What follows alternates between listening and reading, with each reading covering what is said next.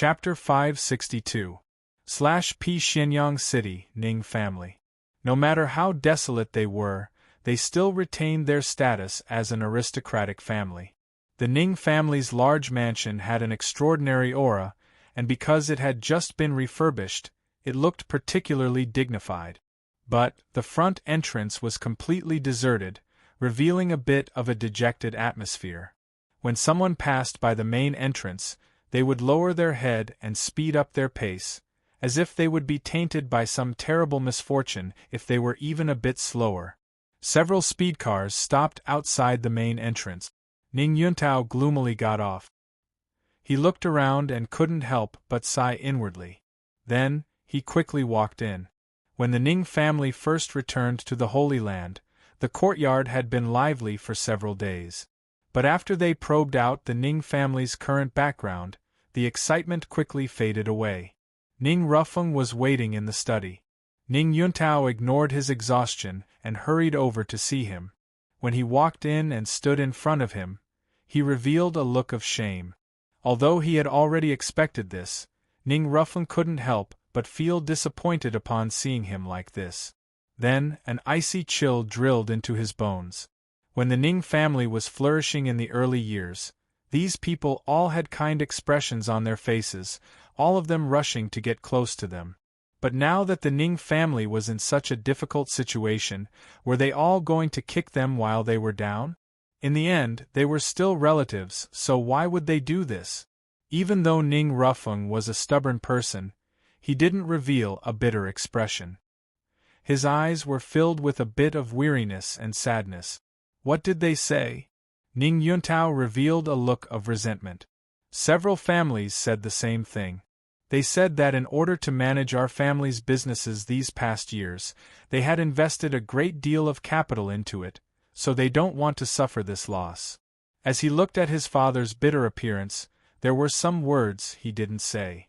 Ning Rufeng closed his eyes, hiding the pain in them. Even if his son tried to hide it, he had lived to this day and had seen many things, so he could guess what was going on. As he thought about how his eldest son was now neither man nor ghost, and how the Ning family had been forced into a dead end, his breathing quickened and his face paled. Ning Yuntao fell to his knees. It is all because I am useless. I can't support the Ning family's reputation, and father is already so old, yet I still have to worry about these things. He clenched his teeth. In the end, these businesses are still our Ning family's. Before, I only cared about the face of our relatives and didn't want this matter to blow up. But since they don't care about face, I will go all out and fight with them. Ning Rufeng opened his eyes, his expression severe. Fool! What kind of status did those people have? If they didn't have anyone backing them up, how could they be so presumptuous? If you lose your sense of propriety, you will only fall into someone else's trap. The Ning family is currently in a precarious situation. If something happens to you, this family will be finished. Ning Yuntao's face turned red and his lips trembled, but he didn't know what to say. The study fell into silence for a while. After a long time, it was Ning Rufeng who broke the silence. In the end, he was an old man who had lived for countless years. It was unknown what was going on in his heart, but he had already composed himself on the surface. Right now, the only way is to make a trip to East Sun City. As he spoke to Heer, he revealed a bit of hesitation. Increase the gift by 30%. Also, tell Ning Liang that she will follow us on our journey in several days. The meaning of these words caused Ning Yuntao's eyes to widen. He exclaimed softly, "Father!" Ning Rufeng remained expressionless. I also love this girl, but she was born into the Ning family and it was the Ning family that raised her. At this time, if we need her to sacrifice herself, that is also her duty. Father, Ning Liang has been tormented by cold poison since she was a child. It hasn't been too long since she recovered. If father wishes to offer a gift to His Highness the Saint's son, why don't you choose someone else? Ning Yuntao clenched his teeth. My third daughter has an extremely good temperament and appearance. Ning Rufeng shook his head. There is no need to say anything more. Your father has already made up his mind. Ning Yuntao left in a daze. In the study, Ning Rufen closed his eyes, tears rolling down his cheeks. A dignified noble family of the demonic path actually had to offer up their first daughter in exchange for the safety of their family. This was all because of his incompetence. Girl, don't blame me. Grandfather has no other choice. His whispers were bleak and desolate. Holy Land, small world, sky pivot division. Elder Qing Ruhong rarely went into seclusion. She sat in an empty hall, her eyes empty. It was clear her mind had already left. But even if she was absent-minded, she still had the powerful senses of a calamity immortal. When space fluctuated, her eyes lit up like two bolts of lightning tearing through the darkness of the hall. Bang! A boundless aura instantly erupted, instantly suppressing the entire hall. With just a thought, a terrifying suppression could descend. Elder Qing, there is no need to be like this. I have no ill intentions. A gentle voice echoed out. Faint traces of darkness gathered in the hall, forming a figure that rapidly solidified. It was Mu Yunli. Qing Ruhong sat on her throne, her cold eyes not relaxing in the least because of his words. Mr. Mu, why have you come uninvited? Mu Yunli lightly said, I feel a bit of sorrow for Liang. It's fine if he died an innocent death, but the people of the world can't even feel the slightest bit of hatred towards him, much less take revenge for him. Kacha, or the floor of the hall, instantly shattered. Countless cracks spread outwards like a spider web. Qing Ruhong stubbornly stared at Mu Yunli. How do you know his name? Mu Yunli had a calm expression.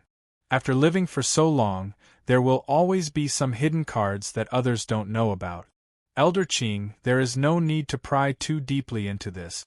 Liang was the name of the Endless Sea's great array spirit, and this name was given by Qing Ruhong. She looked at Mu Yunli and said, If Mr. Mu is mourning for my old friend, then I have already received your kind intentions. If there is nothing else, then forgive me for not seeing you off. Mu Yunli said, In the Endless Sea, there is indeed no absolute right or wrong. But, Elder Qing must admit that no matter what, it was Yao Bin who attacked and killed Liang. It is a pity that he has always scrupulously abided by his duty and never made the slightest mistake, but now he has fallen to such a fate. It is truly a pity. Qing Ruhong was expressionless. She looked at him without a word. Mu Yunli faintly smiled. It seems that I spoke too much.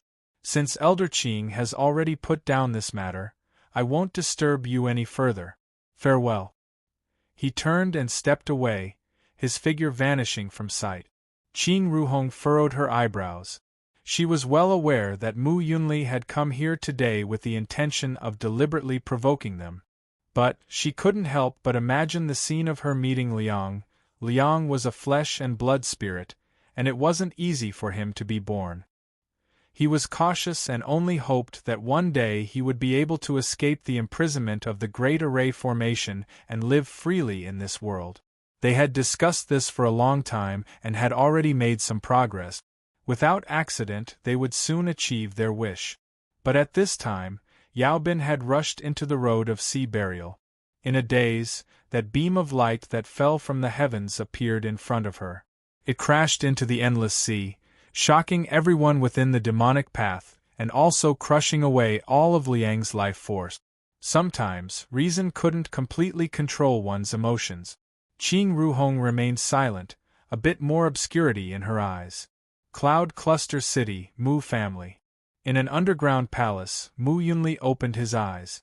After a moment of thought, he revealed a smile. He had already buried a seed of resentment in Qing Ruhong's heart. Perhaps it wouldn't grow, but as long as it took root and sprouted, it would be enough.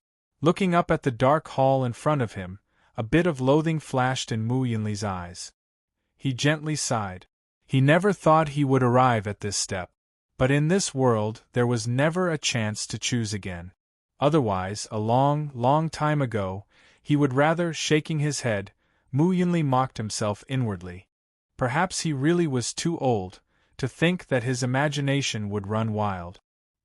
He gathered his thoughts and a sharp light shined in his eyes. Wasn't it about time he made his move? The Sky Corps Division was responsible for all array formations in the Holy Land. Besides detection and supervision, daily patrols and maintenance were also important and complex linked. Of course, depending on how important an array formation was, the person in charge had to pass different levels of tests. For instance, this array formation with beautiful demonic runes could be ranked in the top 3 of the Sky Corps Division in terms of importance. Only the most trusted direct descendants of the Sky Corps Division had the qualifications to enter. Although I've seen it many times, I still can't help but say that these demonic runes are far too beautiful. The baby-faced cultivator sighed. The dark-skinned cultivator next to him smiled. Isn't that right? I heard that the demonic runes used to set up this array formation were directly extracted from the body of a powerful demon beast.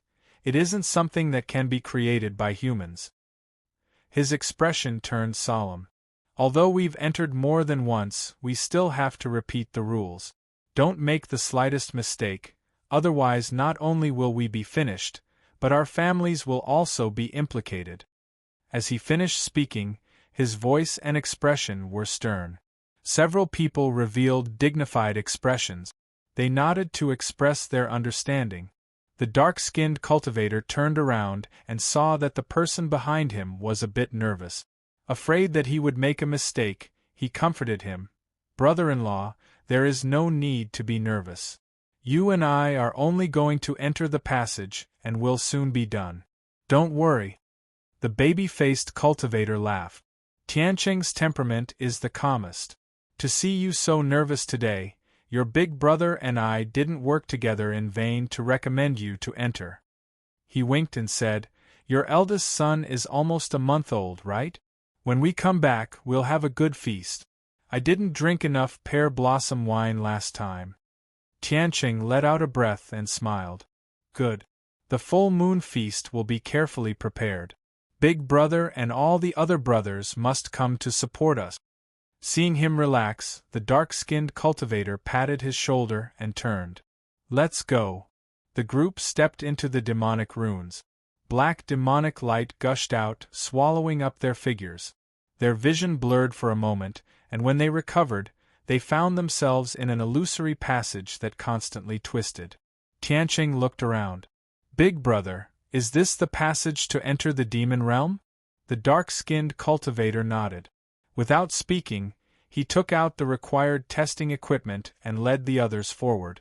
Because this was the first time he had come here, he only planned to familiarize himself with the place and hadn't arranged any specific task.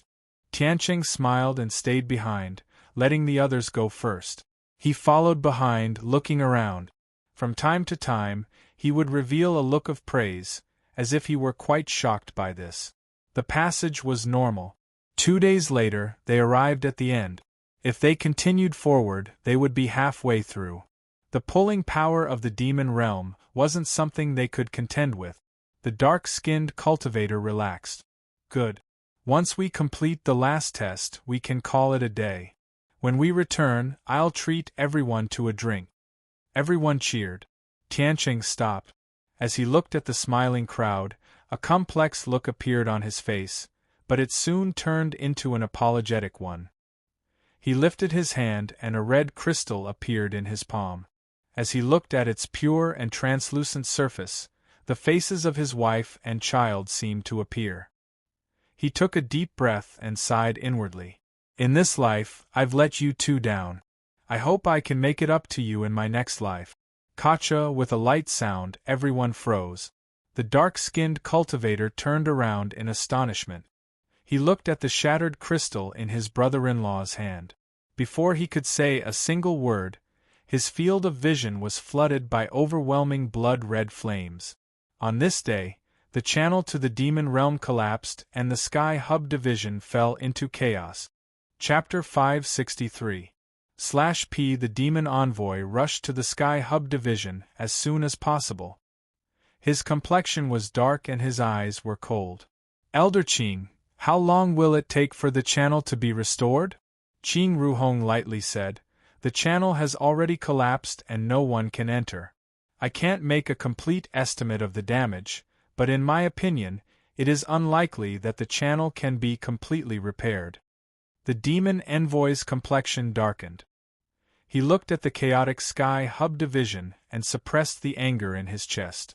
Now was not the time to investigate who was responsible. Elder Qing, you should be well aware of the importance of the demon world channel. I hope that you can do your best. Qing Ruhong was silent for a moment. She nodded. Demon Envoy, rest assured that as the head of the Sky Hub Division, I am duty-bound. The demon envoy cupped his hands together and hurried away. Looking at his back, a complicated expression appeared on Qing Ruohong's indifferent face. Her expression fluctuated for a long time before it finally turned into a sigh. The Demon World Channel was particularly important to the Holy Palace. Thus, besides the main transmission channel, there was also a backup channel left in the Holy Palace. Because of her status, Qing Ruhong was able to come into contact with this secret. If she were to speak of the destruction of the channel, it would instantly vanish.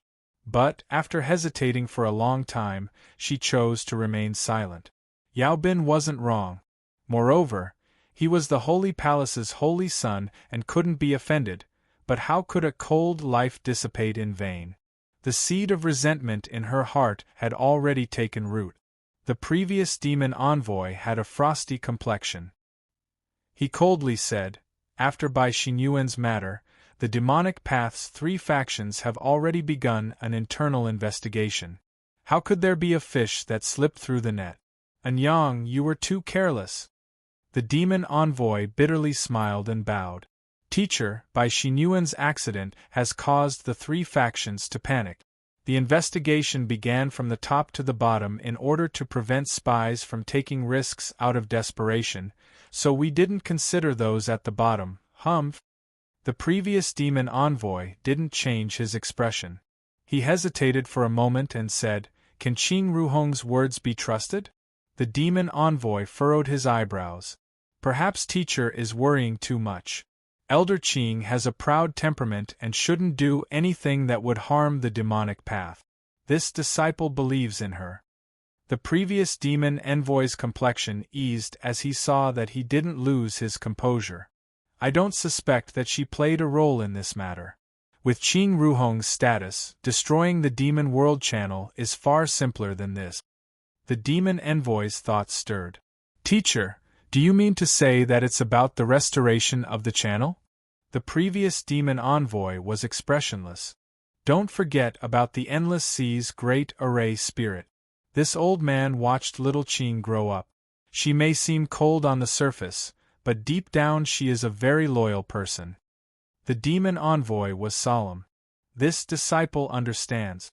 I will pay attention to this matter. The previous demon envoy closed his eyes. After several breaths of time, he coldly said, "These past years, because the seat of the holy monarch has been vacant, the demonic path and the immortal sect have always been patient in their conflicts. It seems that they have forgotten that in terms of destruction and slaughter, we are far more skilled. Pass down the order. Have the shadows move and give the immortal sect a warning. Don't let them act too recklessly." Dongyang City. Due to the conferring ceremony of the Holy Sun, the already bustling city became even livelier. Cultivators in luxurious clothes walked back and forth on the long streets, and most of them had guards behind them. A considerable portion of them had followed their fathers and grandparents here to broaden their horizons. None of the young masters and young ladies, who usually lived like princes, were easy to deal with. In just several days, several battles had occurred in Dongyang City. Luckily, although these second-generation playboys were playboys, they weren't brainless. They didn't make a big deal out of things. In the current situation, causing trouble in Dongyang City was the same as losing face to His Highness the Holy Sun. However, there were exceptions, and some people were even doing this on purpose. For instance, on the long streets, Fang Chongling had bumped into someone from the Ning family. The juniors following behind him looked at the crowd and at a woman wearing a white veil. Although their faces were blurry, the beautiful aura that wafted out from her caused their eyes to brighten. Old man Ning, we haven't seen each other for over a dozen days, so why do you look so haggard? There are some things that need to be accepted, so there is no need to waste your energy. Fang Chongling smiled as he spoke, his tone sincere. Ning Rufeng had no expression. My body is very good and there is no need for Patriarch Fang to worry about me. I still have matters to attend to today, so I bid my farewells. He led his people away. Fang Chongling stepped to the side. Meeting is fate, so there is no need for old man to reject me 1,000 miles away. His eyes fell on Ning Rufeng. Is this niece Ning Liang? She is truly beautiful. I can't help but feel pity for her. I heard that the old man came to Dongyang City this time not only to pay respects to His Highness the Holy Sun, but also to find a husband for your niece. Old man, please take a look. Behind me are several of the most outstanding juniors of the Ning family. How about our two families form a marriage alliance so that we can support each other in the future? Ning Rufeng's complexion changed.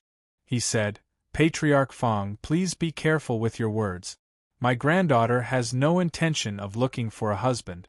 I appreciate Patriarch Fang's good intentions. Fang Chongling gasped. His complexion became strange. Could the rumors be true? The reason old man Ning brought his niece to Dongyang City is because he wants to offer her to His Highness. In the end, we are a noble family of the demonic path, so we need to preserve some face. If old man Ning were to deliver himself to our doorstep, I fear others would look down on his niece Ning Ling. Shut up! Ning Yuntao was enraged. His eyes looked as if he could eat someone alive. Fang Chongling, stop slandering us. Do you really think that our Ning family can only be bullied and humiliated by you? He could naturally see the sinister intentions of the Fang family. Today, they had brought up the topic of looking for a husband in front of everyone, first ruining Ning Ling's reputation. Then, they brought up the matter of offering her to His Highness. They wanted to cut off any path of survival for the Ning family. Looking at his silent niece and thinking about how calm she was after hearing the news, the anger in Ning Yuntao's chest burned even hotter and his eyes began to turn red. Fang Chongling's complexion darkened. Ning Yuntao, you aren't the Ning family patriarch yet, and yet you dare to be so insolent? Do you want me to teach you what it means to respect your juniors? Behind him, the group of Fang family cultivators all had dangerous looks in their eyes. Several of them looked at Ning Liang without the slightest scruple. If there really was a conflict, they would find a chance to grope her body a few times to satisfy their cravings. Not only would this girl lose all face, but they would also want to see if the Ning family still had the courage to offer her to His Highness. The Fang family had already planned this. The Ning family patriarch had already been enraged. Just as a conflict was about to break out, a cold shout rang out, "All of you stop!" The crowd of onlookers quickly dispersed, and a group of true demon guards entered. The one leading them was Shang Yuntai. His indifferent eyes swept over the crowd. The grand ceremony is approaching, so there must be no chaos in East Sun City. I hope everyone can restrain themselves, otherwise we will have to intervene. Fang Chongling secretly frowned. Everything had gone smoothly today, but he never expected the sudden arrival of the true demon guards would disrupt everything. They were subordinates of His Highness the Saint's son, so they couldn't be offended. Without batting an eyelid, Fang Chongling looked at the steward beside him. The steward immediately put on a bright smile and bowed. This is all a misunderstanding. Our Shichang Fang family is old friends with Xianyang City's Ning family, so how could we possibly cause trouble? With a single sentence, the steward's identity was revealed. Anyone with some experience would understand. The steward's smile became even brighter and he calmly handed over a storage ring. Everyone, it has been hard on you all to patrol the city. Here is some money for wine. Use it to buy a few banquet tables. This is our Fang family's way of showing respect to His Highness the Saint's son. These last words were very skillful. Even if he took benefits in front of everyone, he wouldn't be criticized by others. If it were anyone else, perhaps they would care about the reputation of a demonic path family and would choose to keep the peace. But Shang Yuntai had experienced the loss of his beloved, so he didn't have the slightest bit of goodwill towards these powerful families. Of course, the most important thing was that His Highness stood behind him.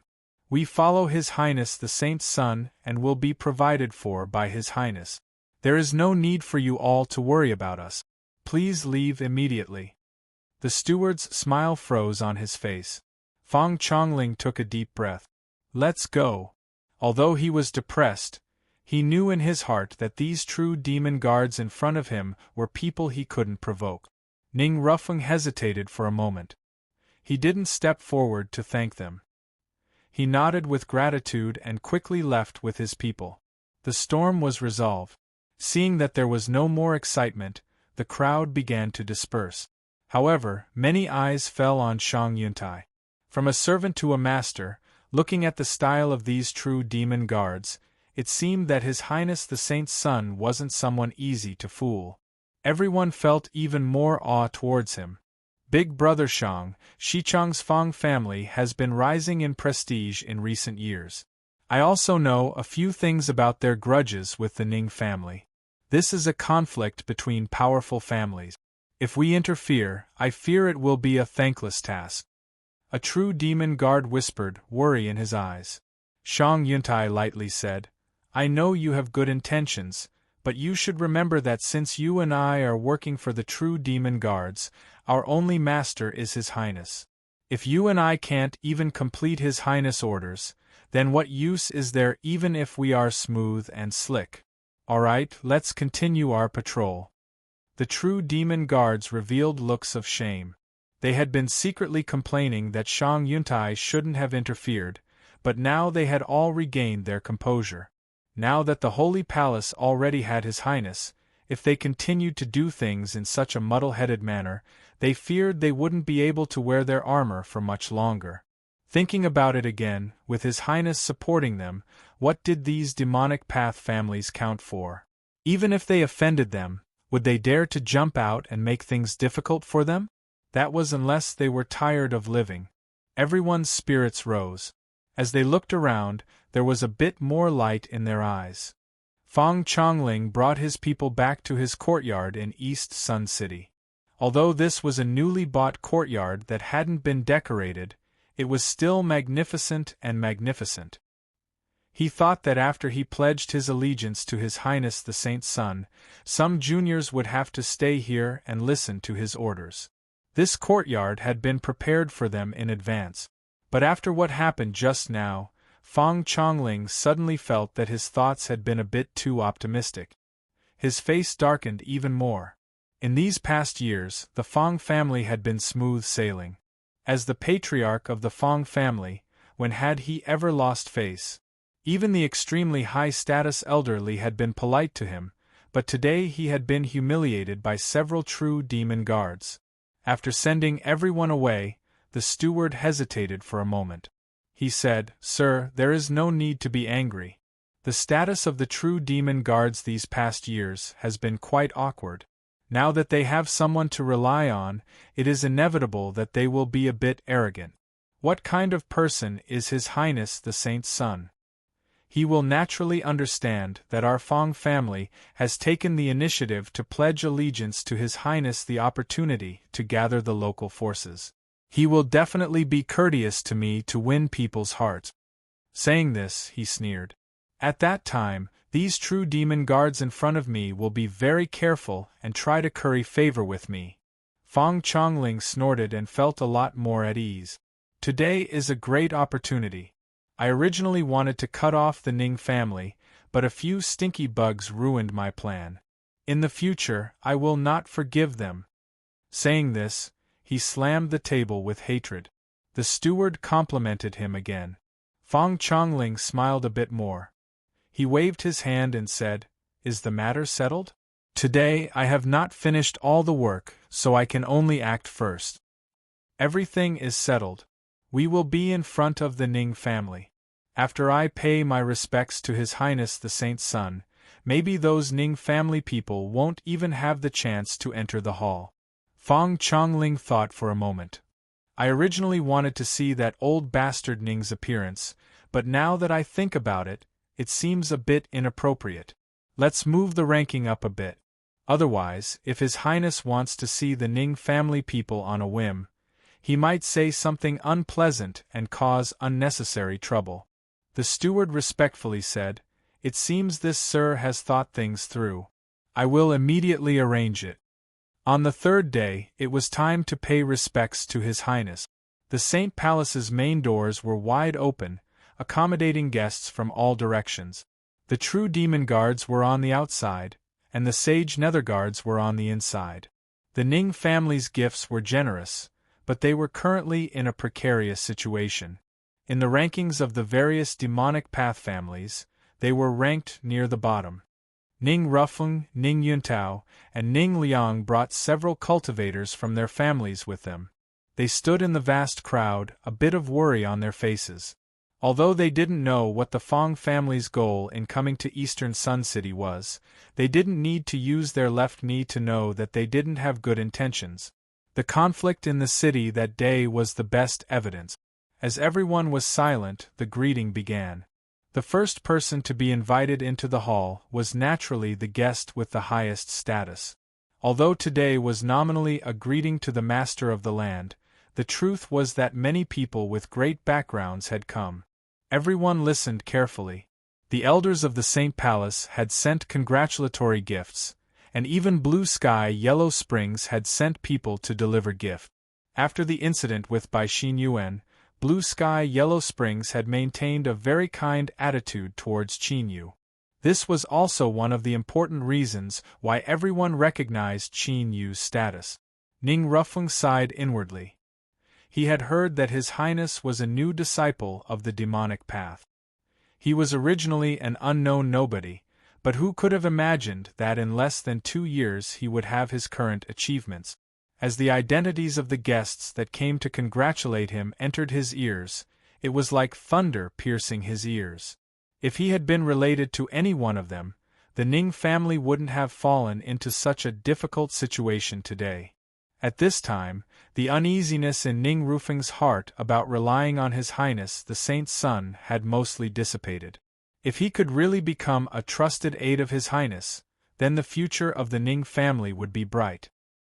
His thoughts wandered even further. His Highness wasn't too old. If that girl Ning Liang could enter his eyes, then perhaps it would be a good marriage bestowed by the heavens.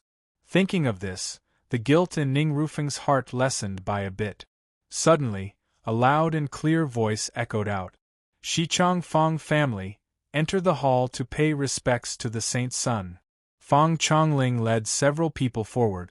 As he passed by the Ning family, he turned his head and coldly sneered. This glance caused the entire Ning family to lose confidence. As they watched the Fang family leave, a bit more uneasy appeared on their faces. They followed behind the Holy Nether Guard and entered the main hall. A dignified and solemn aura rushed towards them, as if an invisible mountain were pressing down on them. Fang Chongling's complexion changed. He bowed even more and respectfully said, "Shichang Fang family's Fang Chongling and his nephew greet Your Highness the Saint's son." "Greetings, Your Highness." It was no wonder that the several proud and arrogant people of the family had been so supportive of the Fang family's decision to rely on the Saint's son. Who would have thought that His Highness would have such a cultivation? This aura, even if it wasn't at the Calamity Immortal realm, it was likely close. "Peace, rise." A light voice echoed out from above. Although it was young, it was filled with dignity and dignity. Fang Chongling respectfully stood up. He heard the voice continue to say, "Patriarch Fang is too kind. This solitude likes those 2 9-mark blood lotuses very much. Please sit." He hadn't wasted his energy to obtain the blood lotuses. Fang Chongling looked at the envy in everyone's eyes and his spirits rose. "It's good that Your Highness likes them. Although the Shichang Fang family is newly established, everyone in the family abides by their status. In the future, if your Highness has any orders, the Fong family will not hesitate to go through fire or water to fulfill them. For the head of an aristocratic family to say these words, it was a bit too blunt. There was a stir in the main hall. Many of the guests that had already paid their respects revealed looks of regret. Although everyone wanted to rely on His Highness, for better or worse, they still maintained their status. They thought that after today's grand ceremony, they would secretly reveal their intentions to His Highness, who knew that the Fong family would play their cards against common sense. They didn't care about face at all. Although they were straightforward, they still took the lead. As the first aristocratic family to rely on His Highness, it could already be expected that they would receive preferential treatment in the future. Qin Yu's eyes flashed, but he wasn't surprised. With his current status in the demonic path, it was normal for aristocratic families of the demonic path to come to him. He just didn't think that the Fong family would be so impatient. Still, this was a good start. His tone relaxed a great deal. This solitude understands Patriarch Fong's intentions. If there is anything inappropriate in the future, this solitude will take responsibility for you. If the Fong family was willing to pledge allegiance to him, then Qin Yu didn't mind making a promise. The eyes in the main hall turned even hotter. If they had any killing power, then Fong Chongling would likely have been burnt to ashes by now. Not to mention anything else, but with His Highness's words today, anyone that wanted to make things difficult for the Fong family in the future would have to think twice. Fong Chongling was overjoyed. He respectfully bowed and led his people to the side of the main hall. A cultivator from the Holy Palace came forward to guide them. After they were seated, Fong Chongling saw that the seats were only inferior to those of the honored guests. He was incomparably satisfied. The Ning family's stubborn resistance had actually helped the Fong family make the right choice. As Fong Chongling thought of his family's prosperity, his smile became even brighter. No matter how envious everyone was, they didn't reveal anything on their faces. At this time, many people gathered around, their words full of flattery. Looking at Fong Chongling's old chrysanthemum-like face, they all secretly warned themselves that in the future, it would be best if they didn't care about things like face. If they had realized this a long time ago, then the Fong family wouldn't even have existed. The surroundings suddenly quieted down. Fong Chongling looked up and saw a woman with a cold temperament, as beautiful as a painting, walking towards him. Although he didn't know her identity, the two Saint Sun Palace maids following behind her were enough to prove her status. His thoughts raced and he quickly stood up. Hai Lanlan bowed. She lightly said, "Patriarch Fong, since you are willing to run errands for His Highness will not mistreat you. Is there a problem that requires His Highness's assistance?" The meat show had arrived. Fong Chongling respectfully said, "Reporting to Miss, the Fong family is currently facing some difficulties. I ask that Miss pass on a message to His Highness." He immediately spoke of the grudge he had with the Ning family. The matter was still the same, but with a bit of embellishment. The Fong family was now surnamed Do. Seeing Hai Lanlan remain calm, Fong Chongling carefully said, "Right now, the Fong family is waiting outside the hall. I heard that they also want to enter His Highness's service." There was no need to speak too clearly. The meaning was clear. Hai Lanlan nodded. "I understand Patriarch Fong's meaning." She stood up, bowed and left. Several Fong family juniors looked at her slender back and couldn't help but gulp. It was only after Fong Chongling glared at them that they awkwardly looked away. Hai Lanlan furrowed her eyebrows, a bit of coldness in her eyes.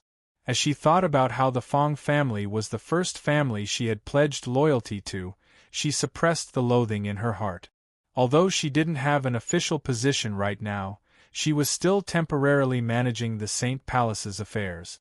After asking around, she gained an approximate understanding of the grudge between the Fong family and the Ning family. Thinking for a moment, Hai Lanlan took advantage of a break in her worship to quietly approach Qin Yu. "Your Highness, there are some matters in the Fong family that require your judgment."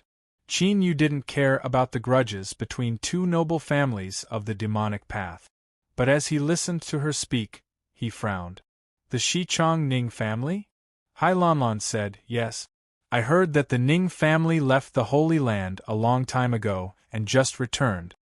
What is their patriarch called? Ning Rufrung. It really was them. A strange light flashed in Qin Yu's eyes. What was this? Fang Chongling had run over here to falsely accuse his Dao companion's maiden family? Who had borrowed the Fang family's dog courage? Chapter 564. Hai Lanlan did not get a response. Your Highness. Qin Yu regained his composure. He narrowed his eyes. Go and investigate the current situation of the Ning family. Yes. Hai Lanlan took a few steps back, her eyes filled with surprise. Did His Highness have a relationship with the Ning family? Although she did not have a good impression of the Fang family, she still felt some pity for them. The evils we bring upon ourselves are the hardest to bear. That was probably what it meant. The entanglement between the Fang and Ning families wasn't some secret. After Hai Lanlan carefully asked several people, she was able to clearly understand the current situation of the Ning family. It wasn't too much to say that they were completely deserted by their own family. In the outside world, there were also several noble families of the demonic path, led by the Fang family, that had ill intentions towards them. However, since the Ning family and His Highness were old friends, and His Highness also valued them a lot when dealing with them, as long as they asked His Highness for help, all troubles would vanish like smoke in thin air. Why would it be so difficult? Hai Lanlan couldn't figure it out. Shaking her head, she suppressed her thoughts and imprinted the information into the jade scroll. Regardless of the reason why the Ning clan did not request for help, the predicament they faced after today would be easily resolved. In fact, it would even allow the entire clan to welcome a bright future. Qin Yu withdrew his divine sense from the jade slip. He maintained his composure, but his eyes turned a bit colder. When the events of Four Seasons City had caused an uproar, the Ning family had hurriedly returned to the Holy Land because they were worried that they would be punished by the immortal sect. Now that the Ning family was in such a situation, he couldn't shirk the responsibility. Guilt grew in Qin Yu's heart. After going through so much tempering and attaining his current cultivation and status, his mind was already sufficiently firm and wouldn't be easily affected by external affairs. But in the heart there were always some soft spots, and Ning Ling was one of them. As Qin Yu thought about how there was no news of her in the immortal sect, he felt both anxious and resentful. If it weren't for the fact that he was weak, how could he not have been able to protect the person he loved? Although this thought was a bit unreasonable, it was what Qin Yu truly felt in his heart. In this state of mind, he valued the Ning family even more. Fang Chongling was courting death. If they wanted to protect the Ning family and improve their situation, today was the best opportunity. As long as they made their stance clear, no one would dare to have any ideas about the Ning family in the future. But this wasn't easy to do. No matter what, the Fang family was the first noble family of the demonic path to join his side. If he didn't have a good reason to deal with them, then he feared that other influences would be scared away. His thoughts raced and his eyes brightened. That was it. After carefully considering it several times and determining that there weren't any problems, Qin Yu suddenly said, "Pause for a moment." He swept his eyes around the hall. This solitude just heard that the Shichong Fang family and another noble family of the demonic path, the Xianyang Ning family, are in conflict. Fang Chongling's heart skipped a beat. Why did Her Highness suddenly mention these things? Secretly nervous, he hurriedly got up and walked out. It's just a small matter, Your Highness doesn't need to worry about it. Today is a joyous occasion, so don't ruin the mood of Your Highness and everyone else. Qin Yu said, the Fang family has been loyal and devoted to this solitude. Now that they have suffered grievances, how can this solitude sit idly by? His body leaned forward. Patriarch Fang, tell us what happened and let the guests know. Today, I will uphold justice for you." Fong Chongling heaved a sigh of relief in his heart, and then he groaned bitterly in his heart. Some things were bound to be hidden in the shadows, and there was absolutely no reason to bring them out in the open. But looking at Qin Yu's solemn expression, it seemed as if thunder were brewing in his chest, and he would definitely use it to win over the hearts of the people. If he refused to cooperate with Her Highness, then his favorable impression of him would likely be greatly reduced, and it would even increase the impression that he was disobedient. Fong Chongling clenched his teeth and steeled his heart. What was losing some face? As long as he could curry favor with Her Highness, the Fong family would still be able to walk unhindered within the demonic path in the future. With his thoughts settled, he revealed a sorrowful expression. "I didn't want to make too much noise to begin with, but now that I think about it, it's really shameful. A wonderful story had just been born. It had even more explosive points than what Hai Lanlan had heard. It could be called a climax after climax, one that left those who heard it sad and those who saw it in tears. It was obvious that in this story, the Fong family had become the safe and secure victim." The hall was quiet. Countless eyes fell on Fong Chongling. Looking at his red eyes, his trembling fingers, the grief and indignation, the shame and helplessness in his eyes, they couldn't help but raise a thumbs up in their hearts. Everyone present knew a little about the matters between the Fong family and the Ning family. One didn't need to be a genius to know that they had seen the Ning family decline, so they had the thought of swallowing them whole. It was already difficult to lie with one's eyes wide open, much less speak in such a touching manner. Fong Chongling was truly a talent. Whether it was shamelessness or thickness, he far surpassed the average person. No wonder the Fong family was able to stand out from the crowd and occupy a place in His Highness the Saint's son's heart. There was a reason for this. Qin Yu's complexion darkened. He coldly said, "Patriarch Fong, is what you say true?" Fong Chongling was stunned.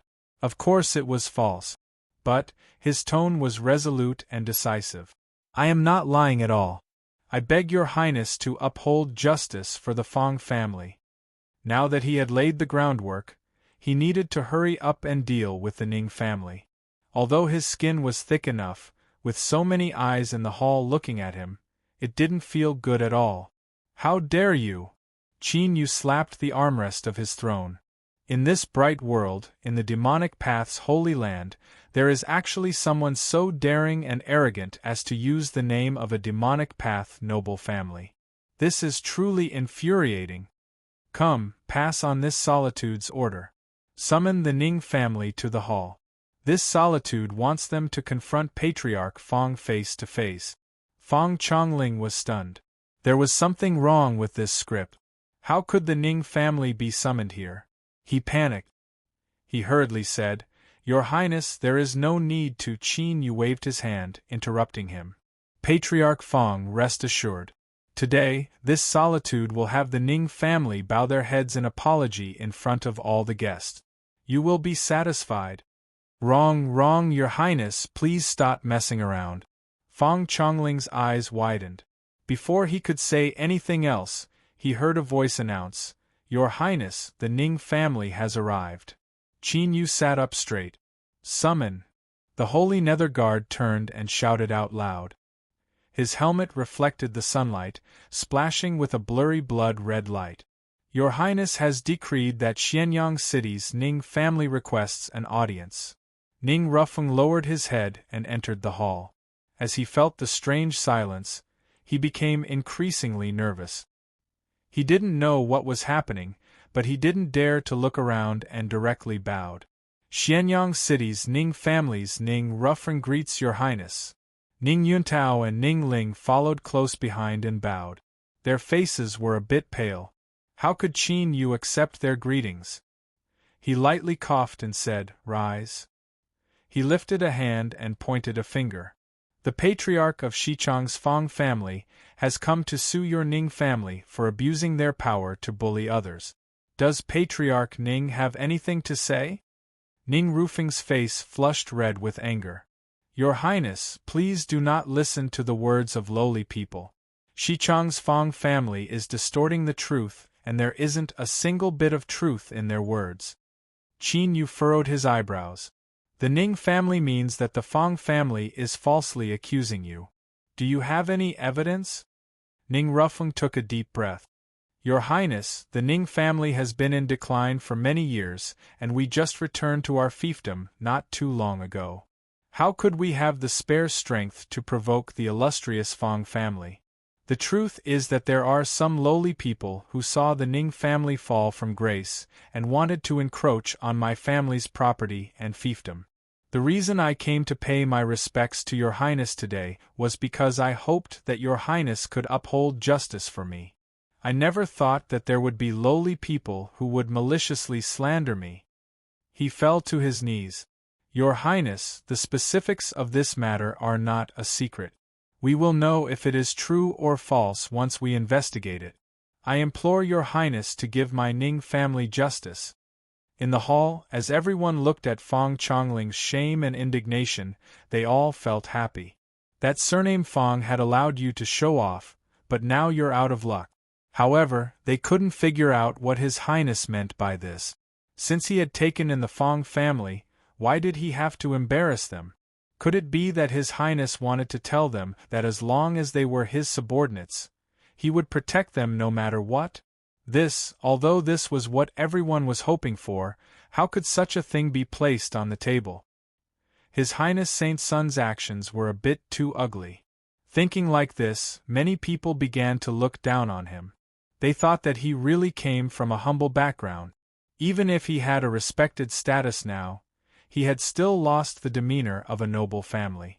The pitiful Ning family still hadn't figured this out.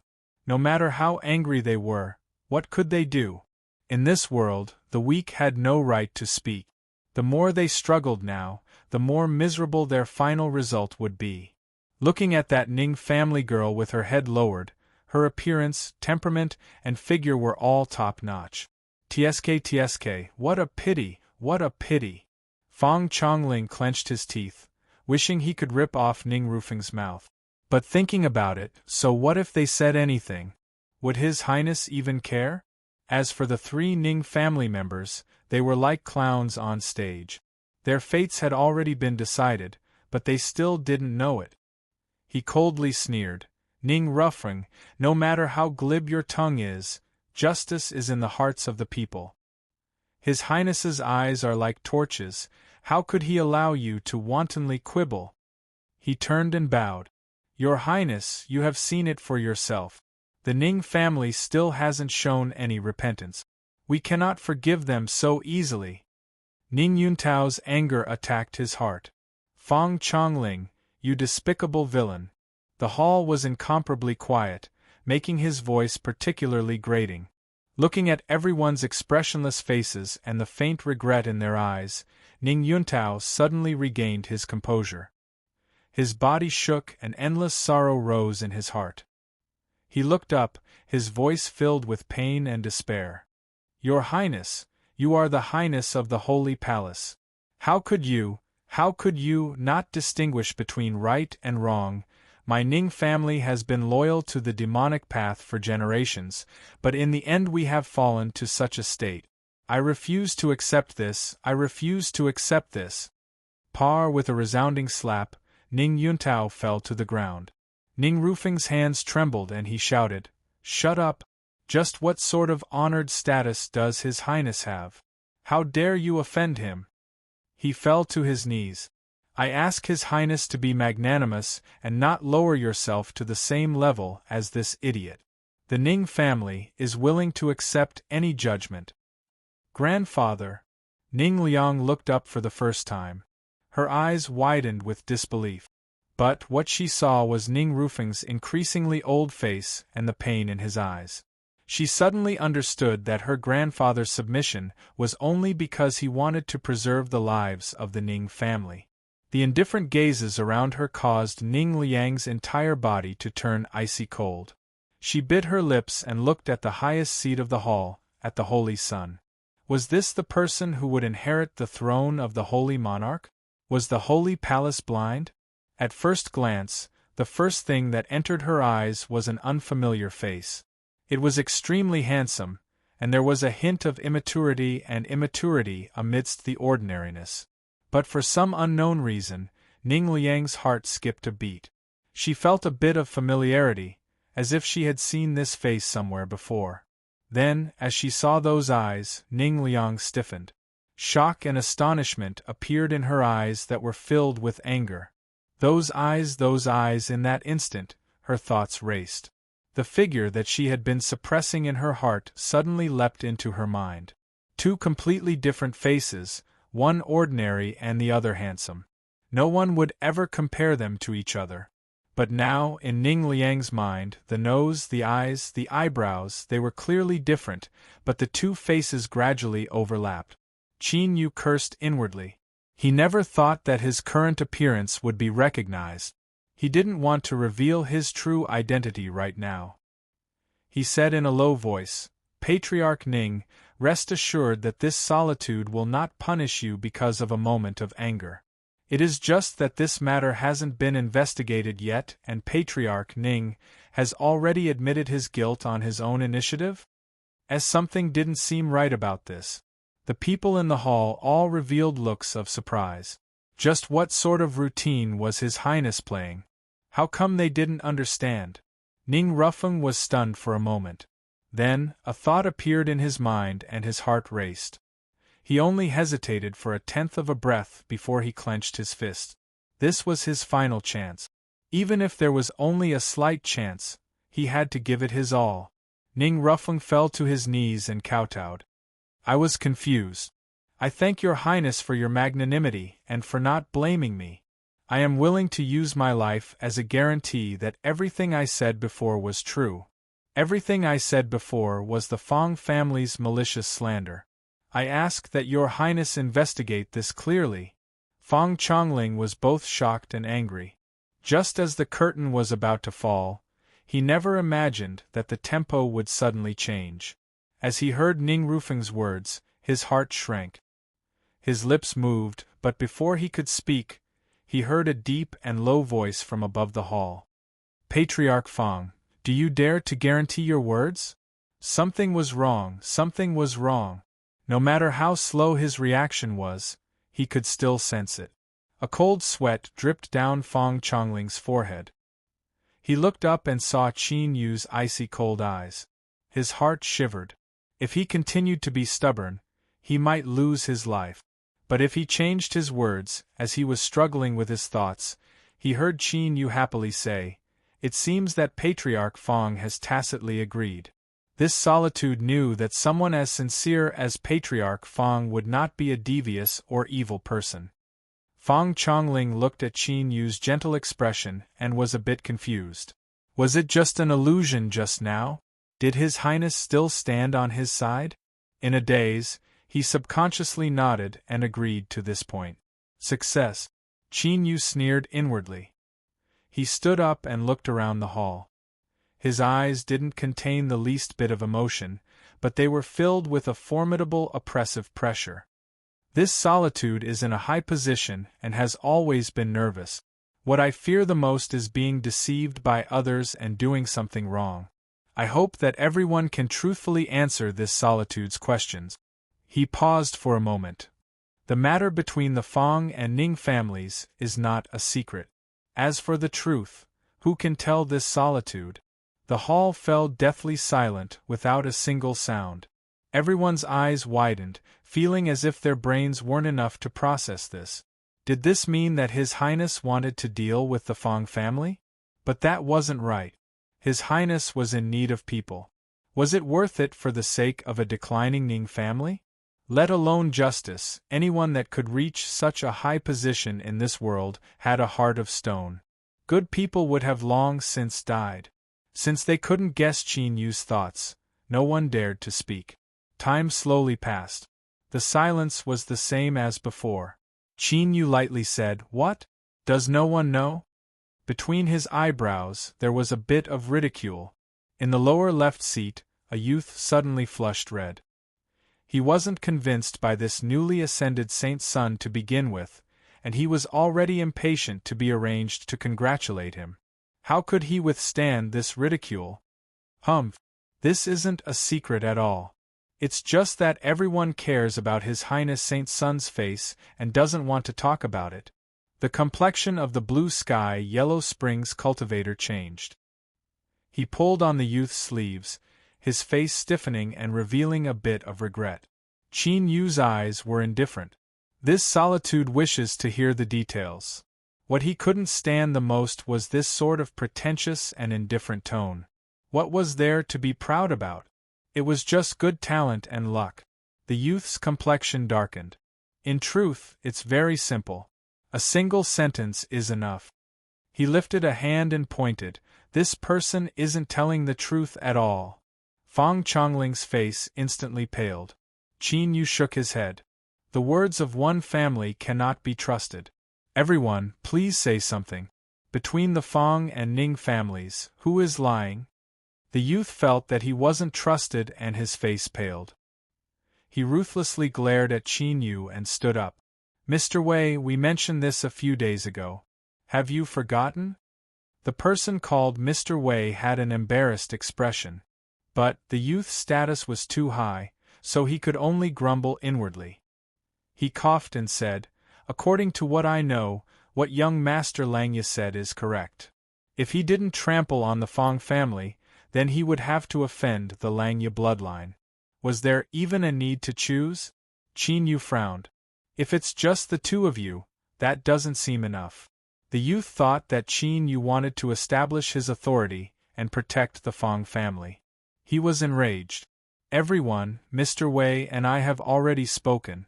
Do you still want to remain silent? Or do you think that I have lied to Mr. Wei? His last words were filled with killing intent. No one could sit still. Coughed. In truth, I have also heard of this. It seems that the Fang family is in the wrong. That is true. The Fang family is in the wrong. It is probably the Fang family's problem. Fang Chongling began to sweat profusely. The youth turned around. Your Highness, the facts are before you. Since you understand, please make a judgment. In this situation, he wanted to see how this saint's son would end things. Qin Yu was silent for a moment. Fang Chongling, what explanation do you have for this? Fang Chongling fell to his knees. Your Highness, the Fang family has been wrongly accused. But he couldn't say the rest. The Fang family had been wrongly accused. Didn't that mean that everyone in the hall was slandering them? If they offended a sea of people, wouldn't they be able to live with this in the future? His face flushed red. He could only kowtow and shout, Your Highness, please investigate this matter clearly. Investigate, this solitude should indeed investigate this matter clearly. Just who gave you the courage to openly persecute a demonic path noble family in a small world of the demonic path? Qin Yu's eyes were as sharp as blades, chilling to the bone. Although this solitude hasn't been the saint's son for long, I am well aware of how difficult it is to become a noble family of the demonic path. He lifted a hand and pointed. Dongting's Zhang family. 47 ancestors fought to the death without retreating, defending the territory of the demonic path. Their family only has women and children left over. Only then did they obtain the title of a noble family. He pointed again. East Flowers Chen family. They have raised demon beasts for generations. Because of the dangers, there are very few people in their family who live long lives, regardless of whether they are men or women. After 6 generations of blood and tears, they were finally granted a title by the demonic path. Huaiwei's Zhao family. They traversed the entire land of divinity and demons, searching for ancient ruins. Clear Cloud's Nangong bloodline 7 families were mentioned. All of them were in the hall. As they thought of how much their ancestors had sacrificed for their family's name, their hearts surged and their eyes turned red. As they looked at the Fang family, their eyes became especially cold. Thanks to Hai Lanlan, Qin Yu had recorded down all the important figures that had come to congratulate them. In particular, he had made detailed preparations against the background information of these noble families. Only then was he able to come up with this divine plan. Qin Yu's complexion darkened. So, this solitude is really curious. Just who gave you the courage to recklessly persecute the Ning family? Men, drag Fang Chongling away and immediately execute him. Fang Chongling's eyes were filled with despair. As he looked at the holy nether guard rushing towards him, his mind buzzed. Even now, he didn't know why the situation had reached this point. When he was caught, his body tensed up. But in the next moment, he slumped back down. If he dared to resist, the Fang family would be thoroughly finished. Qin Yu sneered inwardly. Fang Chongling was quite smart, otherwise he wouldn't have minded using the entire Fang family as an example. Ta looked around the hall, his voice loud and clear. Everyone in the demonic path must remember that the dignity of noble families cannot be violated. In the future, if something similar happens to the Fang family, no matter who it is, this solitude will not be lenient. At this moment, the cultivators of the demonic path's noble families felt their hearts surge like the sea. They were so excited that tears filled their eyes. Without needing any guidance, they all fell to their knees, praising His Highness for his wisdom. Their thoughts of seeking refuge no longer wavered. Today, Qin Yu had won the hearts of everyone. In the seat on the left, the Blue Sky Yellow Springs cultivator looked at his young master, who still had a confused look on his face. He sighed inwardly. The disparity between them wasn't normal at all. His eyes fell on Qin Yu, a bit more cautious. When he returned, he would tell the lords that His Highness could not be underestimated. Chapter 565. As the Saint Sun's grand ceremony passed, the flow of people in Eastern Sun City lessened. But news of this rapidly spread as the guests left. The Fang family had lost a family head and lost all face. They had become a card in the hands of the Saint Sun, exchanging for the loyalty of the various demonic path noble families. This sort of method was so fierce that anyone could only praise it as fierce. In addition, what attracted the most attention was the Ning family. A demonic path family that had already fallen into decline had actually overturned the prestigious Fang family. How could people not be amazed? And what was even more amazing was that the woman that the Ning family wanted to offer to His Highness was actually staying in the Saint Palace. This was especially important. His Highness's rise was astonishing and he didn't give anyone a chance to win him over. Now, he didn't even have a single woman close to him. As for that woman from the Ning family, it was said that whether it was in terms of appearance or figure, she was top class. One couldn't help but wonder. If Ning Liang was able to rise to the top, she would be the most honored woman in the demonic path. The entire Ning family would benefit from this. Qin Yu ordered Ning Liang to stay in the palace, but he didn't make any specific arrangements. Hai Lanlan thought about it again, and gave her the status of a palace official. Although this wasn't a high position, the Saint Palace had just been established and the staffing was simple. Including Hai Lanlan, there were only 3 female officials. And because of their status, besides His Highness himself, no one else had the qualifications to order them around. As the rumors spread in the outside world, the people in the palace looked at Ning Liang with envy and awe in their eyes. Even the other 2 female officials were polite to her. Hai Lanlan saw all of this, but her heart was calm. This was because she believed that His Highness keeping Ning Liang here had nothing to do with the matters between a man and a woman. But she was also a bit curious. Just what was the relationship between the Ning family and His Highness? Otherwise, with His Highness's status, why would he favor the Ning family so much? That's right, it was support. If Qin Yu kept Ning Liang in the palace, then even if he didn't say anything, no one in the demonic path would dare provoke the Ning family. But because she had limited information, Hai Lanlan could only see half of it. It was true that Qin Yu supported the Ning family, but the other reason was that he didn't want Ning Liang to reveal his identity. In the Grand Hall, although they had only exchanged glances, Qin Yu knew that this girl had likely recognized him. After Zhao Qianyuan left with the 9-mark blood lotus, and bid his farewells in satisfaction, Qin Yu thought for 2 days and decided to see her. After receiving the summons from His Highness, Ning Liang's eyes brightened. Her heart surged with emotions and she didn't notice the envy in the maid's eyes. "Auntie, please follow me." Qin Yu looked at Ning Liang, whose appearance and temperament were increasingly similar to Ning Ling's. His eyes were dazed for a moment and he fell silent. After a few breaths, he coughed lightly and said, "Get up." Ning Liang looked up at the strange yet familiar face. Her lips moved but she didn't speak. Qin Yu smiled. He touched his face and said, "I originally thought that no one would see through this face of mine, but who would have thought that it would break apart in front of a little girl like you? I'm really curious as to how you did it." Ning Liang's eyes widened. She never thought that Qin Yu would directly admit to it.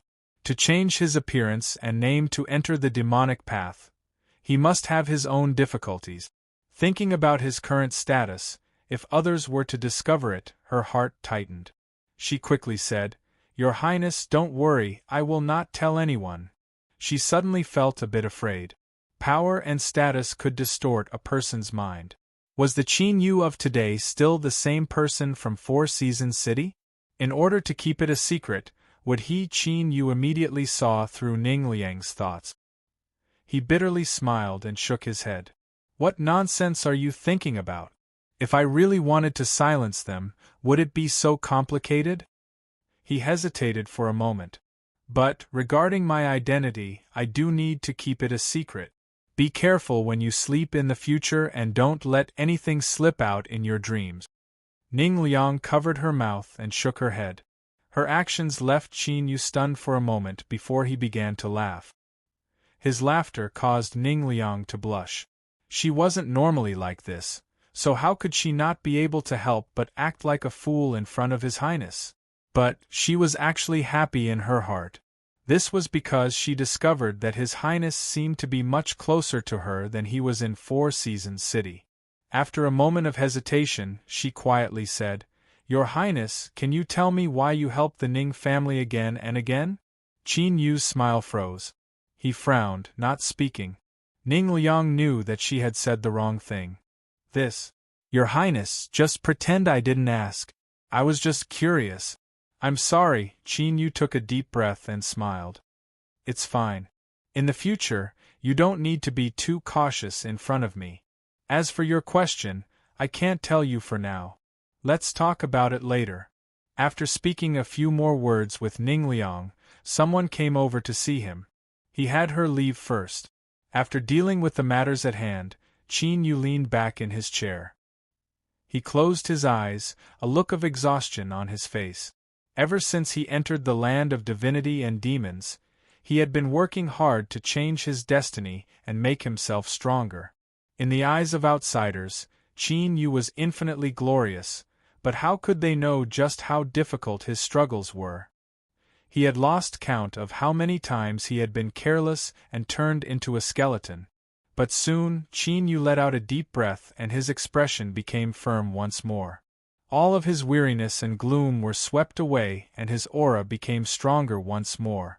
He had already arrived at this step. In the future, he would surely be able to control the Holy Palace. At that time, looking at the entire world, he would have the qualifications to play games. Ning Liang, wait for me. Immortal Sect, 9 Heaven Mirror Moon Palace. Several palace maids carried flower baskets in their hands, docilely following behind a person as they quietly walked down the white jade road. Within the baskets were freshly picked mystic crystal lotuses.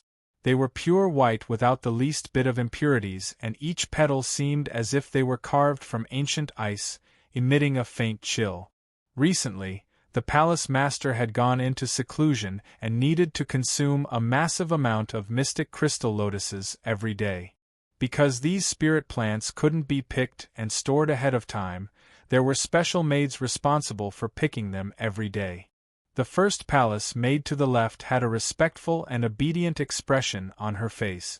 She was an old servant of the palace, and it was only because of this that she was able to stand out from the many competitors and obtain the chance to approach the palace master. Although this wasn't the first time she had seen that figure in the ice pond, the palace maid was still stunned. Her eyes revealed a bit of confusion, but she soon regained her composure. She sighed inwardly.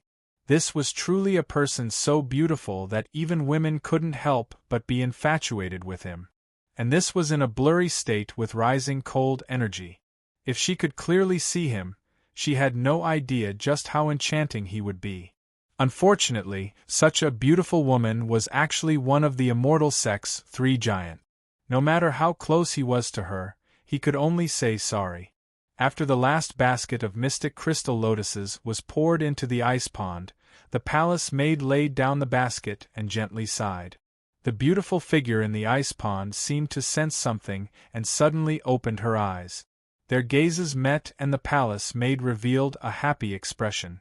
This was the first time she had seen the palace master's eyes.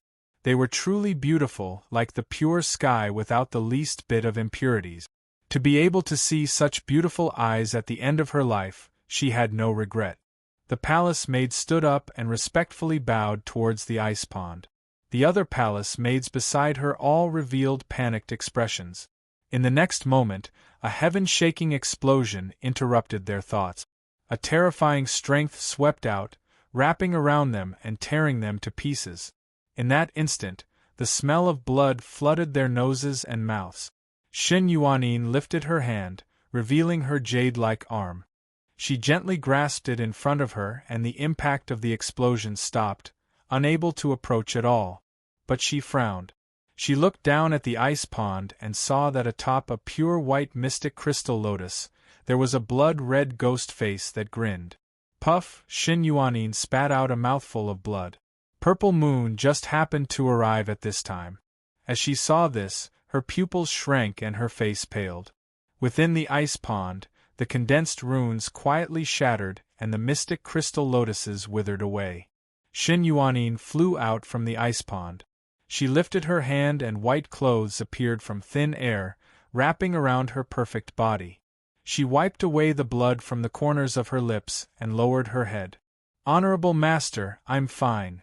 Purple Moon shivered. Fine, how could she be fine? After reaching large success of the Sublime Lost Emotion Code, one had to reach a level where one's body was as transparent as glass. Only then would they be able to withstand the power of forgetting emotion, otherwise their soul would rapidly wither away, and they would die. This was the only flaw of the Sublime Lost Emotion Code, and also the greatest secret of 9 Heaven Mirror Moon Palace. Not even the lucid Nether Realm or the Buddhist kingdom knew of this. In order to avoid arousing suspicion, she didn't dare to pay too much attention to Xin Yuanin's seclusion. But who would have thought that at the critical moment of success, a mistake would occur? That palace maid who died with a satisfied heart would never have imagined that she had only wanted to give the immortal sect a warning, but she had actually harvested a giant Easter egg that had nearly destroyed one of the 3 giants. Purple Moon screamed, "Demonic path! Demonic path!" She had also seen the ghost face on the black crystal lotus. The rebirth curse of the blue sky, Yellow Springs couldn't be wrong. Xin Yuanin had an indifferent expression, as if the one who had suffered a great setback and whose life was in danger wasn't her. "Honorable Master, rest assured that I won't die. This matter couldn't be made public." Purple Moon took a deep breath, but her eyes were still filled with a cold light. Xin Yuanin lowered her head, not revealing any emotion at all. No one would have guessed that what she was thinking about right now was the smile on that palace maid's face before she died. Death was the only terror in the world, so why would she smile? As 9 Heaven Mirror Moon Palace was tense on the inside and tense on the outside, Ning Liang also encountered trouble. She had received a notice to deal with some palace affairs, but after she entered the main hall, she didn't see a single person. When she turned around, the maid who led the way had already disappeared. Her heart tightened. Ning Liang turned to leave, but the hall doors had already closed. Everything in front of her turned dark, as if she had fallen into eternal night. The darkness submerged her like a tide, placing a powerful imprisonment on her. A deep and low voice sounded out in her mind, Ning Liang, where did you meet His Highness? The panic-stricken Ning Liang's eyes widened. She struggled with all her might, but all of her efforts were in vain. Ning Liang, where did you meet His Highness? The voice sounded out once more. It was low and light. Ning Liang, where did you meet His Highness? The voice was even lower and gentler. Ning Liang's struggling movements gradually slowed down and her eyes began to glaze over. She tried to open her eyes wide, but she couldn't help but slowly close them. She was so tired. If she closed her eyes and slept, it would definitely be very, very sweet. The moment before her consciousness faded away, Ning Liang froze. In the next moment, her eyes widened as if she were in pain. Her black and white eyes instantly turned bloodshot. She opened her mouth to cry out, but all her strength seemed to be sucked out and she couldn't make a single sound. The voice in her mind paused for a moment before continuing. Where did you meet His Highness? Where did you meet His Highness? Where did you meet His Highness? It was no longer gentle, but rather louder and louder, like rumbling thunder that wanted to shatter one's mind. Ning Liang's body twitched. She had already bitten through her lips. Her blood was slightly salty and hot, but she persisted in her final moments of clarity. Someone wanted to harm His Highness. She could not be controlled, she could not be controlled, her consciousness was like grass in a torrential downpour. Every breath of time seemed to twist and stretch out endlessly, becoming especially long. Ning Liang thought of committing suicide. But to her dismay, she discovered that she couldn't even die. In her daze, a voice suddenly sounded out. Stop, let her go, it was His Highness. In the next moment, Ning Liang's consciousness fell into darkness. After an unknown period of time, Ning Liang opened her eyes once more. As she saw Qin Yu's concerned expression, her eyes ached and tears tumbled down. Her body was still sore and weak. She couldn't lift a hand to wipe away her tears. Qin Yu was filled with guilt. He reached out a hand and wiped away the tears. He comforted her, it's fine. Don't worry. Ning Liang regained her composure. She hurriedly said, Your Highness, someone wants to harm you. Qin Yu nodded. I've already dealt with it. Don't think too much about it. Eat some pills and rest early. Seeing his calm expression, Ning Liang relaxed. A wave of exhaustion washed over her once more. She forcefully swallowed some pills and fell into a deep sleep. Looking at her pale face, Qin Yu felt a bit of self-blame. If he had thought of this earlier, this girl wouldn't have suffered so much. Letting out a light breath, Qin Yu walked out of the room. He looked at the demon envoy across from him, his complexion gloomy. Don't let something like this happen again. His voice was calm, but the demon envoy sighed inwardly. After learning of this matter, not much of the favorable impression he had of Qin Yu remained. My apologies, Your Highness' status is too high, so I have no choice but to be cautious. I have already handed down punishment for the person who did this. He will never appear in front of Your Highness again. Although Qin Yu knew that the demon envoy had his own difficulties, his complexion didn't soften. He needed the demon envoy to remember this matter. Lord Demon Envoy is busy. Now that my identity has been confirmed, why bother making another trip? The demon envoy sighed. I came here today because there is something I need to discuss with Your Highness. Seeing the demon envoy furrow his eyebrows in a dignified manner, Qin Yu nodded. Follow me. After entering the grand hall, the demon envoy dismissed everyone and went straight to the point. When Your Highness was in the Endless Sea, I was already preparing to obtain Calamity Immortal Realm Demon Blood. But not too long ago, there was an accident at the Sky Core Division and the channel that connects to the demon world was destroyed. There is no way to rebuild it in a short period of time. His tone was heavy. Past Saint Monarchs have mostly cut down Calamity Immortal Realm demon beasts of the demon world in order to form a Saint Step demon body. But now, this road is no longer possible. Qin Yu frowned. Does the demon envoy mean that I won't be able to form a Saint Step demon body in a short period of time? The demon body cultivation dreaded bottlenecks the most. If one was trapped in the Emperor realm for too long, then even if they obtained demon blood in the future, their chances of making a breakthrough would be greatly reduced. As he thought of this possibility, his complexion paled.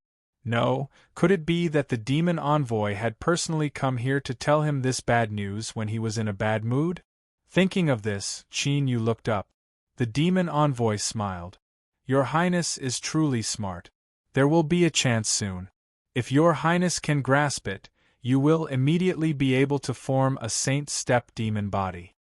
Qin Yu nodded, indicating for the demon envoy to continue.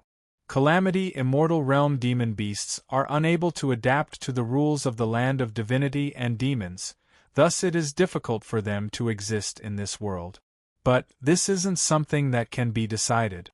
In the depths of the Chu Empire's Sea of Purgatory, there is a Calamity Immortal demon beast, a water demon.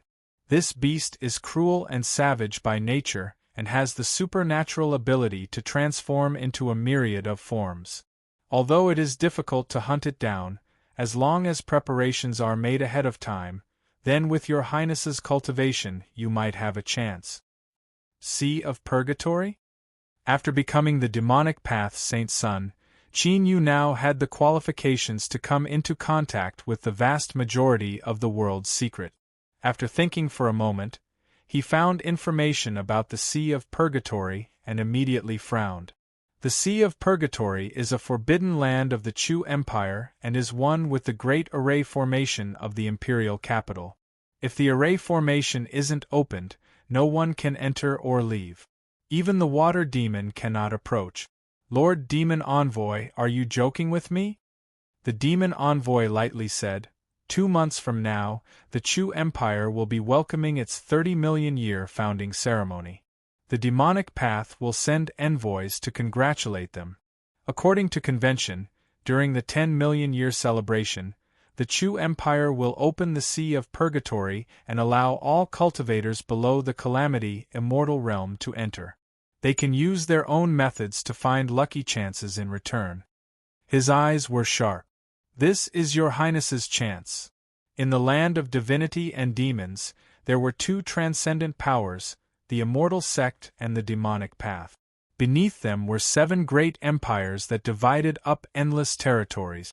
Each of them ruled over a region, and each had an unfathomably deep background. If these 7 empires were ranked, then the Great Chu would be ranked first. No one would have any objections. 30 million years after the Chu Empire was founded, powerhouses had emerged from the Great Chu Empire's imperial family, and there were even several great emperors who possessed great talent and strategies. Over the endless years, they had swallowed up countless countries and constantly expanded their territory. Now their territory was vast, occupying nearly a fifth of the entire land of divinity and demons. They were a true super-empire. Just this point alone was enough for the Chu Empire to be ranked first among the 7 empires. Moreover, the Chu Empire's imperial family had their own inheritances. Every great emperor had a terrifying cultivation at least at the 4th level of Calamity Immortal Realm, and they also had the destiny of the country supporting them. It was enough for them to look down on all others. Qin and Zhao were close to the demonic path, Yan and Qi followed the immortal sect's lead, and Wei and Han huddled together, swaying left and right. Only the Chu Empire was able to stand on equal footing with the immortal and demonic paths. It was because of this that the Great Chu Empire's 30-million-year anniversary celebration became a grand event in the entire land of divinity and demons. As long as there were influences that had the qualifications to do so, they would prepare generous gifts to congratulate them. Of course, part of this was because the Sea of Purgatory was about to open. The Chu Empire's Sea of Purgatory was rumored to have gathered a third of the world's earth veins. It was a transcendent treasure land, and the Chu Empire's capital was built by borrowing the strength of this place. Because the Sea of Purgatory was unknown, after the first great Chu Emperor established the capital, he sealed off the sea within capital's Great Array Formation. Afterwards, the number of times it was opened could be counted on one hand. But every time it was opened there would be great lucky chances born. Many powerhouses that shook the land of divinity and demons were born, thus the Sea of Purgatory's reputation became increasingly resounding. Now that the Chu Empire's 30-million-year anniversary celebration was over, the Sea of Purgatory was destined to open. As long as there was a chance, who would be willing to miss out on it? It was true that the Sea of Purgatory was extremely dangerous, but wealth came from danger. In this world, there was no such thing as a meat pie falling from the sky. For a time, the land of divinity and demons was in turmoil. Immortal sect. It was unknown what reason Purple Moon used to convince the Nether Domain Master and Buddhist sovereign, but they agreed to allow Shen Yuanin to hide her identity and follow the messenger to Ing capital. Palace Master, there is a beast in the Sea of Purgatory called a water demon. Its life treasure is the Jade Soul Ice Heart. No matter what, you must obtain it, otherwise. Shen Yuanin had a faint expression. Honorable Master, rest assured that I will slay the water demon and obtain the Jade Soul Ice Heart. She turned and stepped out, vanishing without a trace. Purple Moon took a deep breath. Her voice was icy cold. Remember, you must protect the Palace Master and obtain the Jade Soul Ice Heart, even if you must die. Yes, Elder. Chapter 566. The Great Chu Territory was located in the southernmost part of the land of divinity and demons. The climate here was warm and humid, suitable for all living things to grow. The official road was paved with endless fields that stretched as far as the eye could see. There were farmers in the fields. They stood up and looked at the army leading the way. Even though they knew these were extraordinary figures, they still bowed, not much awe in their eyes. As the only super-empire in the world, this was the confidence of the great Chu citizens. As long as they didn't make any mistakes, they didn't need to fear anyone. Qin Yu rode atop his horse, wearing the armor of a true demon guard. He restrained his aura and mixed in with the guards, appearing unremarkable at all. As his eyes fell on the calm and steady faces of the farmers, he sighed inwardly. The confidence of the leader of the Seven Empires could be seen here. Traveling on the official road was the Demonic Path's delegation to congratulate Ing capital. They would open a transmission array from the Holy Land's small world until they were 10,000 miles away from the capital region. For the final 10,000 miles, even the revered Immortal Path and Demonic Path had to walk one step at a time in order to show their respect to the Great Chu. This was a rule that had been set since the founding of the Great Chu Empire, and no exceptions had been made for anyone. The 300 true demon guards rode horses, surrounding and protecting several luxurious and exquisite carriages. The black, gold, and blue and purple colors were extremely eye-catching. In formal diplomatic occasions, all sorts of flying carriages that swept through the world had lost their dignified aura. The leader of the Demonic Path's congratulatory delegation was an old man with a long beard. He wore a wide black robe and his eyes were filled with an imposing aura. This person was surnamed Shen, and he had an extremely high status within the Demonic Path. But because he didn't care about worldly affairs for many years, he had already faded from the public's eyes. But now, everyone in the delegation, including the two Calamity Immortal Deputy Envoys, were extremely respectful towards him, so no one else dared to be insolent. To have the qualifications to be in charge of the diplomatic mission to the Great Chu Empire was enough to prove that this Elder Chen hadn't lost any of his influence even though he had been silent for so many years. However, this Elder Chen was extremely cold and aloof. He didn't show any respect to anyone. From the moment the delegation arrived until now, he had only told them that no one was to disturb them and hadn't taken half a step out of the carriage. Qin Yu looked up at the eye-catching carriage and felt a bit helpless. Was this person arranged by the demon envoy reliable or not? Forget it, I hope that everything goes smoothly. It would be best if Elder Chen doesn't have to make an appearance. Otherwise, things will definitely get out of hand. As he lowered his head and looked away, what Qin Yu didn't know was that within the carriage, Elder Chen had slowly opened his eyes. Through the gaps in the thick curtains, his eyes fell on him. Elder Chen frowned and sighed. The son of a noble family should not sit in the hall, much less the dignified holy son of the demonic path. This was simply preposterous, but, thinking of what the demon envoy had said, the holy son's choice today was one of helplessness. Thinking of this, Elder Chen's frown deepened.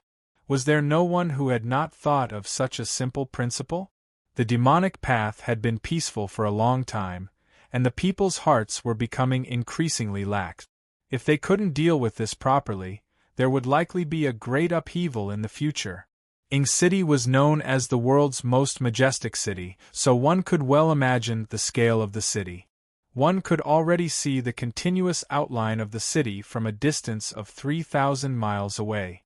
Even though it was blurry and indistinct, the dignified and heavy atmosphere still assaulted one's senses. Just a glance at it would make one feel suffocated. The great Chu army that was leading the way stopped. The general in charge turned his horse around and came to the side of the carriage. "Honorable envoy, we're about to enter the territory of Ing City. Your entourage will be temporarily settled in the barrack." Elder Chen's calm voice echoed out from the carriage. "Of course." After a brief pause, a deputy envoy led 300 true demon guards and some of the accompanying demonic path cultivators to stay behind. They watched as the carriages left under the protection of the great Chu army. "Lord Deputy Envoy, please follow us." The great Chu army cultivator that was left behind led the group down the official road. After walking for another hour, they entered a barrack. The barracks were clean and tidy, and some courtyards had been built to accommodate the guests. The demonic path cultivators were placed in the southeast corner of the barracks, facing the sun and the wind. The great Chu army cultivator left after instructing everyone not to casually go out and ask questions in advance. The deputy envoy that was left behind had a calm expression. He swept his eyes over the group of people and lightly said, "Remember, the only thing that matters in this world is strength. The great Chu Empire has a status equal to the immortal realm and the demonic path, thus we have to abide by their rules. You can be dissatisfied, but you can only hide it in your hearts. Whoever causes trouble will have to bear the consequences." Everyone's hearts chilled. They hurriedly cupped their hands together and nodded. The deputy envoy waved his hand for everyone to disperse. Then, his eyes fell on the several true demon guards that were leaving. He frowned and revealed a thoughtful expression. Even now, he didn't know just who these people were. The great Chu Empire's 30-million-year anniversary celebration would open the Sea of Purgatory. The quota for the diplomatic mission had become extremely precious, and the 300 true demon guards were the escorts.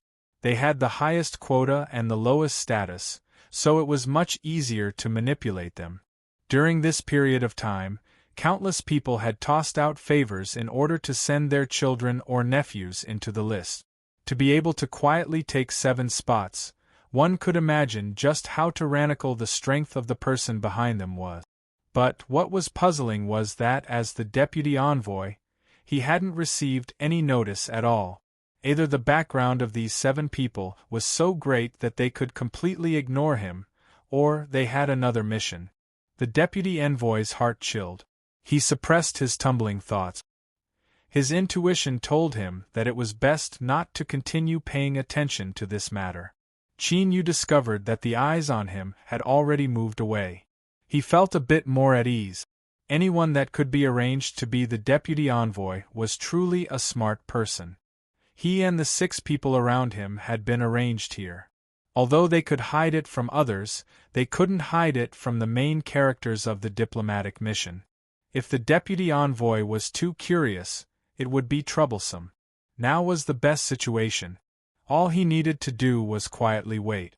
The #1 empire in the world was worthy of the demonic path, treating it with the utmost respect. Over the endless years, they had planted countless eyes and ears. Disregarding the deaths and injuries, they finally had an accurate information channel.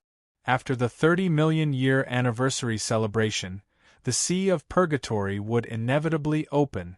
After entering the courtyard, Qin Yu turned and said, "The 6 of you can rest. Before the sea of purgatory opens, I will not leave." The 6 true demon guards respectfully nodded. But only 3 returned to their rooms, 2 stayed in the courtyard, and 1 hid in the shadows. Qin Yu knew that the mission they received was to ensure their own safety. He thought about it and didn't say anything else. He nodded to the 2 people in the courtyard and left. Although they were second-class guests that weren't valued too highly and didn't even have the qualifications to enter the Ing capital to participate in the grand celebration, the Great Shu Empire's reception wasn't negligent. Every day, all sorts of delicious food and wine were served. In order to prevent the guests from being bored and causing trouble, there were also many lively programs. The solemn and cold military camp had suddenly transformed into a place where entertainment, food, and entertainment were all gathered together. The courtyard was bustling with activity every day. But no matter how lively it was outside, besides the daily food and drinks being delivered, the gates to Qin Yu's courtyard never opened even once. In Yu Ye's opinion, the people living in this courtyard were a group of strange people. Their auras were icy cold and they spoke pitifully few words. Moreover, the way they looked at people was strange, like sharp knives. As Yuya thought about all sorts of rumors about demonic path cultivators, she was extremely nervous. Luckily, although the people living in the courtyard were cold, they didn't make things difficult for her. As time passed, she slowly calmed down and her eyes weren't as cautious as they were at the start. She even dared to look around. On the 6th day, Yuya pushed open the door and saw the 7th person. She couldn't help but reveal a look of surprise. She had always thought that there were only 6 people living in this courtyard. She didn't know whether it was an illusion or not, but as her eyes fell on the 7th person, the atmosphere in the courtyard suddenly froze. Yuya was at a loss for what to do, and her face instantly paled. The 7th person said, "The food is very good." With these words, the surrounding oppressive pressure suddenly vanished. Yuya gasped for breath, not daring to speak. She hurriedly laid down the food box, bowed, and left. That night, Yuya had a horrifying nightmare. She felt as if she were drowning as she fell into endless darkness. Just as she was struggling to no avail and despair rose in her heart, a voice sounded out in her ears. "It's fine." The darkness receded like a tide. Yuya's eyes shot open. Her nightgown clung to her body, soaked in a cold sweat from her sleep. In the courtyard, Qin Yu looked at the true demon guard standing in the darkness. He lightly said, "It's just an unimportant person. There's no need to be so cautious." He didn't know who this person was, but he didn't like his actions tonight. But, thinking that this person was someone arranged by the demon envoy and also in order to ensure his own safety, he didn't say anything. The true demon guard seemed a bit surprised. He looked at Qin Yu for a moment and then cupped his hands across his chest.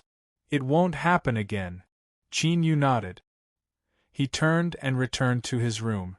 He took a deep breath and calmed the nervousness in his heart. The demonic path's holy palace's saint's son. This identity was enough to attract all sorts of attention. Once he was exposed, it would inevitably lead to unpredictable consequences.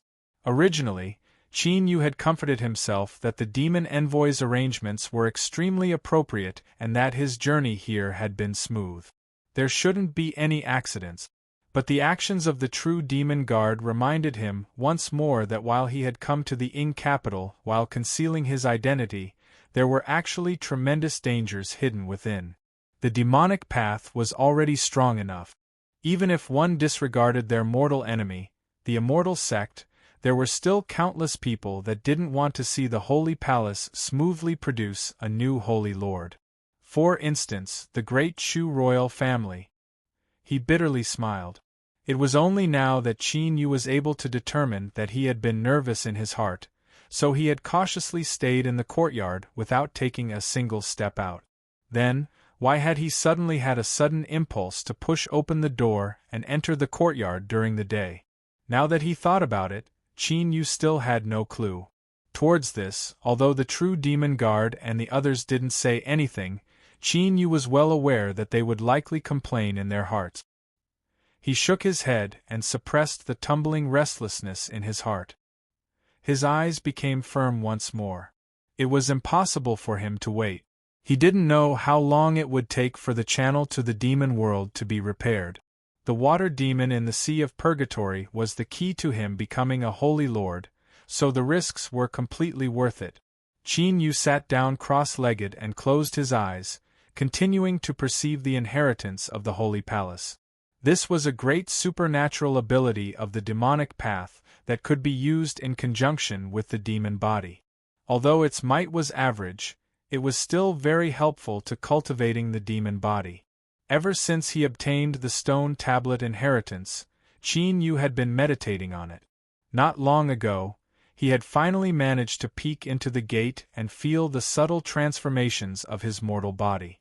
Although the key to becoming a Saint Step demon body was the Calamity Immortal Realm demon blood, not everyone who obtained demon blood would be able to smoothly make a breakthrough to the Emperor's Step. There was also a certain chance of success, and the stronger the demon body and the deeper the foundation, the higher the chances of success would be. Even though his cultivation of water had stagnated because he was perceiving the inheritance of the Holy Palace, Qin Yu didn't hesitate at all. Becoming a Saint Step demon body and inheriting the throne of the Holy Lord was the most important matter right now. For the next several days, Yu didn't see the seventh person living in the courtyard again. But, the more she did this, the more she couldn't forget the words she heard in her dreams. That voice was particularly clear. It had to be him. But, why would this person's voice appear in her dreams? Yu thought about it for a long time. Then, she changed her story and told her little sisters around her. As a result, she was mercilessly laughed at by them, saying that she was just budding in love. The young women responsible for taking care of the guests in the barracks were all transferred from the great imperial plantations around Ing capital. Their backgrounds couldn't be considered noble, and this assignment was a chance for them to fly up the branches. If they could enter the congratulatory procession, even if they didn't have the qualifications to enter Ing capital, their backgrounds were still extraordinary. If they could climb up to them, they could change their destiny. Although they would have to leave their homes in the future, to the women of the imperial plantations, their destinies weren't in their control. Rather than not knowing where they would be sent in the future, they might as well take a gamble. Because of this, there was a great deal of flirtatious news spreading out from the barracks. Some of the guests were beaming with joy. It was clear that they were having a great time. Yuya's face flushed red. But, how could she clearly explain this sort of thing? She argued for a bit and then shut her mouth. She regretted saying this earlier. If she knew this would happen, she wouldn't have said anything. When the group of sisters dispersed, a cousin who was not close to Yuya called out to her, who was about to leave. Her expression was very solemn. I hope what you said is true and that you didn't have any thoughts that you shouldn't have. Although it's good to climb up the social ladder, you must remember that you and I are from the imperial plantations of the Chu country. Even if we successfully leave with someone, can we really be trusted? In a woman's life, she only has one chance to make a choice. Don't regret it. Yuya knew that her cousin was speaking from the bottom of her heart. Before coming to the barracks, her parents had already told her something similar. She said gratefully, "Thank you for reminding me, cousin. I will remember it. I won't make a mistake." Her cousin's expression softened. She nodded and left. Unexpectedly discovering that her distant cousin cared about her, Yuya's mood improved for 2 days. She didn't want to delve too deeply into the matter of the voice in her dreams. He was a demonic cultivator and would soon leave the Chu country. No matter what the reason was, she would let it go. But when she warned Yuya's cousin, she encountered trouble. In the courtyard she was in charge of, a guest had taken a fancy to her. She had tried to probe her a few times, but her cousin had dodged all of them. Although the guest was unhappy, he didn't want to cause trouble. The matter should have been over, But today, the guest was having a banquet in the courtyard. Perhaps he had drunk too much wine and reverted to his old ways. No one knew what had happened, but in the end, he made a big fuss. When Yuya heard the news and rushed over, her cousin was lying on the ground. The corner of her mouth was broken, and her face was pale. In the courtyard, a man in his 30s sat boldly. He had a sinister look on his face. "Smelly whore. I gave you face, but you didn't want it. You actually dared to splash wine on me. Did you not know who I am? Today I'll give you a chance. Call all the people you can call. If they can't suppress me, you can stay here tonight." Yuya trembled in fear. Most of the people in the imperial plantations came from sinners and were considered exiles. They didn't have much status in the Chu country. If they offended a guest, no matter what the reason was, it would be a big mistake. Thinking of her cousin's warning, Yuya bit her lip, turned around, and quickly left. She found the steward responsible for this matter, but the other party's attitude was ambiguous. He only said that it wasn't good to meddle in this matter. She found someone to contact her family. After asking around, she found out that the guest her cousin was in charge of was actually a relative of the Chu country's royal family. Although they were only a side branch, they were still considered masters. How could these palace stewards dare to meddle in this matter? They were afraid that things would turn out badly for them. In their eyes, this was only a lowly sinner from the imperial plantations. Moreover, that young master had said that he wouldn't harm her life, so this was even less of a problem. Yuya's family quickly sent a letter telling her not to meddle in this matter, otherwise even she might be implicated. As Yuya thought of her cousin lying on the ground with all the blood draining from her face, she felt extremely sad. But what could she do? As she panicked, a thought suddenly popped up in her mind. Yuya felt as if she had gone insane. But if she didn't try harder, her cousin's life would be ruined. That person, would he be willing to help? In his room, Qin Yu was meditating. In his mind, there was a giant with the sun, moon, and stars above its head. Its feet stepped on mountains, rivers, and seas, and it ran forwards. Every step it took caused the stars to tremble and the earth to collapse. Suddenly, the giant roared and came to a stop. The stars above its head and the earth beneath its feet rapidly vanished from sight. Chapter 567. When Yuya knocked on the courtyard door, her palms were full of cold sweat. When she saw the cold eyes of the true demon guard armor, her body instantly froze. Thinking of her cousin's situation, she suppressed her fear and explained the purpose of her visit while trembling with fear. Her pale face was full of pleading. Unfortunately, it was useless. The true demon armor remained unmoved. "Get out of here." He tried to close the door. Yuya didn't know where the courage came from, but she blocked it and begged, "My lords, I beg you, please save my cousin." True Devil Guard armor's eyes became deep and serene, and a bone-chilling aura emanated from his body. A calm voice suddenly came from behind him.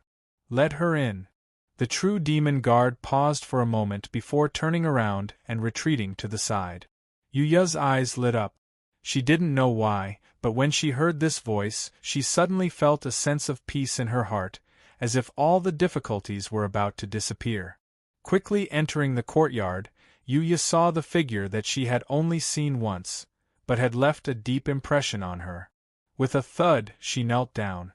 "My lord, please save me." The doors opened one after another. Besides the hidden true demon guard, the other 5 people gathered. Although they didn't speak, Qin Yu could feel the dissatisfaction in their eyes. As a dignified demonic path holy son, he had hidden his identity within the maelstrom. No matter how careful he was, he couldn't be too careful. Yet, he felt compassion for a mere maid. It was truly disappointing. Looking at the pitiful Yuya who was lying on the ground with tears in her eyes, the few of them sighed in their hearts.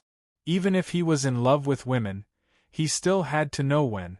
The atmosphere in the courtyard was heavy. Qin Yu bitterly smiled to himself, unable to explain himself. He looked at Yuya kneeling on the ground. This was the first time he had seen her on a whim, and today was the second time. If this was just a coincidence, it would be too much of a coincidence. His thoughts raced. When he looked up, he had already made a decision. Someone go with this young lady and finish this matter. True Demon Wei Jiao frowned and said in a low voice, "My lord, we are just guests. Isn't it inappropriate to interfere in this matter?" This was the first time he had said so many words, so the meaning behind his words was obvious. Although the other 4 true devil guards did not speak, the dissatisfaction in their eyes became more and more intense. Qin Yu waved his hand. "Do as I say." Since he couldn't explain, he might as well not say a word. With his status, even if he was the demon attendant's subordinate, he couldn't disobey. Sure enough, the true demon guard fell silent for a few breaths of time before bowing in agreement. "Miss Yuya, please lead the way." Yuya looked over with gratitude, but now was not the time to delay. She got up and hurriedly left with the true devil guard. The other 4 true demon guards indifferently cupped their hands together towards Qin Yu and left. In this world, seeing once was better than hearing 100 times. Was this the Holy Sun that everyone in the demonic path recognized? For a moment they all felt a little regretful for accepting this mission. Qin Yu could feel the indifference and alienation in their attitude. He rubbed his nose and bitterly smiled. However, he quickly suppressed his emotions and calmly waited for the next development of the matter. He just didn't know what was so special about this girl from the Chu kingdom that he didn't know. Qin Yu wasn't worried about true demon guard armor appearing. Although the people living in this military camp were all second-class guests that didn't have the qualifications to enter in capital, they were still divided into various ranks. Demonic path cultivators were undoubtedly the most outstanding existences. As long as one had a brain, they wouldn't fall out with the demonic path because of something like this. However, there were some twists and turns in the matter. Qin Yu had somewhat underestimated the pride of the Great Chu imperial clan. Even though they were just an inconspicuous side branch of the Great Chu imperial clan, they were in a military camp in the capital region of the Great Chu. This gave them the confidence to toss and turn. So what if they were from the demonic path? Did they think they would be afraid? True Demon Guard armor didn't explain the details, but the final result was that this relative of the Great Chu imperial clan lowered his head. It was just that it was a bit unpleasant. Because of this, Qin Yu could clearly feel the increasingly dissatisfied attitudes of the true demon guards around him. Because she was worried that they would retaliate, Yuya and her unconscious cousin temporarily stayed in Qin Yu's courtyard. However, this could also be considered an explanation to the outside world. Many people suddenly realized that Yuya had climbed up a high branch. No wonder she could make a demonic path cultivator act. The deputy envoy sent someone to ask them several questions and warn them not to meddle in their affairs. But he didn't continue to pursue the matter. Things should have passed like this, but he never imagined that on that very night, the guest that was related to the Great Chu imperial clan would suddenly die in his courtyard. When news of this spread out, the atmosphere in the military camp suddenly became thought-provoking. If a Blue Sea Realm master didn't have an old disease or illness, how could he suddenly die? The demonic path that had just come into conflict with this guest was naturally the greatest suspect.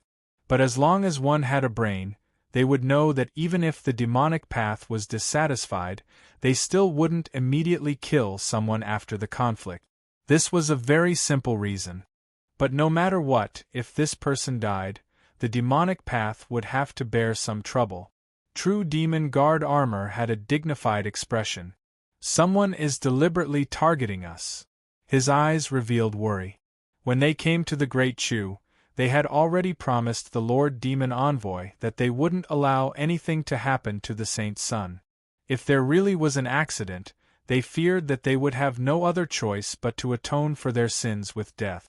We have always been careful, so how could we have been targeted?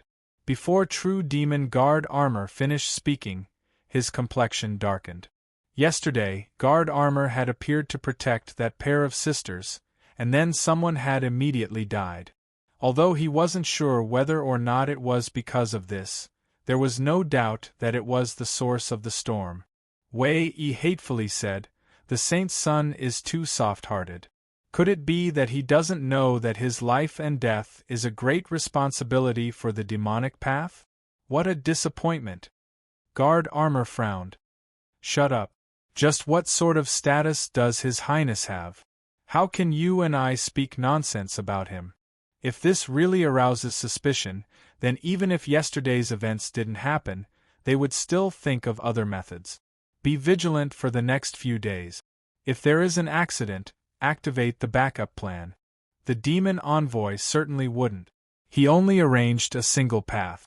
If things went smoothly, then everything would be fine, but if something happened, then they would have to protect Qin Yu's life first. Of course, once this backup plan was activated, there was no guarantee that Qin Yu would survive. But there would inevitably be a massive number of spies that the demonic path had planted in the Chu Empire that would lose their lives. The discussion ended in silence. The 6 true demon guards all had heavy hearts. They didn't know how many people had died, but they didn't care, because once something happened, they would all die. The vice envoy personally came to the courtyard and gathered Qin Yu's group of 7. His eyes were cold and sharp. Was this matter done by you? What he worried about the most was that these youths with extraordinary backgrounds wouldn't know the immensity of the heavens and earth. If they killed someone, then things would truly become troublesome. Although the one who died was an unremarkable relative of the great Chu royal family, in the end the bloodline of the great Chu royal family flowed through his body. Moreover, at this critical juncture, this matter could be big or small. Wei Yi cupped his hands together. "Lord Vice Envoy, rest assured that this matter has nothing to do with us." The Vice Envoy ignored him. His eyes fell on Qin Yu. He could naturally see who was the true leader of this group. Qin Yu was silent for a moment. He said, "It truly has nothing to do with us." The Vice Envoy let out a long breath. "It better be as you say." He hesitated for a moment and said, "I don't know why, but this matter has been reported to the Great Chu Palace. Originally, it was only a minor matter, but the 30-million-year celebration is just around the corner and the person who died was related to the Great Chu royal family. Now, it has stirred up a considerable storm. If there isn't anything important, don't go out for the next few days." He didn't stay any longer. He turned and left. As long as it wasn't the demonic path that did it, then no matter how tough the great Chu royal family was, they couldn't do anything to them. His last few words of warning were only a favor. Yuya hid behind the door and clearly heard the conversation in the courtyard. Her face was filled with guilt. She hesitated again and again before pushing open the door. She walked forwards and bowed. "This is all my cousins and my fault. We have implicated everyone here." She didn't know what to say. The people in front of her were all demonic path cultivators. Their status, and strength were all far above hers. Even if she wanted to repay them, there was nothing she could do. Qin Yu shook his head. "Although the vice envoy is solemn, this matter wasn't done by us, so it cannot be blamed on us. Miss, there is no need to worry too much." Wei Jia and the others drew back. First, with Qin Yu's status, they didn't know what he was talking about with this woman, so it was naturally inappropriate for them to stay and listen. Second, when they heard that this matter had reached in capital, and that someone was adding fuel to the fire from behind, they became even more worried and didn't have the mood to continue staying. Yuya was moved to tears. "This is all thanks to Milord. If it weren't for you, my cousin's life would have been ruined. Us sisters have nothing to repay you with.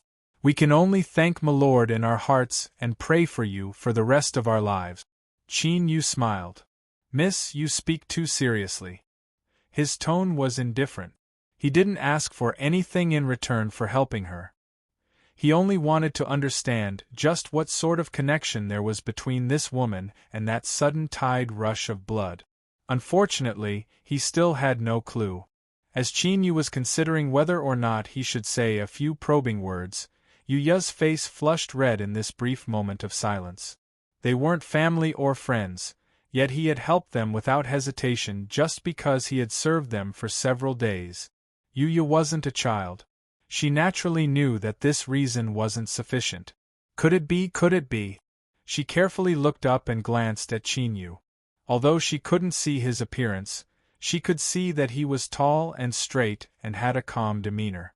For him to be the leader of this group, it was clear that his background wasn't ordinary. If it was really as she thought, then what should she do? As she was panicking, the door behind her opened once more. Her cousin's pale face appeared. She had already woken up last night and had seen Chinyu once. As her eyes fell on Yuya, her cousin could naturally guess what she was thinking.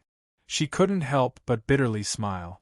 Although she didn't know the true identity of this armored Chinyu, she knew that he didn't have the least bit of feelings for Yuya.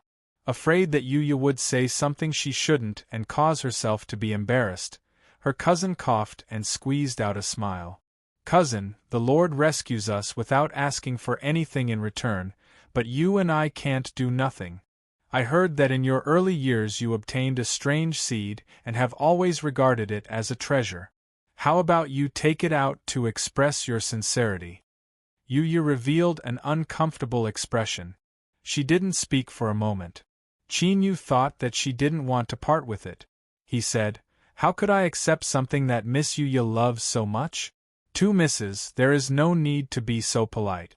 Just rest and recover in peace." He cupped his hands together and turned to leave. Yuya loudly said, "No. I am willing to give it to the Lord." Her face flushed red. She hurriedly reached around her neck and took off an exquisitely woven necklace. The pendant was wrapped around the seed. Although Yuya's movements were fast, Chinyu could still clearly see that the necklace was hidden beneath her clothes. The pendant had clearly fallen on her chest. No wonder she had hesitated. Chinyu's expression stiffened. Luckily, he had the mask so no one could see him. He was about to wave his hand in refusal when his eyes fell on the pendant and his heart began to race. Intuition told Chinyu that the reason he had two sudden inspirations was because of this pendant. Like this, he couldn't bring himself to refuse. He looked at the necklace that was passed to him and Yuya, whose head was nearly touching her chest. Chinyu hesitated for a moment and said, "It looks quite exquisite. I will take it and give it to the women in my family so they can learn how to weave it." The reason he said this was so that the atmosphere wouldn't be too awkward. Otherwise, if a man like him were to take something from a girl's chest and carry it around with him, how would she feel? The necklace was still warm in his hand. He could even smell the light fragrance of a girl's body. How could Chinyu stay here any longer?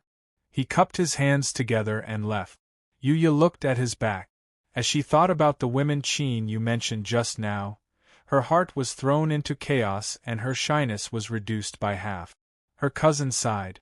She held on to her sister's hand and said in a soft voice, "Big sister is several years older than you, so my eyesight might be better. Although I don't know the identity of this lord, I can imagine that he must be extremely noble. Little sister, you should give up on such thoughts lest you feel even more sad in the future." Yuya revealed a flustered expression, like a little animal whose secret had been discovered. Looking at her cousin's pitiful expression, she bit her lips and nodded. After returning to his room, Chinyu placed the necklace in front of him. After sensing it for a long time, he lifted his hand and opened the package around the pendant, revealing a gray object inside. It was cold to the touch and gray without any patterns. If he hadn't heard them say that this was a seed, Chinyu feared he would have treated it as a common-looking stone. After thinking for a moment, he sent out his divine sense and wrapped it around the seed. But no matter how he probed it, he couldn't sense any life from it. Was it really a seed? Chinyu frowned. After a moment of hesitation, he flicked his sleeves and took out the 9th province furnace, using its strength to cut off the void. In the next moment, Chinyu closed his eyes and his mind flew far into the distance. Soon, the space in the room trembled and a part of it collapsed inward. The projection of a great sun appeared in the dark nothingness. But today, this great sun projection was even dimmer and its volume had shrunk by several times. Qin Yu opened his eyes, an apologetic look on his face. I know that I shouldn't have summoned you here, but there is something I need your help with. I have no choice but to take this risk. He didn't want to delay. He spread out his hand and revealed the seed. Help me determine just what this is. An invisible strength swept up the seed, and it fell into the great sun projection. It took much longer than Qin Yu imagined before the seed was sent back. The great sun projection became much dimmer, as if it had consumed a great deal of its strength. A thought fluctuation came from the little blue lamp. This is indeed a seed. It needs to be in a place where extreme yin and extreme yang meet in order to hatch. Before it finished speaking, the collapsing void collapsed and the sun projection faded away. Qin Yu's heart skipped a beat. He turned his hand and put away the seed as well as the 9th province furnace. Just as he finished doing this, his body froze. Panic and fear surged out from the depths of his soul. It was like a divine God was looking down on the earth from the highest heavens. Luckily, this feeling came quickly and left just as quickly, disappearing without a trace. Qin Yu didn't dare to be careless. After waiting for a long time and seeing nothing strange, he frowned and his thoughts raced. If there was someone that could sense the existence of the little blue lamp, then that person must be an existence that stood at the peak of the world. In the Great Chu's capital region, less than 2,000 miles away from Ying City, there was only one person, the Great Chu Emperor, Mi Ganyuan. He had reigned for 170,000 years and held great authority within and outside the Great Chu Empire. His pressure was unrivaled. Would he be discovered? Qin Yu's heart chilled. After carefully thinking for a long time and determining that he hadn't revealed any flaws just now, he calmed down a little. Although the aura just now was terrifying, it was extremely ethereal. If it weren't for the cosmic Seacross bell, Qin Yu didn't think he would have been able to sense it. If the Great Chu Emperor had only swept out with his divine sense, he might not have noticed him. Chapter 568. In capital, Imperial Palace, the Great Chu Emperor summoned all the assistant ministers to discuss the details of the grand celebration that would take place in 2 days. This involved the face of the empire, so no one dared to make any mistakes. They each made their own suggestions, striving for perfection. Suddenly, sitting on the throne, Mi Ganyuan closed his eyes. The third assistant minister's complexion changed, and he fell silent. Everyone else in the hall also revealed looks of surprise. The 4 assistant ministers were all senior figures of the court and had a deep understanding of the emperor. If it weren't for some extraordinary matter, then the emperor, who had always been generous to his subjects, would never be so disrespectful. What was going on? The 4 assistant ministers' thoughts raced. They looked over their bodies and didn't find anything wrong. Only then did they quietly relax. The emperor had reigned for 170,000 years. He had no authority over his subjects, nor did he have any worries from the outside world. Although he was usually tolerant of his subjects, deep in his bones he had a tyrannical personality. He was proud and callous. The 4 assistant ministers had been in court for the shortest period of time and had over 40,000 years of experience. It was unknown how many grand figures they had seen die at the hands of the emperor, so how could they dare to be careless? The hall was silent. In just several breaths of time, the eunuchs in the corners of the hall were covered in a cold sweat. But they could only grit their teeth, not daring to make a single sound. Luckily, it wasn't too long before Mi Ganyuan opened his eyes. His eyes were like an ancient well without ripples. Although they seemed ordinary, if one looked carefully, they would discover that they were unfathomably deep like vortexes, as if they could contain the entire world. The corners of his lips curved up. This Great Chu Emperor, one of the most honored people in the world, revealed an inscrutable smile, as if he had discovered something interesting. The assistant minister had been with the great Chu emperor for over 100,000 years and was the most respected minister in the court. He thought for a moment and then respectfully said, "Your Majesty, what happened?" The second assistant minister, third assistant minister, and fourth assistant minister all had a bit of envy in their eyes. Only the assistant minister could ask such a question. They didn't have the face to do so. Mi Gonyuan swept his eyes around the hall. He paused for a moment and said, "I had a sudden feeling just now and my divine sense descended upon the capital region. I discovered two interesting little fellows." He sighed. "I really can't imagine why the immortal and demonic paths would allow them to take such risks." His eyes were deep and serene, like the endless starry sky that could drown a person's mind. Since the emperor mentioned it, that meant there was something to be said. As the cabinet minister heard the words immortal and demonic path, and then saw the deep emotions in His Majesty's eyes, he had some guesses in his heart. "Your Majesty, could it be that the immortal and demonic path envoys have hidden their identities?" Mi Gonyuan lightly said, "If my guess isn't wrong, then one of the demonic path envoys should be the newly ascended Holy Son Yao Bin. As for the immortal sect envoys, that should be the new master of Nine Heaven Mirror Moon Palace, Shen Yuanin." Although the four assistant ministers were mentally prepared, they still couldn't help but exclaim in a low voice. They couldn't care less about their manners as they suddenly raised their heads. Their eyes were filled with shock and a bit of coldness. The great Chu stood proudly in the world. It was the leader of the seven empires. If it weren't for the immortal and demonic paths holding it back, it would have long since unified the world. Therefore, although they appeared to be peaceful on the surface, among the ministers of Great Chu, not a single one of them did not view the immortals and devils as a great threat. Now, a newly ascended Holy Son and a trusted palace master were in Capital's capital region. They couldn't help but think about it. If these two people died, it would be an incomparably heavy blow to the immortal Dao and demonic Dao. "Your Majesty, this is an opportunity bestowed by the heavens. As long as everything is arranged properly, there will be no hidden dangers left behind," the third minister said, his voice thick with killing intent. The fourth minister wanted to agree, but as he glanced at the silent second minister, his eyes flashed and he tightly shut his mouth. Mi Gonyuan didn't respond. He said, "Yuanqing, what do you think?" Yuanqing was the courtesy name of the first minister. Even so, his tone was still respectful, without the slightest bit of complacency.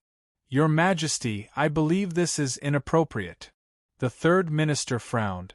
Mi Gonyuan said, "Tell me the reason." The first minister thought for a moment and slowly said, "Reporting to Your Majesty, although I don't know why the demonic path's Holy Son and immortal sect's palace master have come to my great Chu, since they have come, the immortal and demonic paths must have made other arrangements. Unless they openly mobilize a massive number of masters, the chances of them being killed are extremely low. Although my great Chu is strong, the immortal sect and demonic path cannot be underestimated. If this matter is not handled properly, it will cause a great uproar." The third minister sighed inwardly. He knew that the first minister was right. It was no wonder that the second minister was acting like a turtle without saying a word. He wanted to challenge the second minister's position, but he didn't dare to be presumptuous in front of the first minister. He immediately said, "Your Majesty, what the first minister says is correct. It was I who didn't think things through. But, if those two came to my great Chu, they must have some unknown goal. Can my great Chu just tolerate this?" The first minister smiled, not speaking. The second minister coughed and bowed. "Your Majesty, the sea of purgatory will soon open. This might be an opportunity." The third minister coveted the position of second minister. Unfortunately, the second minister had an honest temperament, so the first minister was very satisfied with him. Mi Gonyuan could see all of the intrigue between the officials, but he didn't place it in his heart. Only when his officials were at odds with each other would he be able to sit firmly in power. Dong Qing is right. He looked up. This simple movement revealed the bearing of a king, as if he could look down upon the world. I and my great Chu dare to face any enemy. So what if it is the immortal sect or demonic path? The reason I didn't kill them was because I didn't want to use underhanded method. Since the two of them came without notice, if I don't teach them a lesson, they will become increasingly arrogant and think that my great Chu has no one worthy. Yuanqing, pass on my decree. The Sea of Purgatory's seal has been completely opened. Whether they obtain a great stroke of good fortune or are buried within, that will depend on their own fate. The first minister respectfully said, Your Majesty, if the Sea of Purgatory's seal is completely opened, the degree of danger will rise by over 10 times. What will my juniors do? He frowned, revealing a bit of helplessness. His Majesty controlled the world, so naturally he could do as he pleased. But, although he was the first minister, he didn't dare to form grudges with anyone. He could only ask His Majesty to decide on this matter. Mi Ganyuan coldly coughed.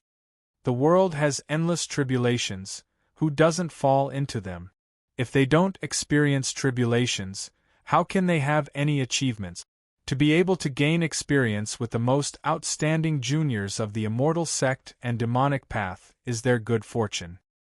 His icy cold eyes swept through the hall. Do not reveal a single word about the seal. In addition, pass on my decree that all cultivators that enter the Sea of Purgatory will obtain the qualifications to meet the Emperor. The 4 ministers felt their hearts tighten, but they didn't dare to reveal anything on their faces. They all fell to their knees, praising His Majesty for his wisdom. After discussing for some time, the matter was temporarily finalized. The 4 ministers bowed and drew back. After leaving the imperial palace, the 3rd minister was the most restless. He said with a sound transmission, Lord First Minister, what should we do? Do you think we will send our juniors to their deaths, even though we know that there are dangers everywhere? The First Minister said without expression, His Majesty has already passed down his decree. I advise my 3 colleagues not to do anything. If we delay His Majesty's matters, a great calamity will befall us. As he spoke, he strode away. The 2nd minister apologized and quickly followed, leaving behind the 3rd and 4th ministers. The 3rd minister clenched his teeth. I don't believe that they will risk the lives of their juniors. The 4th minister hesitated for a moment. There is no need to be angry. The Lord First Minister is right. It is best if you don't touch His Majesty's decree. However, since His Majesty has informed us of this matter, that means he has a gracious heart. You can remove some of the juniors that have already been arranged, or you can replace them with others. The 3rd minister's eyes brightened. The messenger is right. Time is of the essence, so I bid my farewells. The 4th minister looked at the receding figure and revealed a bit of contempt. Such a stupid person could actually become an assistant minister. All he did was take advantage of a good background. If it weren't for him attracting spies, the 4th minister wouldn't have cared about his life or death. But how was he supposed to do it? The 4th minister thought for several breaths of time. Then, his eyes brightened and he smiled. Wasn't the Lord First Minister the best example? He would just do as he was told. The 3rd minister sat in his carriage. As the curtain fell, all of the anxiety and anger on his face disappeared. His eyes were calm and indifferent, without the least bit of waves. Demonic path Saint's son. Immortal sect palace master. He whispered, revealing a happy expression. I never thought that there would be such an unexpected harvest this time. A light smell of blood filled the air. Xin Yuanin furrowed her eyebrows. A dignified look appeared in her indifferent eyes. That aura just now, although it was fleeting, her heart was like a frozen lake. She had still sensed it. After thinking for a long time, Xin Yuanin let out a light breath. Whether or not she had been discovered, she had already lost her path of retreat. In this world, the only great terror was death. This was also the only emotion she had after reaching large success of the sublime lost emotion code. Xin Yuanin didn't want to die. She also believed that she wouldn't die like this. The Chu Empire held a grand banquet to entertain guests from all over. Depending on their status, the banquet was different. The main hall had 13 seats. Those that were entertained were the peak influences of the land of divinity and demons. The immortal path, demonic path, and the 6 great empires were all included. The banquet was naturally the best. There was a cup of immortal god wine that was rumored to originate from ancient ruins. The wine contained a boundless world strength that could directly increase a cultivator's cultivation. Wuma Sijan originally had the qualifications to enjoy a cup of immortal god wine. He was filled with anticipation, but he never imagined that before the banquet began, he would be ordered to leave in capital to deal with the death of the great Chu imperial family's in-laws. Wuma Sijan knew much more about Elder Chen, who didn't reveal his emotions. Although he was unwilling, he still smiled and agreed. After he left the imperial palace, his face was so gloomy that it seemed as if it would drip water. The one he hated the most was naturally Elder Chen, but unless he wanted to seek death, he could only suppress his anger in his heart. Thus, his anger doubled and fell onto the several true demon guards that had provoked him. The evil flames of Wuma Sijan's anger burned. After leaving in capital, he headed straight for the capital region army camp. He vowed in his heart that he would make these bastards pay a painful price. After several years of seclusion, a holy sun had suddenly appeared, stealing away all of his glory. Wuma Sijan was already depressed. This diplomatic mission to the Great Chu involved another lucky chance for him, but before it even began, he had already suffered a loss. That cup of immortal god wine was his turning point to break through a small boundary. If everything went smoothly, his chances of success would increase by 20%. There was no need to say anything more. If it weren't for this, with Wuma Sijan's shrewdness, he wouldn't have been so angry. When they arrived at the army camp, the deputy envoy had been notified ahead of time and was already waiting outside. As he saw Wuma Sijan's pale complexion, his heart trembled. Although he was the deputy envoy and his status in the diplomatic mission was only inferior to Elder Chen in name, he was well aware that there were some people he absolutely could not provoke. Wuma Sijan was absolutely one of them. Chapter 569. The vice envoy had been humiliated in front of everyone. He stiffened and nodded, but he wasn't happy at all. Instead, he sneered with a bit more anticipation. The several people in the courtyard clearly had extraordinary background. If they were to argue with Wuma Sijan, things would become lively. A group of people arrived in front of the courtyard. Just as the vice envoy was about to send someone to knock on the door, Wuma Sijan sneered and kicked the courtyard door open. In the courtyard, Wei Jia slowly stood up. He swept his eyes over the crowd, his icy cold eyes deep and serene. Wei Yi and the others walked out. Wuma Sijan was expressionless. Lord Vice Envoy, have all the people living in this courtyard arrived? The Vice Envoy shook his head. There are 2 more. Wuma Sijan sneered. I am here on the orders of Elder Chen to investigate this matter. Call everyone out. In the shadows, Wei Ding appeared. He was the smallest and thinnest of the 6 people. His light gray eyes didn't have the least bit of brilliance in them. There was still one person missing. Wuma Sijan was enraged. How insolent! He swept his eyes over Wei Jia and the others, thinking in his heart. Since these people were part of the diplomatic mission, they definitely knew who he was. If they could remain so calm, it was clear they had something to rely on. But the more this was the case, the angrier Wuma Sijan became. In terms of background, cultivation, and methods, he stood at the top of the younger generation of the demonic path. Besides His Highness the Saint's son, who could compare with him in the entire demonic path. Since you haven't come out, then you must be the one in charge. I am here on orders to investigate this matter. I want to see who dares to stop me." Wuma Sijan waved his hand. Two cultivators behind him stepped forwards. Wei Jia lifted his hand. "Those who haven't come out are not feeling well and cannot be disturbed. If my lord wishes to ask anything, please look for us." How could Wuma Sijan be willing to listen? As his two subordinates saw Wei Jia blocking the way, they sneered and thrust out their hands. They followed beside Wuma Sijan in preparation to assist him once they entered the sea of purgatory. These two people were quite strong. Although it seemed like a simple clap, the truth was that their strength was completely restrained. The moment they touched each other, they erupted with astonishing killing power. Bang bang, in a spark, two loud explosions sounded out at the same time. The ground beneath Wei Jia's feet instantly shattered, and everything below his ankles sank into the ground. The two cultivators who attacked were sent flying. Their bones cracked and their arms were twisted like fried dough twists. They landed heavily on the ground. They were in so much pain that their faces were pale, and their foreheads were covered in sweat. However, the two of them knew Wuma Sijan's temperament. Even if they were in great pain, they still endured it and did not let out a single groan. But now, when they looked at Wei Jia, their eyes were filled with awe.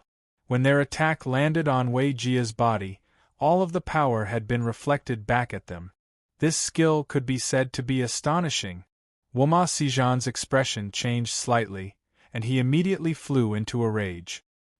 He took a step forward, and his tyrannical cultivation erupted. In an instant, it was like a boulder falling into a still lake, stirring up raging wave. Wei Jia's face was expressionless as he similarly took a step forward. The expected earth-shattering collision did not occur. It was as if a torrential rain had descended from the sky to extinguish a mountain fire. In the blink of an eye, all the auras were wiped out. This move was even more shocking. It was even more unbelievable than the strength he displayed when he was on par with Wuma Sijan. The vice-envoy's heart suddenly shrank. He hoped to see Wei Jia and the others humiliate Wuma Sijan and not fight him to the death. Otherwise, if something unexpected happened, he would not be able to escape the blame no matter what. Stop. This is the Great Chu's military camp.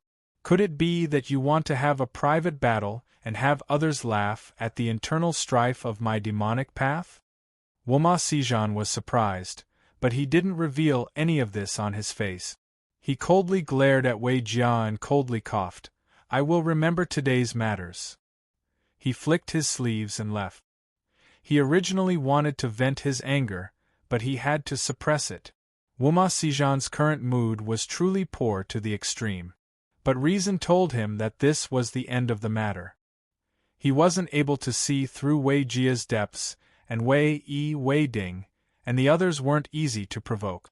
Moreover, there was still one more person who hadn't appeared from start to finish. It seemed that in these several short years of seclusion, the demonic path had become indistinguishable from before. Not to mention the dazzling His Highness Saint Sun, but the Zhao family's Zhao Qianyuan had also taken off. And now there was actually another mysterious character. As Wuma Sijan thought of this, his complexion became increasingly pale. The vice-envoy bitterly smiled. He looked at Wei Jia and the others in the courtyard, his lips moving, but in the end he didn't say anything. He turned and led his people away. Originally, this was only a guess, but now he could confirm that the backgrounds of these people in the courtyard were far more astonishing than he had imagined. This ruckus might attract the attention of others, and from the actions of Wei Jia and the others, it was clear they didn't want to be noticed. If he followed them here today, he might end up being blamed. This was truly an injustice. Wei Ding looked over, a bit of worry in his gray eyes. Wei Jia waved his hand. He lightly coughed, a bit of weariness in his eyes. "It's fine."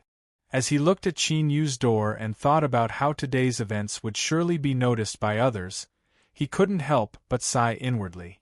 Because of Yuya, things had finally come to this point. Would His Highness feel regret now? In truth, Qin Yu didn't regret anything. It wasn't that he didn't think about it, but that thinking about it now was useless. It was just a waste of energy. The Chu Empire's 30-million-year celebration was held as scheduled. On this day, In Capital's Great Array Formation was completely opened. The phantoms of 9 dragons descended from the heavens, each one 1,000 miles large. They circled around the city and roared. Trillions of auspicious clouds gathered, sprinkling down a golden rain.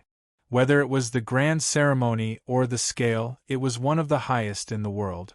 Although the second-class guests of the several military camps in the capital weren't able to enter In Capital, they were still able to observe the grand and boundless momentum of the grand ceremony. Qin Yu stood in the courtyard, looking at In Capital that was covered in a dazzling divine light. His expression was calm. After the grand ceremony, the Sea of Purgatory would soon open. He hoped that everything would go smoothly. As the grand ceremony began, news spread throughout the Chu Empire. His Majesty the Emperor placed great importance on the opening of the Sea of Purgatory. As long as a cultivator entered the sea, they would obtain the qualifications to meet His Majesty. The great Chu Emperor was a character that stood high above the 9-layered heavens. Besides important ministers of the court, there were very few people that were able to see His Majesty's face. Moreover, His Majesty held him in such high regard. If there were some people who were hesitant before the opening of the Sea of Purgatory, now their eyes were shining with a sharp light. It was clear that this was a chance for them to make a name for themselves in front of His Majesty. If they could grasp this opportunity, they could soar to the heavens in the future.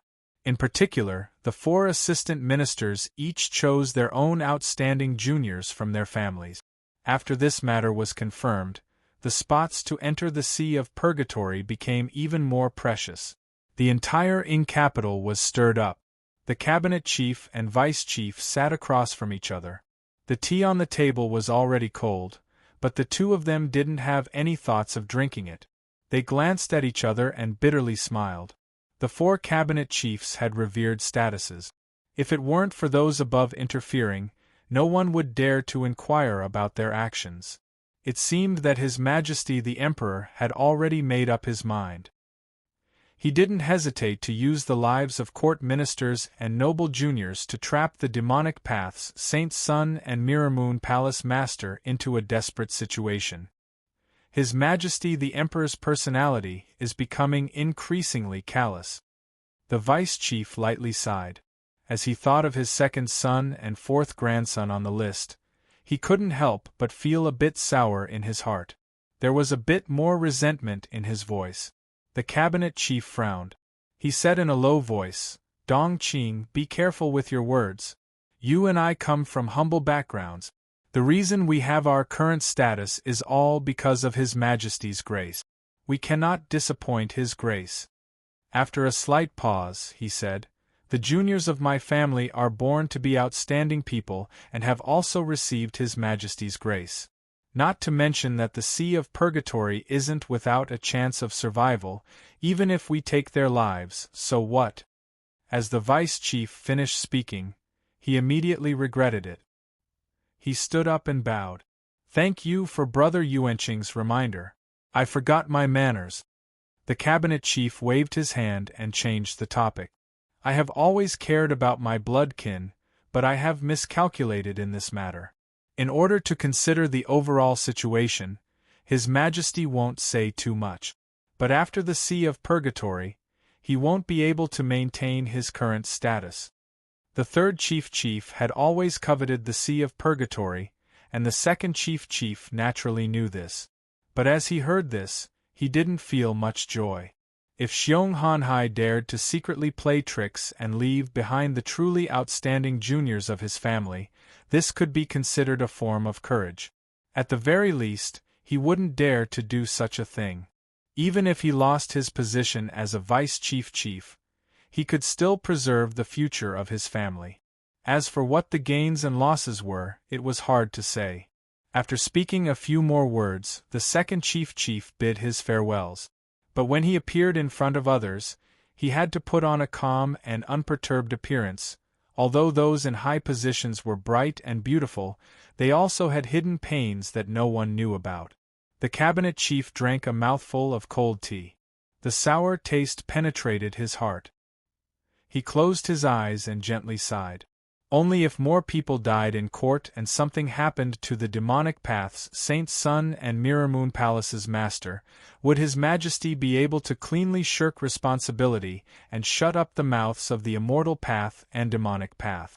Realizing this, he extinguished any thoughts of persuading His Majesty to change his mind. He personally selected the juniors that he valued the most and added them to the list. If the dignified direct descendant of the cabinet chief was buried in the sea of purgatory, who would dare to splash dirty water on His Majesty? It had to be known that His Majesty valued the cabinet chief the most. This was a matter known to the world. No matter what the result was, the cabinet chief's mansion would inevitably favor him even more. But as he thought about how this was done with the blood of his descendants, he couldn't bring himself to be happy. The cabinet chief summoned his trusted steward and ordered him to select a batch of maids from the mansion and give them to all the juniors that were about to enter the sea of purgatory. In order to guard against all contingencies, the juniors of noble families would be temporarily bestowed with women before they ventured into danger. Perhaps they could leave behind some of their bloodline so that if something happened, they could have a successor. This matter wouldn't arouse any suspicions. After the steward received the order, he immediately began to make arrangements. The cabinet chief stood up. The weariness and bitterness in his eyes completely vanished, leaving behind only a light and tenacious expression. His face was filled with dignity once more. This was because he was the cabinet chief of Great Chu. "Your Highness, have you really decided to enter the sea of purgatory?" The man's voice was filled with worry. The woman remained calm. "Yes." The man hesitated for several breaths of time. He cupped his hands together and said, "Since your Highness has already decided, I will follow and lend your Highness a helping hand." The woman was overjoyed. "That's great. With you helping me, there will definitely be some harvests in the sea of purgatory." A moment later, the man walked out of the hall. He looked up at the sunlight, a worried look on his face. This person was Tianyun. His original intention was to stop His Highness, but as he thought about His Highness' current situation, he couldn't bring himself to say anything. Whatever, he would just consider this as repaying His Highness for saving his life. The worst result would be that he would have to return his life to His Highness. Northeast Capital City, military camp, a courtyard. This was the encampment of a small country's diplomatic mission.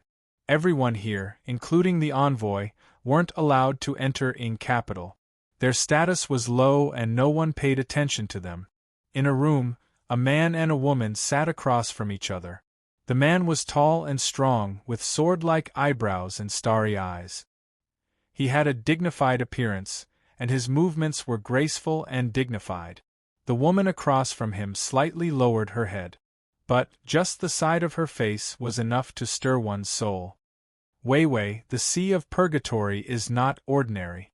Big Brother only has you left. Listen to me and wait for me here." The woman shook her head, her voice calm.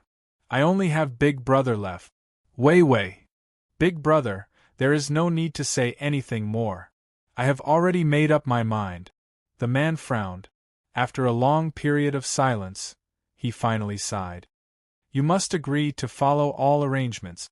Otherwise, no matter what happens, I will not let you enter the sea of purgatory. I will listen to Big Brother." On the 7th day after the great celebration, news spread out from the Great Chu Imperial Palace. 3 days later, His Majesty the Emperor would summon all the cultivators that entered the sea of purgatory and personally open the sealing array. Qin Yu and the 49 demonic path cultivators rode atop horses and finally stepped into Ing capital. As he walked out from the shadow of the towering city gates, his expression was light. But as he thought about the upcoming meeting with the Emperor, he felt a bit restless. Reality proved that Qin Yu had been a bit too sensitive. The summoning ceremony was held outside Harmony Hall in front of the Imperial Palace. Tens of thousands of people gathered there. One couldn't see the end of the crowd. The Emperor sat on the dragon throne atop the 1,000-layer platform, his aura surging around him. It was hard to clearly see his appearance. From start to finish, there wasn't the slightest bit of impropriety. As he finished speaking, the Chu Emperor stood up. His figure wasn't too great, but at this time it seemed as if he were higher than the heavens, as if he were stepping on the earth beneath his feet. The majesty of an emperor blotted out the heavens and earth, leaving one in awe. He lifted a hand and pointed a finger into the void. In the next moment, endless turbulence descended, as if a violent storm had arrived. The entire sky turned into a raging sea. Between the layers of waves, a gray entrance to the world appeared in front of everyone. Although the Sea of Purgatory was named after a sea, it wasn't a true sea. Only the word purgatory was worthy of its name. The moment the entrance opened, an invisible infernal energy surged outwards. Although it was imprisoned by Ing Capital's Great Array formation and couldn't recklessly spread out, it still caused the skies above the capital city to change color. In the blink of an eye, night fell.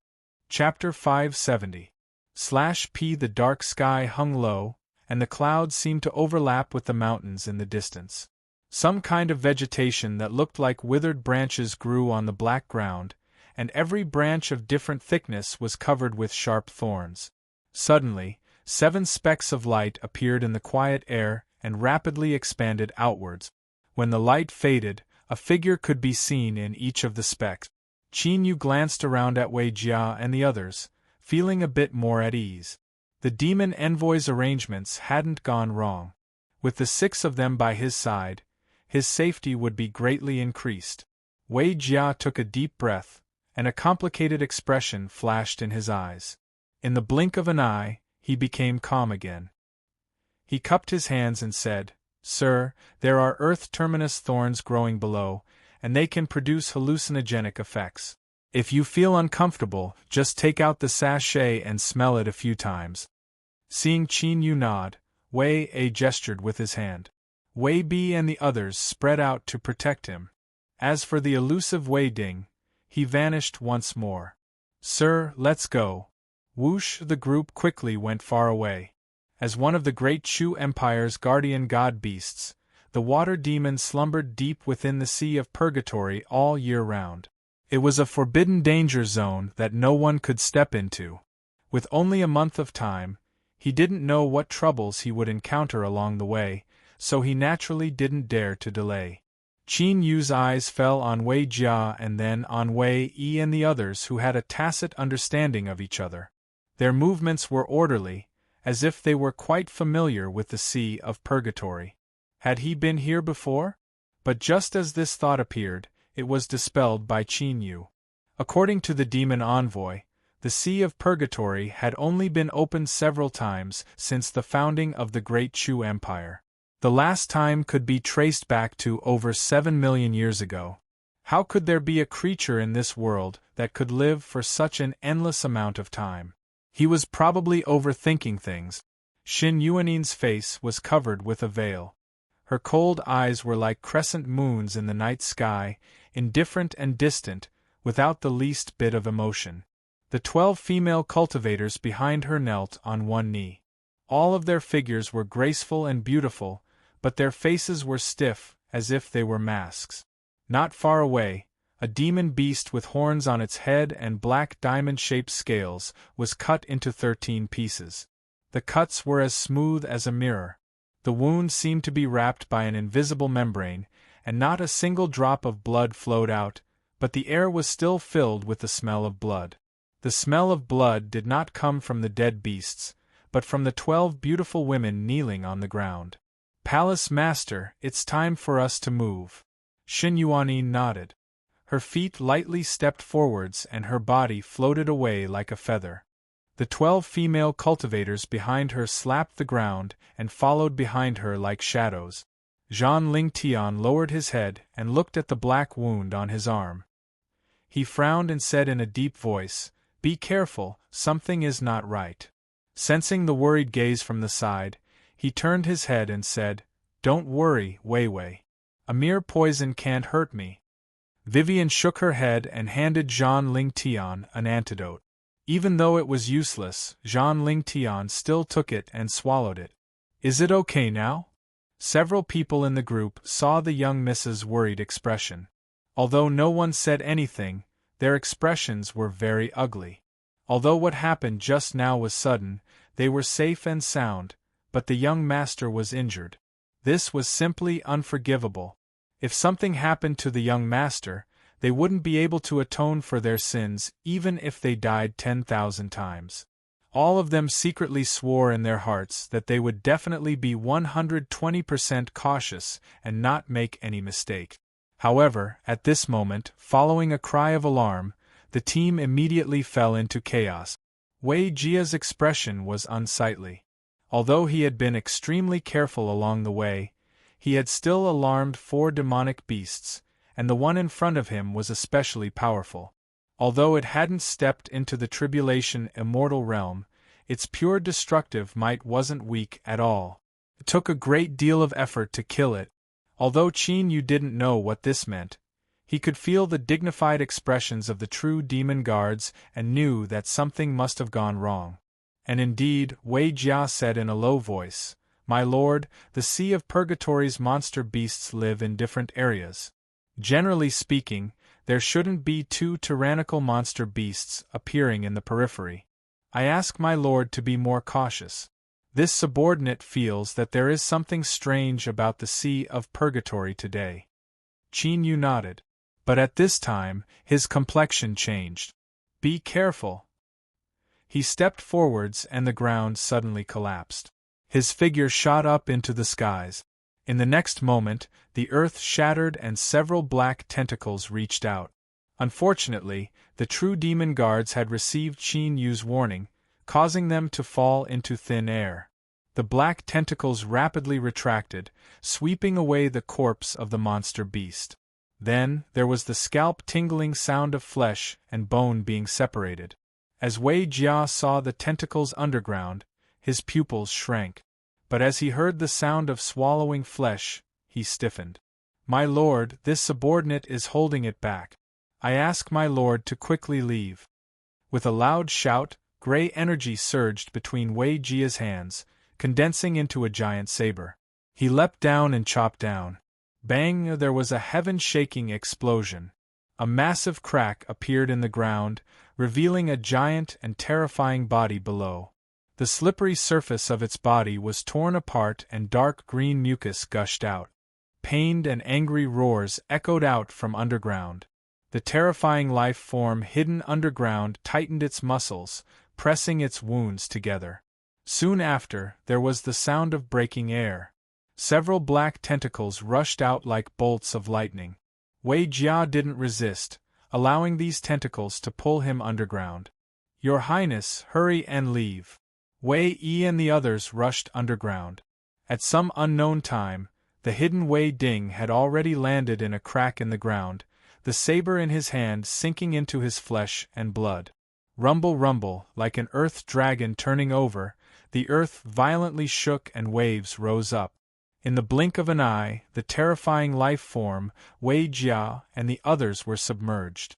But from deep underground, muffled sounds echoed out, indicating that a fierce battle was occurring. Qin Yu frowned.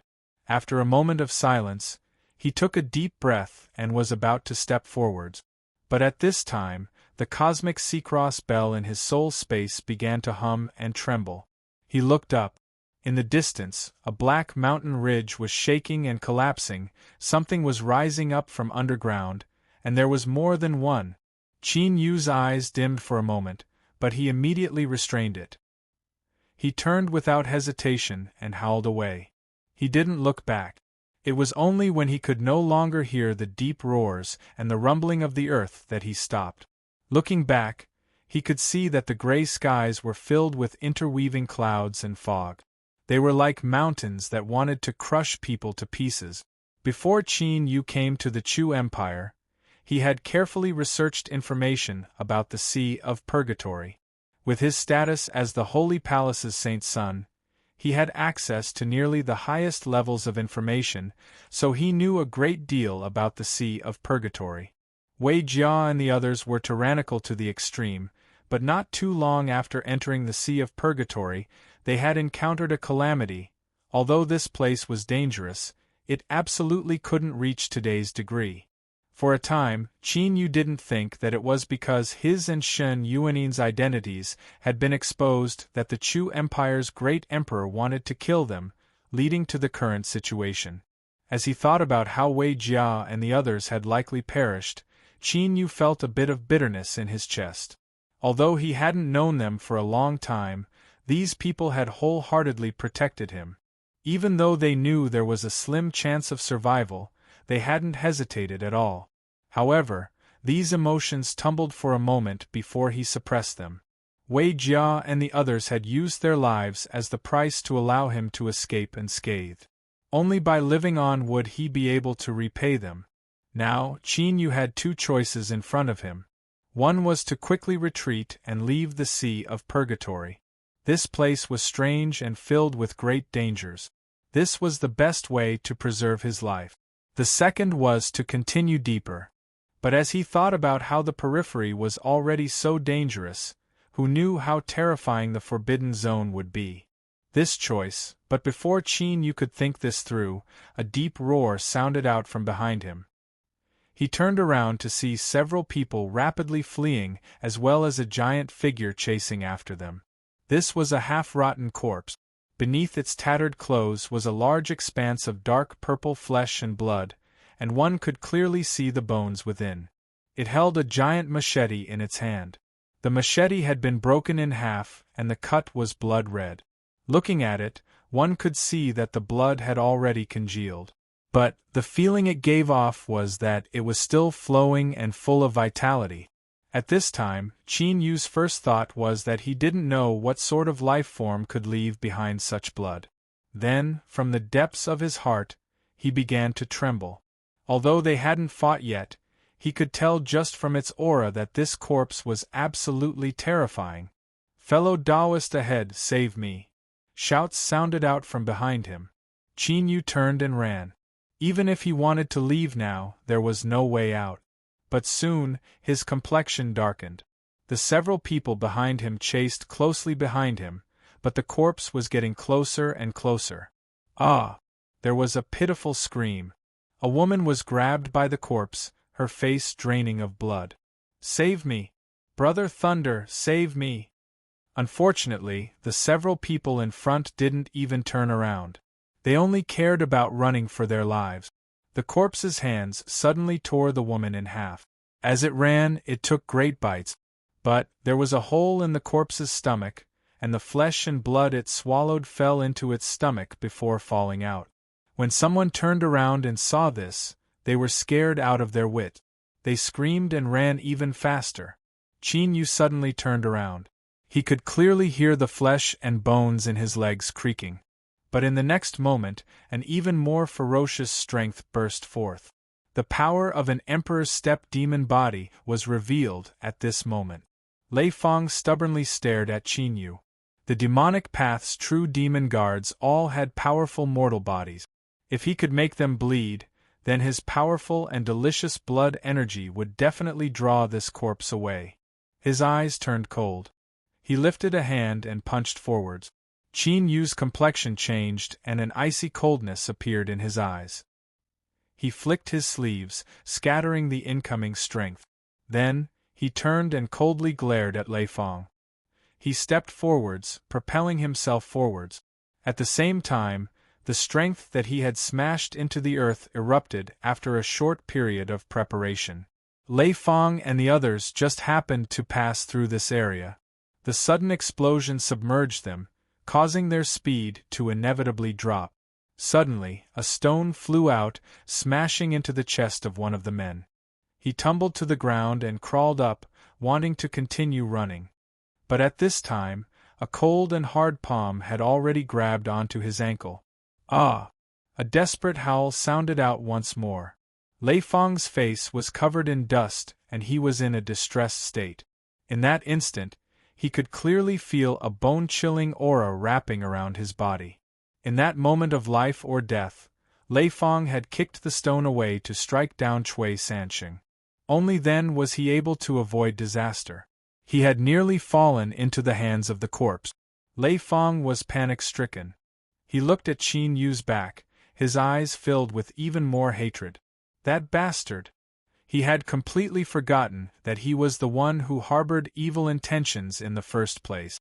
Moreover, there were several people that had been chasing after Qin Yu, trying to divert the disaster onto him. After killing 2 people, the corpse's desire to hunt seemed to be satisfied. The roars of the corpse gradually quieted down and the cold Yin aura that shrouded everyone dissipated. A moment later, Lei Feng turned his head and saw that the corpse had already disappeared.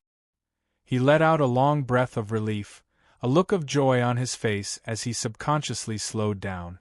Looking forwards, Qin Yu's figure had already gone far away. All that remained was a black dot that vanished from sight after several breaths of time. Chapter 571. In Capital, the residence of the 3rd Assistant Governor was grand and luxurious. In the depths of a garden, the Lord Assistant Governor sat in his study. His eyes were slightly closed, his complexion calm. After an unknown period of silence, he suddenly opened his eyes and looked out at the blooming flowers outside the window.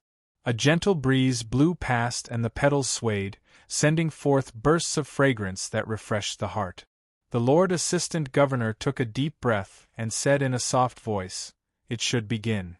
There was a faint smile on his lips, his heart incomparably relaxed. All these years of patience and caution had finally borne sweet fruit. Soon, the world would be thrown into turmoil. But the Lord Assistant Governor didn't feel any guilt, because this was the price they had to pay. Everyone in this world owes them a great debt. Sea of Purgatory. Under the dim skies, 2 men and 1 woman silently walked forwards. Their bodies were wrapped in a layer of blood-red light, dark and deep. Not too far away, on a rock, the monster beast lowered its head and tore at its flesh and blood. Looking at the clothes it wore when it was alive, as well as its scattered white limbs, it should have been a beautiful woman. But now this was only the monster beast eating flesh and blood. The sound of flesh and bone being torn apart was enough to make one's scalp tingle. But the 3 people walking forwards didn't seem to see or hear anything at all. They looked straight ahead, not retreating at all. The monster beast's ears moved. It looked up, revealing its bloody mouth. Its cruel eyes fell on the 3 people. In the next moment its body froze. With a plaintive cry, it threw away the flesh and blood in its mouth and ran away with its tail between its legs. It was as if there was something on these 3 people that terrified it. Soon, the 3 people climbed up a mountain and stopped in a hollow. The man in front held a disc in his hand, constantly pacing back and forth. After turning around several times, the man stopped. He lifted his foot and stomped down. The ground in front of him collapsed, revealing a bottomless hole. It was unknown where it led to, but faint traces of aura overflowed from within. Half of it was black and the other half was white, intertwining with each other. He handed the disc to the man behind him. Then, without hesitation, he jumped into the hole in the ground. Quietly, like a stone falling into a river, there wasn't a single wave. But he had changed something. Between the black and white there was a twisted blood-red color. The air was thick with the smell of blood. The second man did not frown.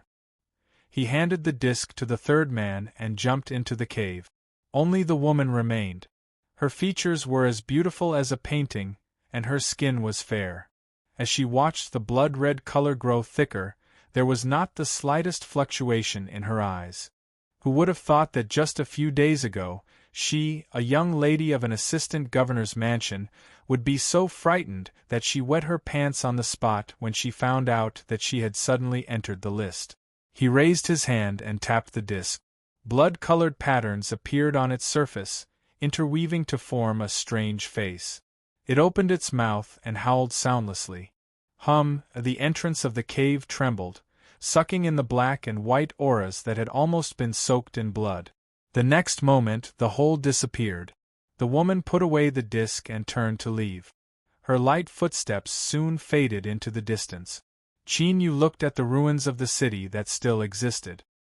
He let out a breath of relief, a relaxed expression on his face. He took several steps forwards and flew in like a shadow. As soon as he landed, he frowned and looked up. His eyes were icy cold. The pair of blood-red eyes behind the door hesitated for a moment before finally moving away. Seeing that the other party didn't bother him, Qin Yu moved. After several breaths of time, he submerged himself into the ruins. A moment later, he found an empty room. After carefully sensing that there weren't any dangers, Qin Yu carefully pushed open the rotten wooden door. Dust fluttered in the air as he stepped inside. He sat down cross-legged, took out several pills, and swallowed them. Qin Yu let out a long breath, his face paler than before. With his current cultivation, he could even fight an early calamity immortal realm cultivator. Even in the entire land of divinity and demons, he could be considered an absolute powerhouse. But today in the Sea of Purgatory, he was in an incomparably distressed state. If it weren't for the sharp senses of the cosmic Seacross Bell, he feared he wouldn't have been able to arrive here in one piece. It was impossible to verify the origins of the city ruins in the Sea of Purgatory. In the legends, it was built countless years ago, and although it was now in ruins, there was still some residual power left behind. The various monster beasts and evil beings that lived in the Sea of Purgatory wouldn't easily approach the ruins. Of course, this didn't mean that the ruins were an absolutely safe place. When he first entered the ruins, the blood-red eyes that stared at Qin Yu from behind the door were the greatest terror of the ruins. Those were dried corpses. It was rumored that they were the residents of the city that lived in ancient times. For some unknown reason, they had become like this. Within the Demonic Path's Sea of Purgatory's database, there were detailed records of the dried corpses in the ruins. These were a group of monsters that couldn't be killed. Even if they were torn to pieces, they could still be reborn. And these monsters had a perverted desire for the flesh and blood of living beings. If they encountered one, they would fight to the death. Luckily, these dried corpses were also imprisoned. Most of them could only stay in their own houses or move around in a fixed and narrow range. As long as one was careful and didn't intrude into their range of activity, there wouldn't be too much danger. But the originally dangerous Sea of Purgatory had now become a land of death. Could the relatively safe ruins of the city still be believed? Qin Yu didn't know. Thus, he decided to rest here for a while. Once his body recovered, he would immediately leave. Suppressing these thoughts, he closed his eyes and began to adjust his breathing. As Qin Yu was recovering, several more guests arrived outside the ruins of the city. Xin Yuanin's face was covered with a veil and her entire body was spotless. Her temperament became increasingly cold and indifferent. Of the 12 female cultivators that followed behind her, only 7 were left. The rest were nowhere to be seen. Their fate could be imagined. Their clothes fluttered in the wind. The group of 8 flew into the ruins. Only now did they turn around. A massive shadow stood far away from the ruins. Its 4 eyes deeply looked at them before it turned and left. Bang, bang, with each step, the earth shook. On the ruined, desolate, and deathly silent street, the doors of the houses on both sides emitted creaking sounds. Pairs of blood-red eyes appeared, staring at them through the cracks. Or, it was more accurate to say that the vast majority of eyes were focused on Xin Yuanin. Her eyes were indifferent. As she swept over these greedy and cruel eyes, they were as cold as jade, without the least bit of fluctuation. Suddenly, there was a loud roar. The heavily decayed doors instantly shattered into countless pieces, wrapped in gray gas. They tore through the air, emitting shrill screeches. A purple and red figure followed closely behind. This was a tall and withered corpse. All of its flesh and blood had withered into a thin layer that clung to the surface of its bones. Its hair was as white as withered grass, wildly ruffling in the wind. It roared, revealing withered yellow teeth. In its deeply sunken eye sockets, 2 blood-red eyes were filled with greed and bloodthirst. This was a corpse that could leave the room for a short period of time. Xin Yuanin lifted a hand and pointed at the void in front of her. There were no fluctuations of strength at all, as if she were a light breeze. It was as if firecrackers had been lit in the chest of the mummy that pounced at him, as fast as lightning. By the time it fell to the ground, it was already a pile of purple and red flesh. Its mouth bit down on the ground, slowly wriggling forward. Xin Yuanin turned and walked away. The female cultivators behind her silently followed. When they disappeared around the corner of the street, several wooden doors opened at the same time and several corpses rushed out, snatching away the pieces of flesh on the ground. The wriggling head was held in the arms of one of the corpses. The corpse returned to the room and bit down on the head, happily sucking it up. After several breaths of time, the street quieted down once more, restoring its original tranquility, and an empty room that could be temporarily set foot in appeared. On the other end of the street lay Fong Gulp. His face was a bit pale, but his eyes were turning, clearly calculating something. After several breaths of time, he turned and whispered something to the 2 people beside him. The 3 of them turned and followed. The current sea of purgatory was far too dangerous. If they could grab onto a thigh, that would naturally be for the best.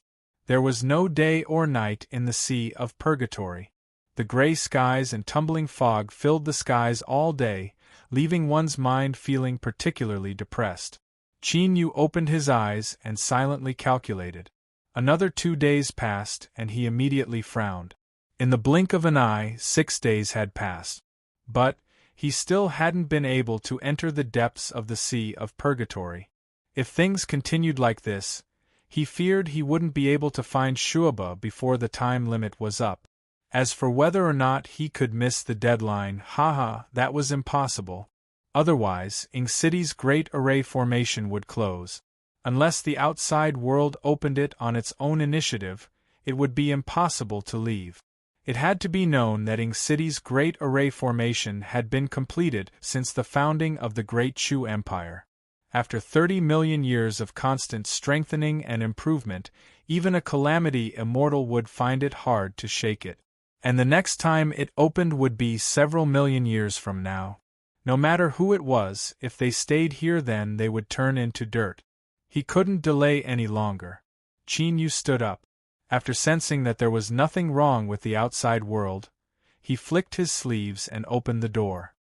His pace wasn't fast, but as he rose and fell, his figure flashed by.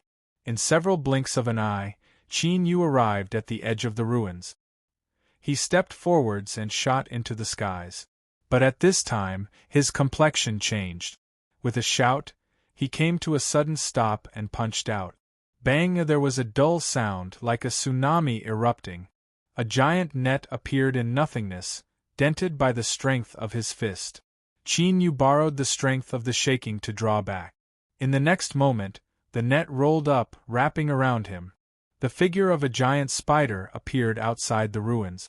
It stared at the retreating Qin Yu and screamed in anger. If it weren't for Qin Yu being a moment faster and being wrapped up in that spider web, he feared he would have become food for this spider. Qin Yu's heart chilled. He suddenly felt a bit numb in his hand and his complexion changed. He looked down to see that a layer of flesh and blood had been corroded away. This bit of poison was instantly absorbed by his index finger. The flesh and blood around the wound wriggled and soon regenerated. Roar! The giant spider outside the city suddenly roared. Its compound eyes flashed with an ominous light. It stared at Qin Yu, its eyes filled with blazing heat and greed. Its giant limbs danced about, tearing open fissures in the ground. Qin Yu's heart sank. He found the reason.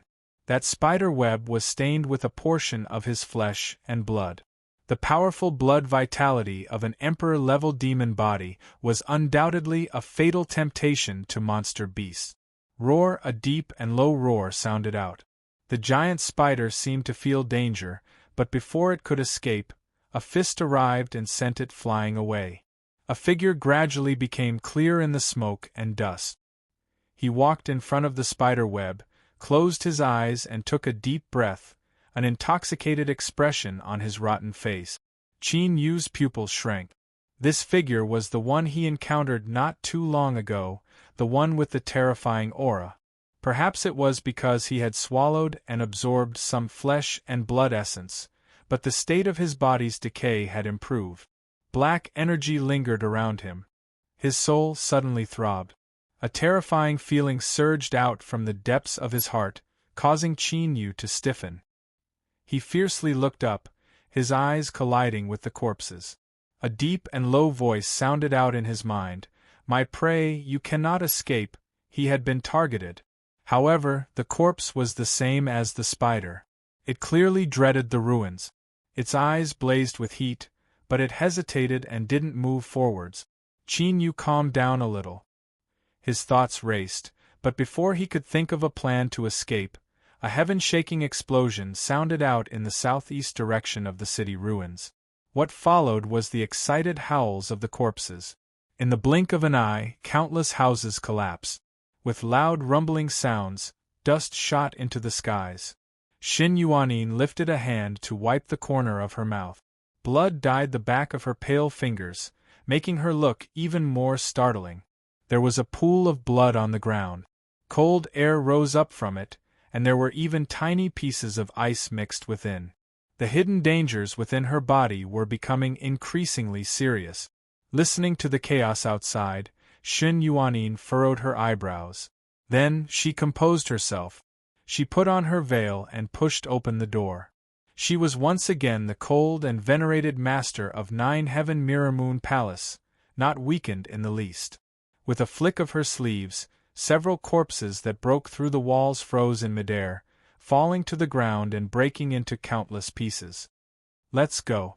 Her blood was enough to drive these corpses crazy. They couldn't stay in the ruins any longer.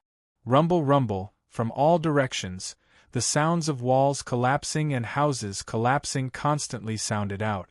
It was unknown how many corpses were crazily rushing towards them with bloodshot eyes. Lei Feng's face turned green.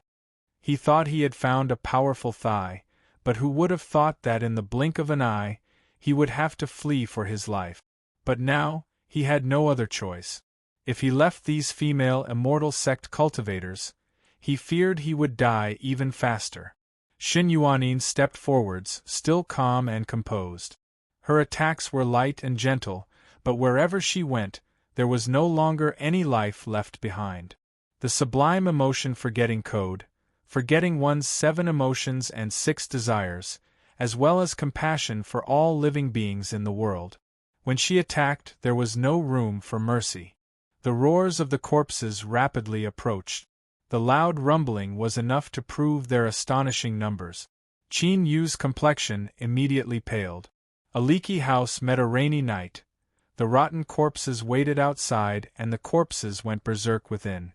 For a time, there was nowhere to go. Bang, at the end of his line of sight, several houses were smashed to pieces by the corpses. They howled in excitement as they crazily rushed inside. Qin Yu looked up. What he saw was the figure of a group of women. Unlike their delicate appearance, each one of them was swift and fierce. In particular, the veiled female cultivator seemed to have cultivated some great ice-attribute supernatural power. As soon as they approached the corpses, they were instantly turned into ice sculptures. Behind them were 3 men. They were bitterly resisting the attacks of the corpses. It's them. Qin Yu's eyes darkened. Lei Feng seemed to sense something. He turned to meet Qin Yu's eyes. After a moment of surprise, he clenched his teeth. The demonic path had always been protective of their own. Although he had a high status, he didn't want to be targeted by the demonic path. Since he had attacked that day, Lei Feng didn't plan on letting Qin Yu live any longer. It was just that the corpses had suddenly retreated, and he had let Qin Yu escape in a moment of carelessness. Originally, he had felt a bit restless about this, but since he had encountered them today, it was naturally for the best. Lei Feng's eyes brightened. He lifted his hand, took out a purple jade pendant, and crushed it to pieces. Bang! A halo of purple light erupted, wrapping around the surrounding corpses. But it didn't shrink and crush the corpses. Rather, it suppressed as many corpses as possible and moved them away. Looking at the purple halo of light howling towards him, killing intent rose in Qin Yu's eyes. He instantly understood Lei Feng's sinister intentions. To divert disaster to someone else, to kill with a borrowed knife, was this a move he had already used? The purple halo of light shattered and a rain of corpses rained down from the skies. Although they were more fascinated by Xin Yuanin's aura, the smell of the flesh and blood in front of them wasn't bad either. Seeing that they couldn't break through the layers of encirclement, after a brief moment of hesitation, the corpses roared out loud. They adjusted their positions and hurtled towards Qin Yu. Humph! With a cold snort, Qin Yu stomped his feet. The floor tiles instantly shattered into countless pieces that floated in the air. With a flick of his sleeves, each piece was endowed with a terrifying strength. They tore through the air and shot out in all directions. Bang, bang, the corpses were pierced through one after another. A formidable strength continued to act upon them, sending them flying away. In the blink of an eye, the area around Qin Yu had been cleared. Lei Feng's heart shook. On that day, Qin Yu had directly fled and hadn't revealed his true cultivation. This strike was already astonishing enough. With such a cultivation, how could he be easy to deal with in the demonic path? Now that both sides had formed a death grudge, it was impossible to resolve it. If he didn't die in the Sea of Purgatory, he feared there would be trouble in the future. Lei Feng's eyes turned. He loudly said, "Fellow fairies, that person is extremely strong. He might be able to share the pressure for us." Xin Yuanin's eyes were faint as she looked at Qin Yu. Although he wore black armor and she couldn't see his appearance, she didn't know why her heart trembled. But this trembling of his mind only lasted for a moment before it was suppressed by a powerful will. His indifferent eyes turned even colder. At this time, Xin Yuanin suddenly felt that she loathed him. The 7 female cultivators at her side saw the palace master remain silent. They turned around and flew straight towards Qin Yu. Although they seemed to be smoothly slaughtering the corpses, their losses were extremely terrifying and they couldn't maintain this state for too long. Sharing the pressure was undoubtedly the best choice. As for whether or not doing this would place Qin Yu in danger, they didn't care at all. As long as the palace master was safe and sound, let alone one person dying, even if 100 million lives were lost, so what? Qin Yu's eyes were ice-cold. He swept his eyes over these people. In his eyes, these female cultivators were the same as Lei Feng. Although he feared the corpses, Qin Yu didn't want to fall into a tide of corpses. Moreover, these people had ill intentions. Qin Yu's eyes became even colder. He took a step forwards and rushed out of the ruins of the city, speeding away in another direction. Roar! The corpses roared. The ground trembled with every step he took. Lei Feng, who was filled with excitement as he rushed towards Qin Yu, suddenly shivered. His face paled and he screamed, "Don't go over there! That corpses are too terrifying!" Xin Yuanin stopped. It wasn't because of Lei Feng's warning, but because she felt a tyrannical aura from that corpses that left her feeling dread. How terrifying! The corpses looked over and their eyes brightened. But after a moment of hesitation, they didn't stop. They continued running in the direction that Qin Yu had fled. This little girl's blood vitality was excellent, but comparatively speaking, he preferred the little fellow in front of him. That aura was really familiar, as if he had eaten it a long, long time ago. Chapter 572 /P. Its body trembled and the corpse instantly turned into black fog, vanishing where it stood. As Qin Yu ran away, his heart fiercely shrank. He stepped into the ground and forcefully came to a stop. Looking up, he could see black fog gushing out from thin air. It tumbled and collapsed inward, condensing into a figure. "Little thing, where do you think you're running to?" A deep voice sounded out in his mind.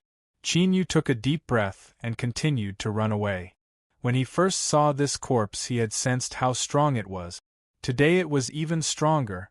He couldn't fight it head-on. But before he ran too far, the black fog appeared once more. The corpse laughed. "Don't struggle anymore. Let me eat you up. Freak. Only an idiot wouldn't run." Qin Yu turned and ran without any hesitation. "Humph!" the corpse sneered. In the next moment, a terrifying aura arrived. It was like a towering divine mountain that suppressed the world. Qin Yu roared out loud. He stepped forwards and his speed rose. In the next moment, the ground around him caved in, revealing a giant palm print. "Your reactions are quite fast, but how many times can you dodge?" A terrifying feeling appeared once more. Qin Yu dodged to the side. He could hear the creaking of his leg bones in his ears. The Emperor-level demon body was indeed formidable, but it still couldn't withstand the eruption of strength that surpassed its limits. "Undying, can you escape?" Qin Yu roared out in his heart. Undying's voice was calm. "This corpse has some supernatural ability that has locked onto your aura. Unless you block or stop this lock, no matter how far you run, you will be overtaken by it." There were some words that Undying didn't say. He could almost confirm that this corpse was a great figure when it was alive. He couldn't imagine just what it had experienced that could cause such an existence to fall to such a state. Qin Yu's heart sank. His thoughts raced and a sharp light flashed in his eyes. He had already made a decision. Divert the disaster to someone else? You aren't the only ones who know this move. Bang! The ground shook. Qin Yu drew backwards, avoiding another attack from the corpse as he raced towards the ruins of the city. Although the rampage of corpses was terrifying, he had to choose the lesser of two evils. Returning to the ruins would be extremely dangerous, but at least he had a chance to survive. The corpse clearly sensed Qin Yu's intentions. It suddenly roared, its voice like a sharp thorn that drilled into the depths of Qin Yu's mind. Qin Yu staggered and stuffily coughed. Beads of blood flowed out of his mouth and nose as he tumbled around in a distressed manner. Looking at the ground that had caved in by a hair's breadth, Qin Yu gulped. He wasn't in the mood to feel ashamed. Fortunately, he was not far from the ruins of the city. After dodging two more attacks, he could see its figure in the distance. But now, at the edge of the city ruins, there were countless dried corpses. They howled like purplish-red waves, constantly crashing against the city ruins. Even though the corpses were slaughtered in the blink of an eye, they were like moths flying into a flame, not knowing what fear was. Although he couldn't wait to see this group of people die without a grave, the current situation left him with no other choice. Bang! Exerting strength in his legs, he leaped up and landed heavily on the ground like a falling boulder. Countless pieces of mud and stones splattered everywhere, sending the surrounding dried corpses flying. He didn't care about his surroundings. He turned and looked outside the city. The giant corpse had already come to a stop and was staring right at him. It did not come over. Qin Yu's heart relaxed. He let out a long breath of relief. It was only then that he felt his legs ache and he was exhausted. Although it had only been a short moment, every breath of time just now had been spent on the edge of a blade. He had been on the edge of life and death. If he had made the slightest mistake, he would have become a piece of flesh and blood chewed up in the mouth of the corpse. The dried corpses would not give Qin Yu any time to rest. They howled and rushed up, taking the initiative to deliver the flesh and blood to their mouth. Moreover, the taste was quite good, so there was no reason for them to miss it. Qin Yu took a deep breath. With a thought, he vanished from sight. In the next moment, his figure appeared in the Nine-Realm Holy Land's Saint Sun token space. Looking up, he could clearly see what was happening outside. Although the dried corpses had retained a portion of their consciousness, they clearly didn't have the ability to sense the Saint Sun token. In addition, Shun Yuanin's aura was constantly releasing temptation. After losing their target, they only hesitated for a moment before turning and rushing back inside. Qin Yu sat down cross-legged. He took out a pill and swallowed it, revolving his cultivation to refine it. As Lei Feng saw Qin Yu return, he was stunned. Was this boy an idiot? He actually ran back to die? But in the blink of an eye, he saw the corpses guarding outside the city. His entire body froze. Bastard! These dried corpses were already terrifying enough, but they had actually brought back an even more terrifying fellow. The city ruins had a powerful imprisoning ability towards the dried corpses. They couldn't leave as they pleased, so as long as they could rush out of the ruins they could escape. It was because of this that when the group reached the edge of the ruins, they were greeted by the dried corpses, all of them desperately trying to stop them.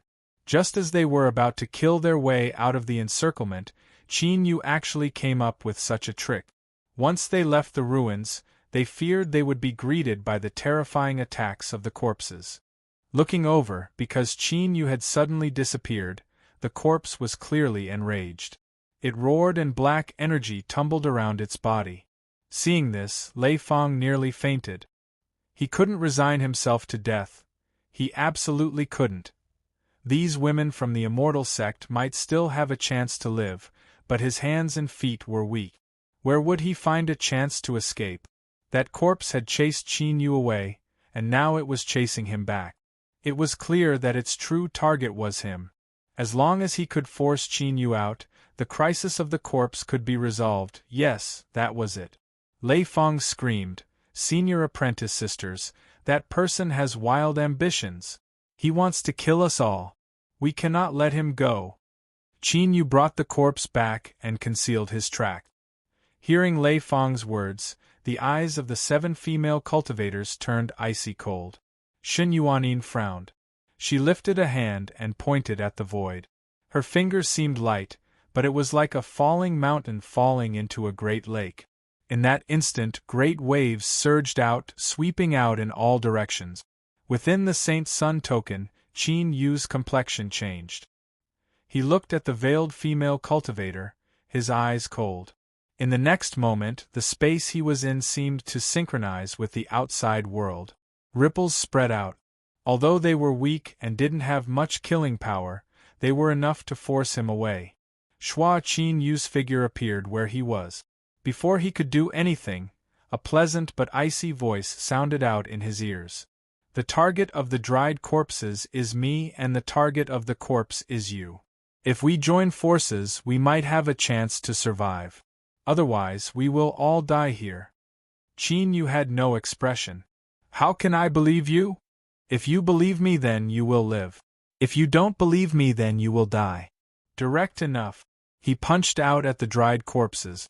As he looked at the corpses waiting outside the ruins, Qin Yu's eyes darkened. "All right, I agree. Both of them were smart people. There was no need to speak too much." After exchanging a few words, they understood what the other needed to do. Shen Yuanin lifted a hand and pointed.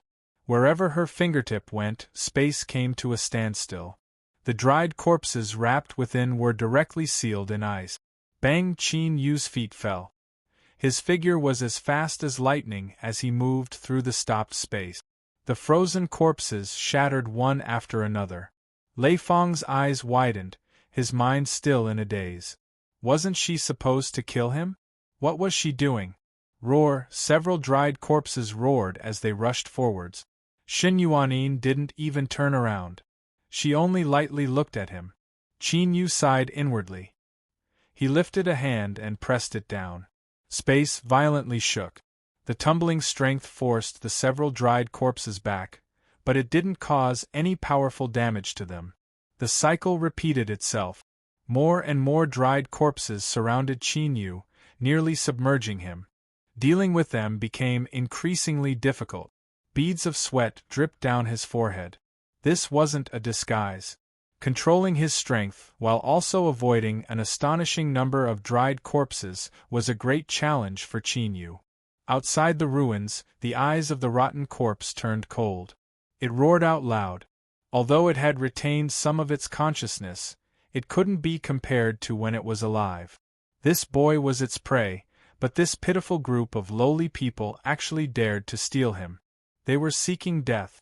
With the level of a rotten corpse, although it feared the ruins of the city, it didn't affect it too much.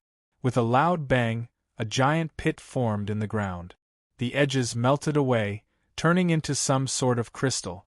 Black energy tumbled within, constantly condensing into ghost faces. Qin Yu kept an eye on the movements of the rotten corpses.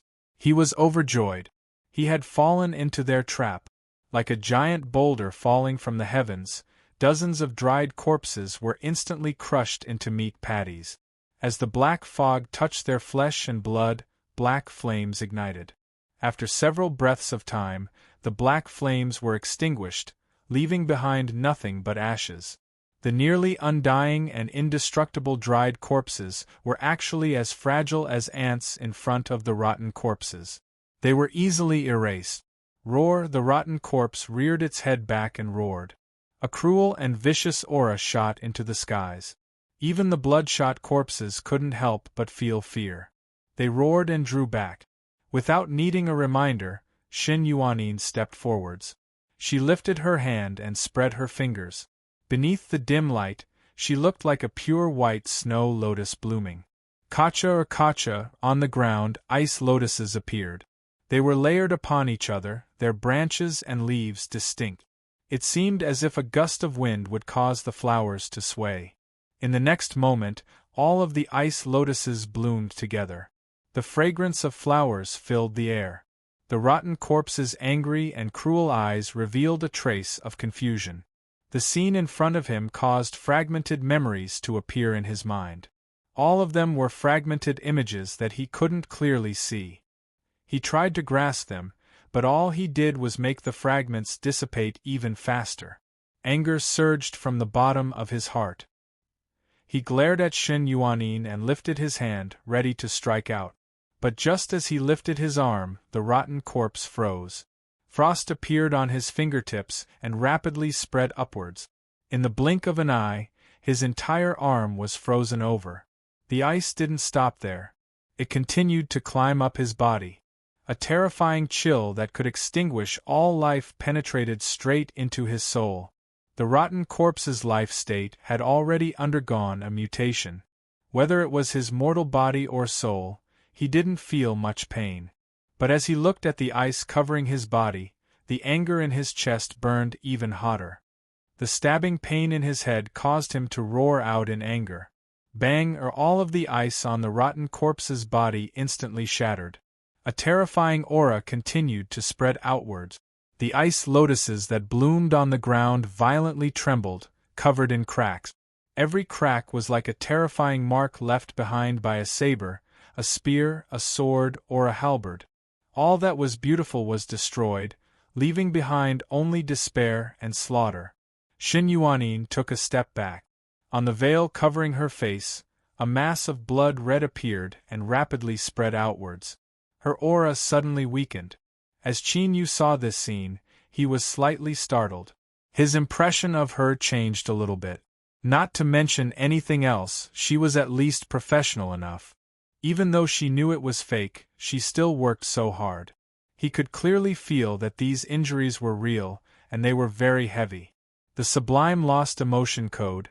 Attack with full strength, without holding anything back. Qin Yu didn't know this, so he was naturally shaken. Even he, the one who set up the trap, was startled.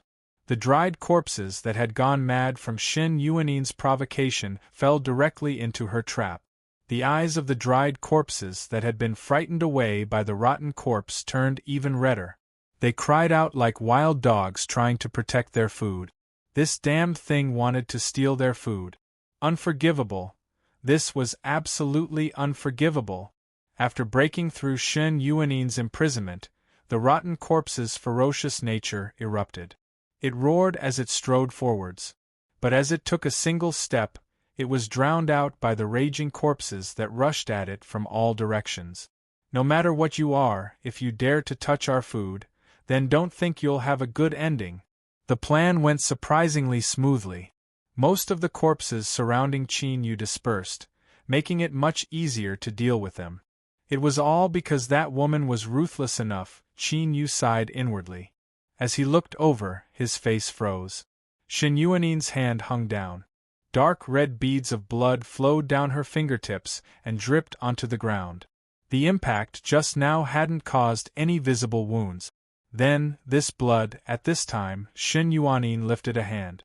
Without expression, she cut open the wound on her palm once more. Blood flowed out even more freely.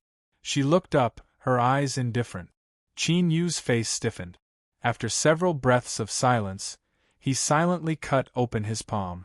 In the air, the tempting smell of blood became increasingly rich. The raging rotten corpses, stimulated by the blood, became increasingly violent. Corpses were sent flying backwards. Very few of them had intact limbs.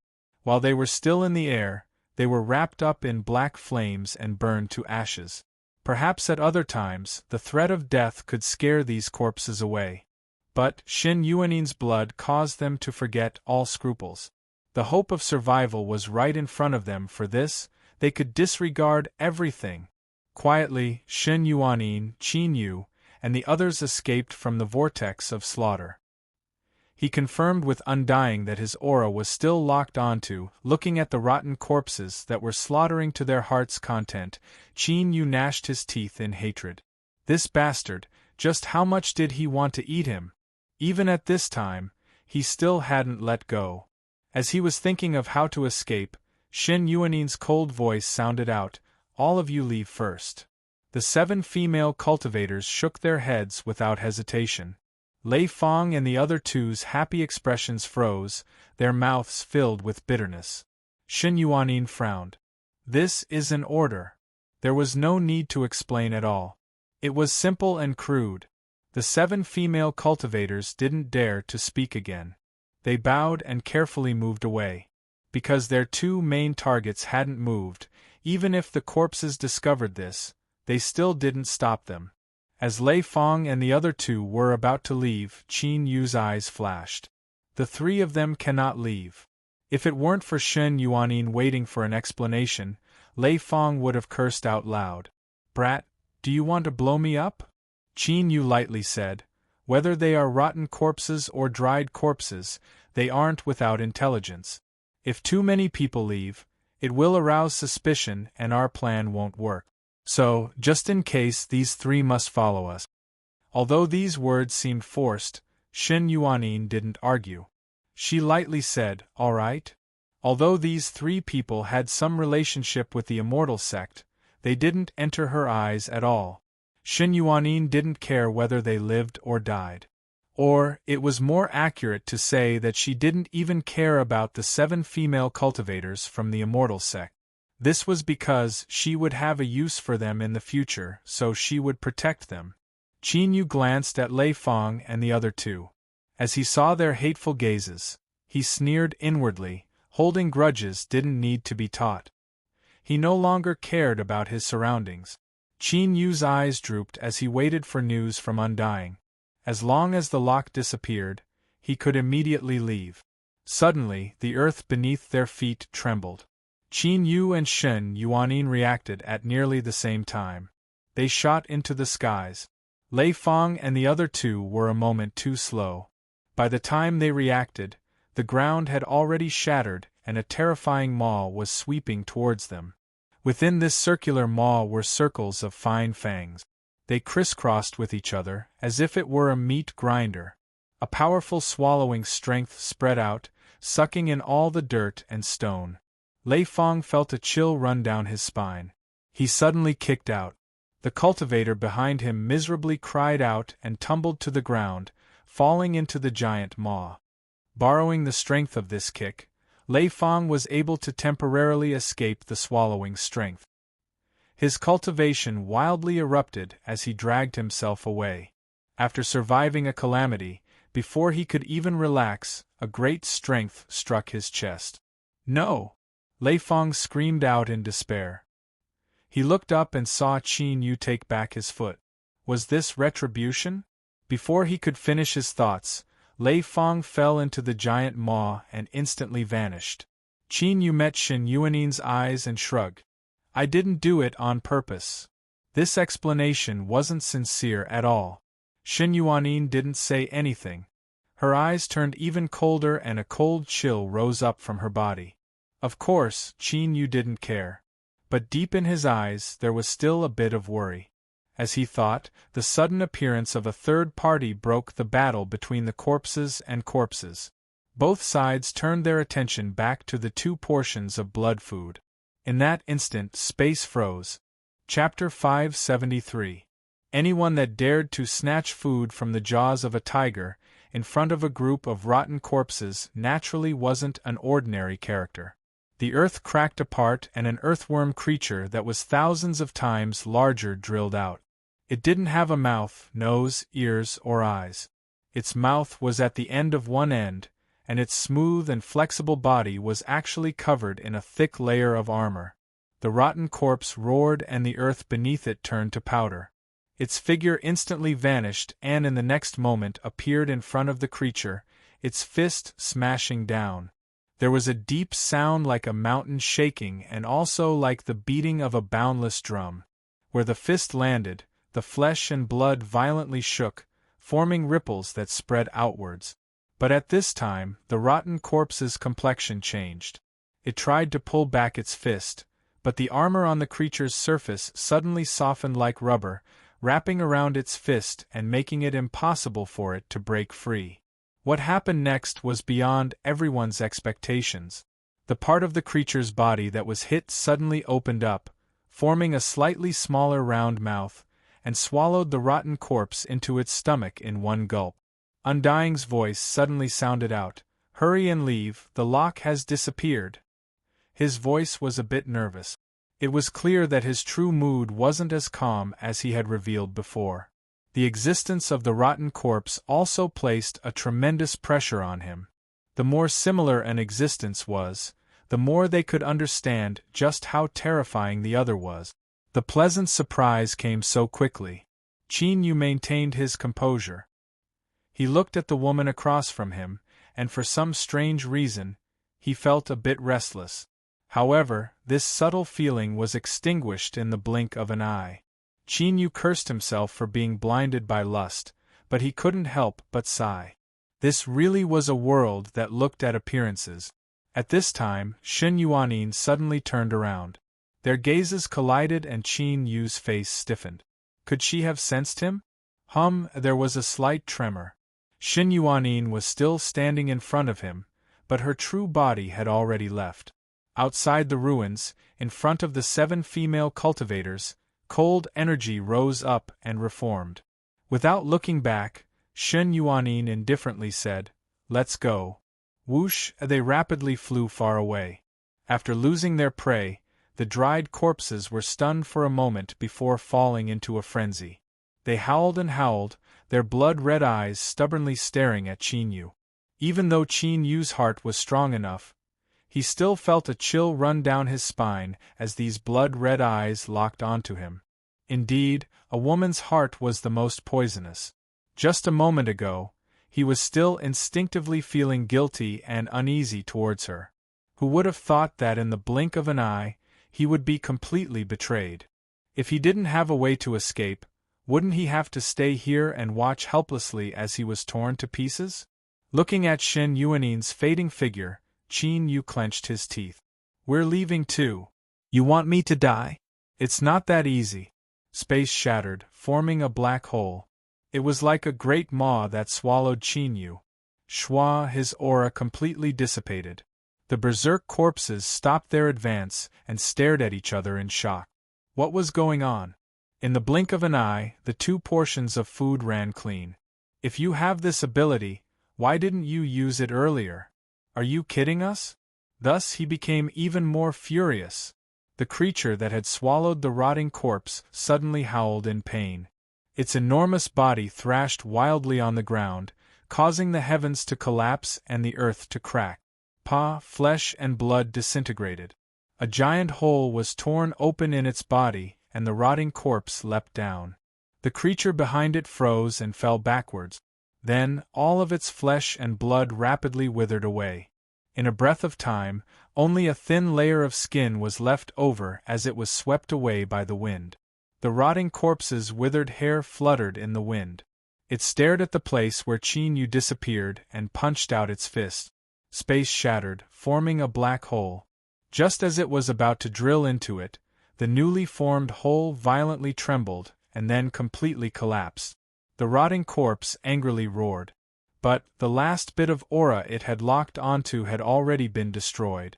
It had lost its prey. Turning around, the rotting corpse rushed towards the group of corpses. A terrifying aura erupted. Faint traces of black fog drilled out from the void, condensing in the skies above the ruins. Time slowly passed. The movements in the ruins became smaller and smaller. The panic-stricken cries of the corpses became weak and fragmented. As for the black fog in the skies above the ruins, it became more and more numerous, gradually condensing into thick clouds.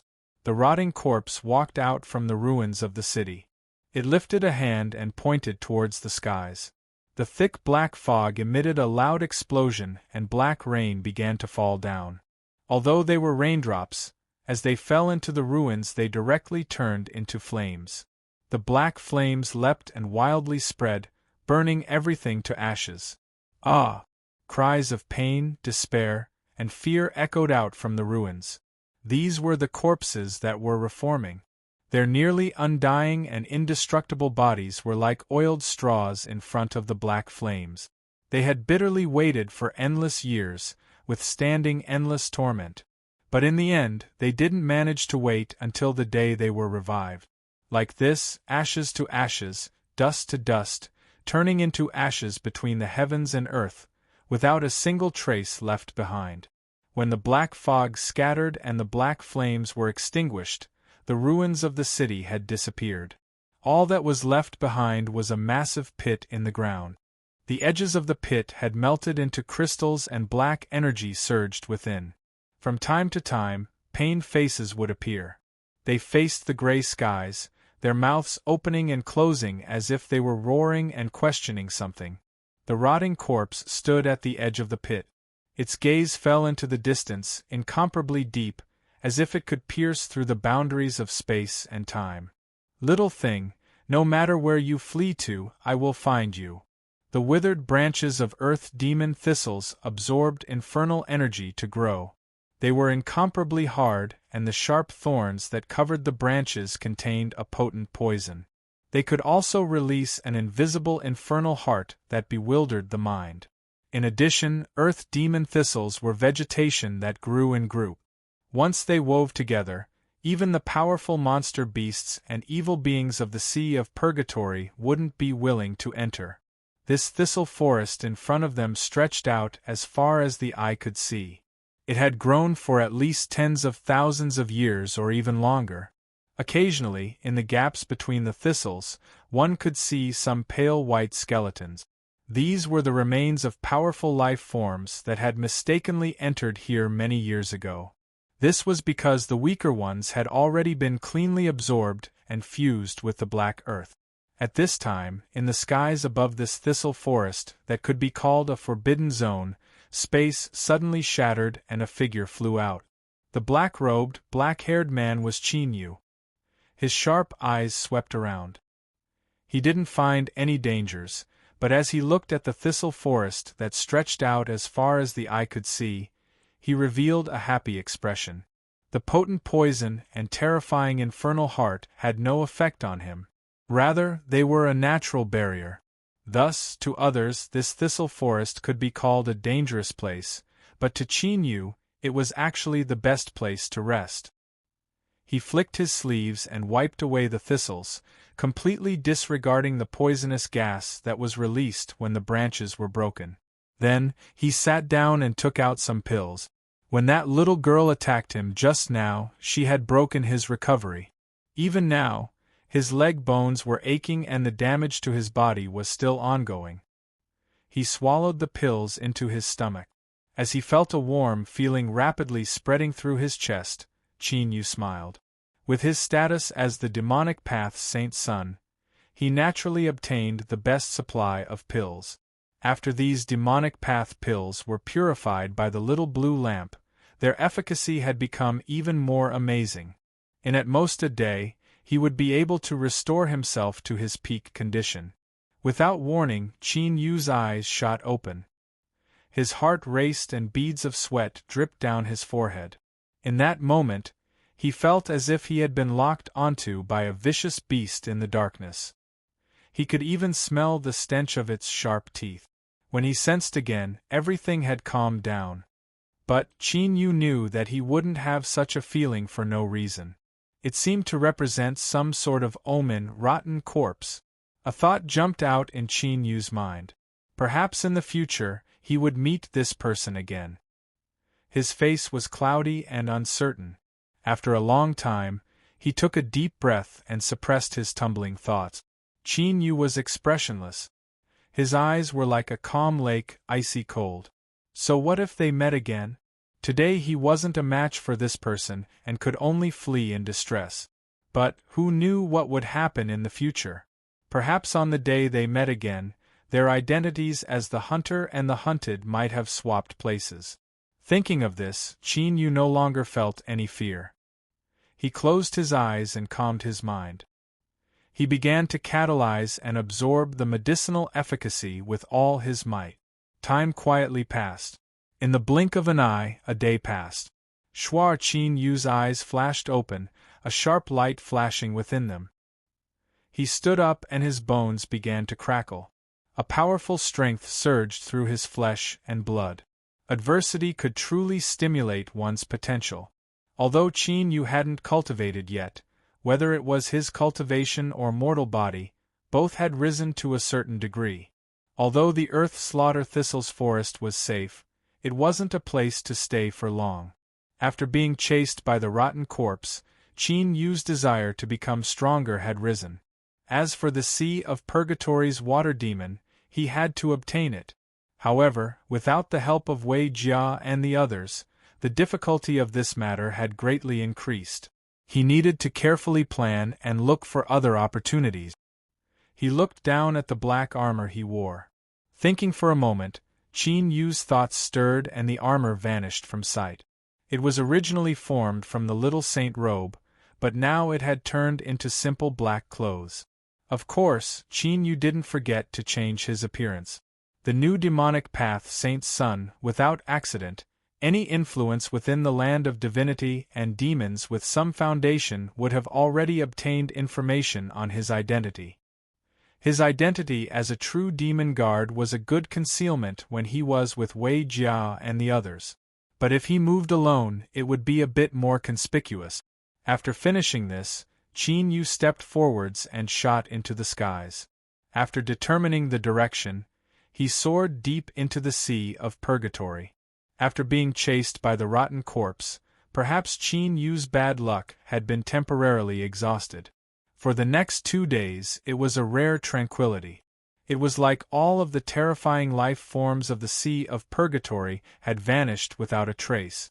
Although he didn't know the reason, Qin Yu didn't waste this chance. He didn't rest at all. For 2 days, he rushed forwards at full speed, passing through a vast region. During this time, he encountered several waves of cultivators. Luckily, because of the cosmic Seacross spell, Qin Yu discovered them early on and avoided them without revealing his track. The so-called depths of the Sea of Purgatory didn't have a clear division. Because the life forms within were terrifyingly strong, it was called a forbidden land. Qin Yu carefully looked over the map and determined that he had arrived at the edge of the forbidden land. After a moment, he would be able to enter. However, that water demon was extremely tyrannical and lived in the depths of the forbidden land. He estimated that he would need at least 2 or 3 more days to reach it. Suddenly, his entire body felt cold and gloomy, as if he had entered a world of ice and snow. Qin Yu came to a sudden stop. When he turned around, all he could see was a vast expanse of gray. He couldn't see the path he came from at all. His complexion sank, but he didn't panic. These 2 days of tranquility hadn't made him forget that he was in the extremely dangerous Sea of Purgatory. It seemed that he had used up all of his good luck. He bitterly smiled. After a moment of hesitation, Qin Yu flicked his sleeves and a half-buried stone howled out from the ground, crashing into the endless gray fog. In an instant, the stone submerged into the fog. Without any further movement, it vanished from sight. Qin Yu frowned. As he was thinking, he heard the sound of breaking air. Several cultivators were rapidly flying towards him. "Fellow Taoist, do not touch the fog," the person in the lead cried out. Qin Yu turned and looked at them. Shuar, the group of 4 landed on the ground. As they saw Qin Yu was unharmed, they all revealed relaxed expressions. The cultivator in the lead was a middle-aged man with white sideburns. He didn't approach, instead standing several steps away. "Greetings, fellow Taoists. We are the same as you, cultivators that have been trapped here." Qin Yu swept his eyes over these people, not speaking for a moment. The person smiled. "I understand. It's normal for fellow Taoists to have some scruples. Let me explain to fellow Taoist first. The fog behind you is called the Yellow Springs." "Yellow Springs." Undying's voice sounded out, his tone especially dignified. After several breaths of time, he said, "These people aren't wrong. This is indeed the Yellow Springs." In the next moment, information about this fog appeared in Qin Yu's mind. The Yellow Springs fog was also known as the fog of disorientation. Any object that touched it, whether it was a living being or not, would be instantly sucked in. As for where these objects went, no one knew. This was because up until now, no living being that was sucked into the fog had ever returned alive. It was because of this that this fog was named the Yellow Springs. Entering it was the same as stepping into the Yellow Springs. All life would be extinguished. Sensing Qin Yu's dignified expression, the middle-aged cultivator said, "It seems fellow Taoist is experienced and knowledgeable enough to know just how fierce the Yellow Springs fog is. Then, there is no need for me to explain any further." His expression was solemn. "We arrived here earlier than fellow Taoist, and have already investigated how this place was formed. I wonder if fellow Taoist would be willing to return to the camp with us, so that we can discuss how to escape." Qin Yu couldn't refuse this proposal. He nodded. "If so, then I'll have to trouble you all." The several people revealed smiles. "Fellow Taoist will soon understand. Only by joining forces will we have a chance of survival. Helping you is the same as helping ourselves, so there is no need to have scruples." As they spoke, the several people led the way. Qin Yu kept a distance behind them. The middle-aged cultivator and the others weren't dissatisfied with Qin Yu's cautiousness. If they were in his shoes, they would have done the same. The journey was silent.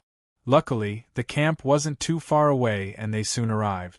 Although it was called a camp, it was actually just a series of simple stone houses. Seeing the several people return, everyone in the camp came out to welcome them. Sweeping his eyes over them, there were around a dozen people, none of them weak. Qin Yu wasn't surprised by this. Those that had the courage to smoothly arrive at the edge of the forbidden land definitely weren't ordinary people. But what he didn't expect was that the leader of this clearly hastily built group was actually a beautiful young woman. No, simply beautiful wasn't enough to describe her. It would be more accurate to say that she was elegant and graceful. Every movement she made was clear. It was clear that her status wasn't ordinary. She was the last to come out. She seemed to be handling something. Her cheeks were pale and her smile was sincere and kind. Everyone greeted her, their indifferent expressions fading a bit. It seemed that she was quite popular. "My name is Sangju. I will temporarily lead everyone to break through our current predicament. I welcome you to join us." These words revealed her identity. Beneath everyone's eyes, Qin Yu's heart stirred. Sangju's expression was friendly and her voice was calm and natural. But he couldn't help but have some other thoughts. This woman seemed to place great importance on being the leader. Why was that? People were like this. Once they had a thought, they would carefully examine it. Looking at the warm smile on Sangju's face, Qin Yu became a bit more cautious. "Fellow Taoist Sangju, how do you do? My name is Xuanfeng." It was clearly a fake name. Sangju was startled. Her eyes flashed and she smiled. Fellow Taoist Xuanfeng, how do you do? Because there are constantly fellow Taoists that accidentally stumble into this place, I specially made a jade slip with detailed explanations. If you don't understand anything, just tell me. After carefully sensing the jade slip and determining that there was nothing wrong with it, Qin Yu thanked her and probed it with his divine sense. A moment later, he opened his eyes, his complexion dignified. His luck had really run out. After conversing with Undying for several moments and determining that there wasn't any lie in the jade slip, Qin Yu took a deep breath and said, "I'll leave everything to fellow Taoist Sang Zhu." Chapter 574. The simple and crude campsite and the dusky sky were filled with a sense of desolation. Qin Yu stood in front of the house, looking at the corpse covered in white cloth as well as Sang Zhu's sorrowful expression. He couldn't help but doubt his own judgment. Was he thinking too much? Secretly shaking his head, he suppressed his tumbling emotions. Regardless of whether this woman was as he thought, he shouldn't be careless. Sang Zhu looked up, revealing her slightly red eyes. Everyone, fellow Taoist Zhang Xian's wounds are too heavy to be treated. But, he died to help everyone escape. I will bring his corpse out of the sea of purgatory and return it to his family. These are fellow Taoist Zhang's belongings. In accordance with his final wishes, I will hand them over to the person he designated. Now, please check the records. Sang Zhu swears that she will absolutely complete Zhang Xian's task. Everyone was instantly moved. After entering the sea of purgatory, no matter who it was, there was no guarantee they could escape unscathed. In other words, since everyone had come here, they were prepared to be buried here. He could not help but think, what if the person who died today was me? Will someone help me collect my corpse and return my belongings? Regardless of whether or not everyone thought that Sang Zhu's actions were to win over the hearts of the people, all of their faces were moved. All right, I'll be the witness. This is a dangerous place. Who knows what the road ahead will be like? If I am unlucky and meet with misfortune, I will leave it to you all. I hope that in the future, I will be able to personally witness Her Highness Sang Zhu delivering her belongings.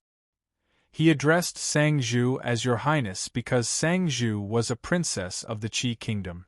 Because of this, when she spoke up in front of everyone, people would believe her. Although the princess of the Qi kingdom wasn't qualified to inherit the throne, her status was still incomparably noble. If he went back on his word, the entire Qi Empire's sovereign clan would be humiliated. Naturally, his credibility would be extremely high. Sang Zhu solemnly said, I will not disappoint you all. Her eyes swept around. I have already calculated that the strength of the array formation will weaken tomorrow. The key to life and death lies in this gamble. Everyone's eyes lit up. They were slightly uneasy, but more than that, they were yearning. No one is willing to welcome the arrival of death, but sometimes the dawn you see, can it really illuminate yourself? That might not be the case. At almost the same time, the rotten corpse that was following its instincts and walking through the sea of purgatory suddenly stopped, its eyes shining as it stared at the ground. He seemed to penetrate the barrier of the earth. His gaze fell into the depths of the earth. His breathing became rapid, and his body began to tremble. This aura, there was no mistaking it, it was it. The decayed corpse's thoughts were in chaos. He didn't know what he was thinking, but he knew that it was what he longed to obtain. In fact, the reason why he had fallen to such a state was because of it. The zombie let out a low roar, and black flames ignited around its body. It was so terrifying that it could even burn the ground. His figure sank into the ground bit by bit and disappeared in the blink of an eye. The next day in the camp, Sang Zhu explained everything in detail, including the key points of breaking the array. She asked carefully to make sure everyone understood, then said, Let's go. The Yellow Springs fog covered a large area. Perhaps it was the influence of the invisible baleful aura that caused the life inside to be extinguished. Along the way, Qin Yu didn't see any vegetation or life. There was only a deathly silence. However, the further he went, the more pressure he felt in his heart. Even the deathly stillness in the surroundings had gained some sinister aura. This feeling was like a collapsing mountain. Although it wasn't strong, it was still extremely terrifying. Qin Yu furrowed his eyebrows. He glanced at Sang Zhu, who was leading the way. His eyes flashed and he slowed down several steps, falling behind the several people in the group. A moment later, a mountain valley appeared in front of them. To their surprise, this mountain valley actually had 4 entrances, and they all looked exactly the same. Sang Zhu stopped. The restless people behind her all revealed happy expressions. There were only 4 paths. She let out a deep breath and said, "It looks like my calculations were correct. Time is pressing. Let's split up and proceed according to the plan." The group divided into 4. Qin Yu was in the 3rd position on the left. Sang Zhu swept her eyes around and then headed straight for the group. "I'll go with you." The several people beside her all revealed happy expressions. Although they had some confidence they could break through the array formation and leave the Yellow Springs fog today, no one could be sure whether or not they would succeed. But whether it would succeed or not, no one dared to be sure. Walking together with Sang Zhu, there was no doubt that it would be safer. And this point had already been confirmed during the last test. Qin Yu maintained his composure. A bit of caution rose in his heart. Even if Sang Zhu's performance was normal, he still chose to believe in his own intuition. Although the other cultivators were unwilling, they knew they couldn't force it. They all nodded and said goodbye to each other before quickly walking into the channel. Unexpectedly, this channel wasn't long. After a dozen or so steps, they arrived at the depths of the mountain valley. Unlike the deathly stillness outside, the mountain valley in front of them was actually filled with life. Green grass and flowers bloomed everywhere. Qin Yu was startled. At this time, Undying shouted out in his mind, "Wake up!" His eyes blurred. When they cleared up once more, there was no longer any life in front of him. All he could see was black gas. It tumbled about like a pure black fog, without any aura leaking out. But as Qin Yu looked at it, his pupils instinctively shrank. This feeling was as if he had encountered a natural predator. Or to be more precise, it was something extremely terrifying. He didn't know what this black gas was, but he knew that if he fell into it without any precautions, his fate would be miserable. Besides him, Sang Zhu and the others all had dazed expressions. They looked ahead in a daze as they walked forward step by step. "Hide well. Don't worry about them." Undying's voice continued to ring out. Qin Yu wasn't a good person. Since Undying reminded him, there had to be a reason. He maintained the same rhythm as everyone else. Because he was at the back, he could see everyone's movements. They approached the black fog. As Sang Zhu stood at the front, she was about to step into the black fog, but there still wasn't any abnormality. After several steps, Sang Zhu was the first to enter the black fog, followed by several others. As Qin Yu hesitated, Undying continued to say, "Master, there is no need to worry. Just follow." Although Undying could be trusted, when Qin Yu stepped into the black fog, he still felt a chill crawl up his back. But something terrifying didn't happen. An invisible strength separated him from the black fog outside. Qin Yu's eyebrows shot up, surprise on his face. This was because this strength was the power of an array formation. Since when did Undying possess such a high-level ability to form an array formation from the void? Or had he been hiding it all this time? As if guessing Qin Yu's confusion, Undying said, "This is not my strength, but the strength of the Endless Sea's great array formation spirit." Qin Yu's eyes widened. He immediately thought back to when he rushed into the road of sea burial and the terrifying ambush he encountered at the end. Wasn't it said that the Endless Sea's array formation spirit had been destroyed?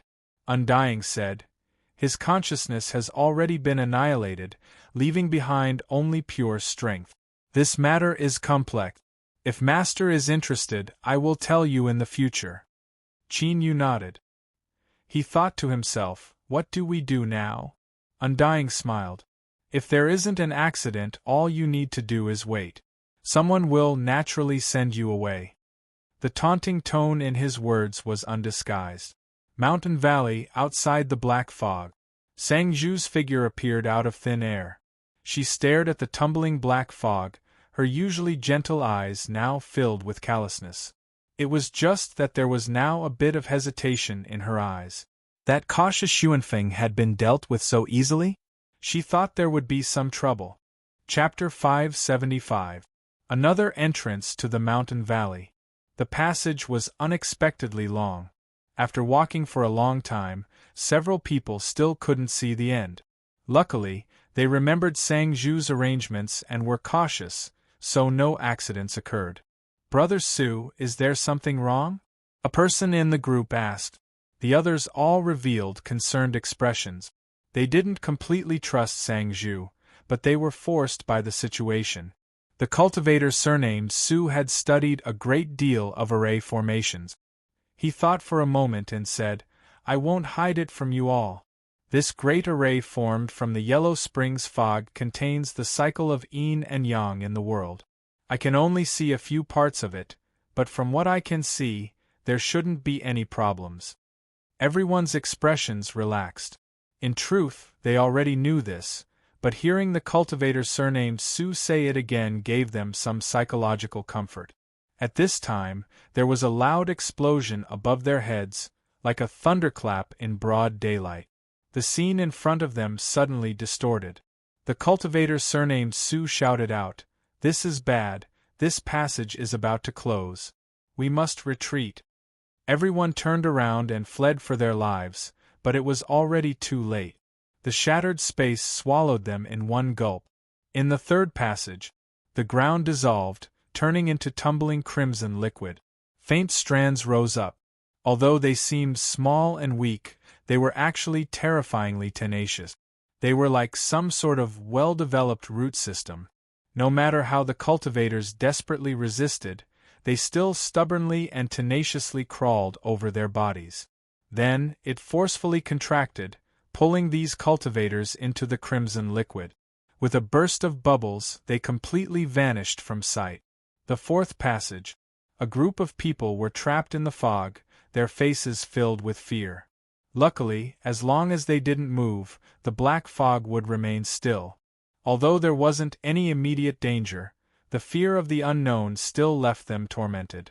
Not too far away from them, Sang Zhu's face appeared in the black fog.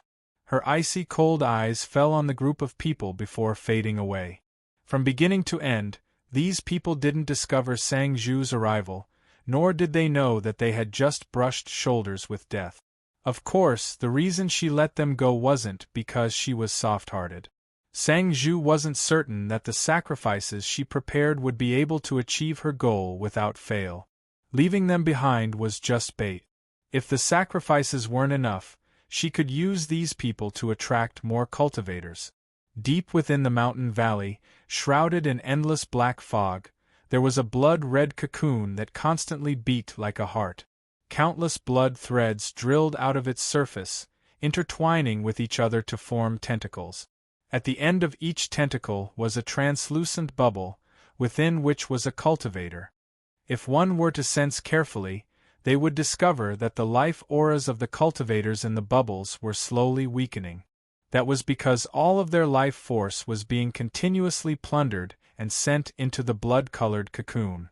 Suddenly, the black fog roiled and Sang Zhu stepped out.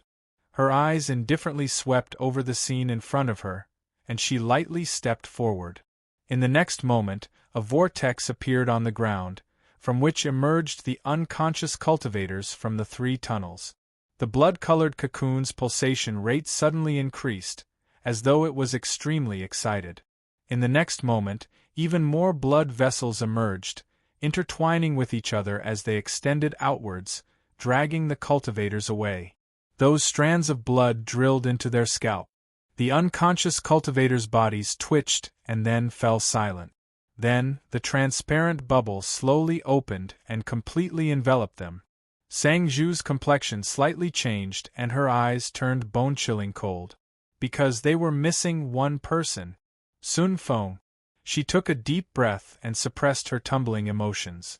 She closed her eyes, and the quiet black fog around her suddenly began to tumble. Rumble. The momentum was vast and mighty, like a roaring sea. Unfortunately, all of this was in vain. Within the tumbling black fog that resembled boiling water, Qin Yu was like a shadow, completely unaffected.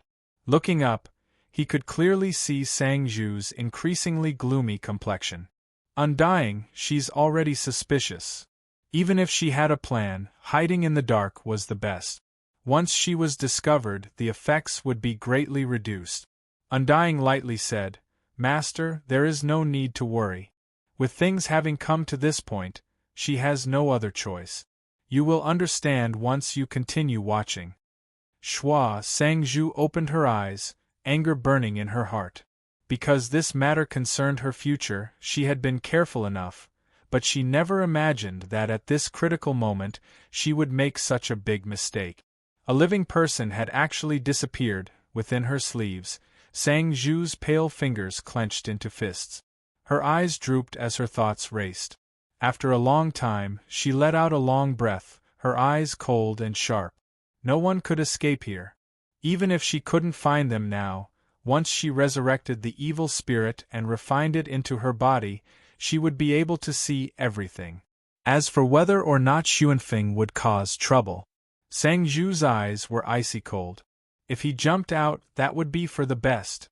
Since she had decided to do such a dangerous thing, she had made full preparations.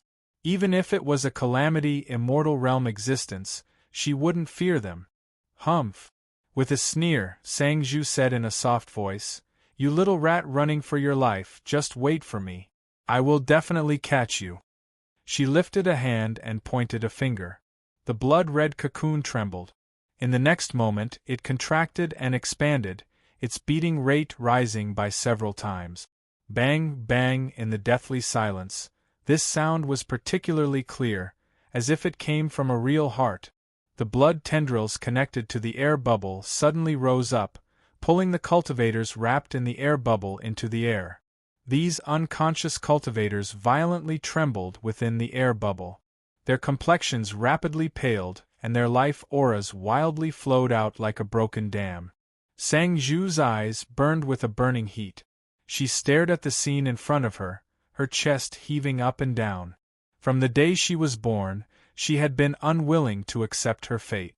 Why couldn't she inherit the throne even though they both had the imperial bloodline? Was it because she was a woman? How unfair was this? She wanted to resist. Ever since she was a child, she wanted to be strong and do her best in everything she did. But no one cared about her. Even if they praised her, it was just a light and fleeting word that was quickly forgotten. Sang Zhu was angry, she resented, she struggled, but she didn't have the qualifications to resist. She could only gradually sink into depression. But just as she was about to accept her fate, the heavens had given her an unexpected chance. As long as she could accomplish this, she would truly have the strength to cause the entire imperial bloodline to turn their heads. This was Sang Zhu's final chance.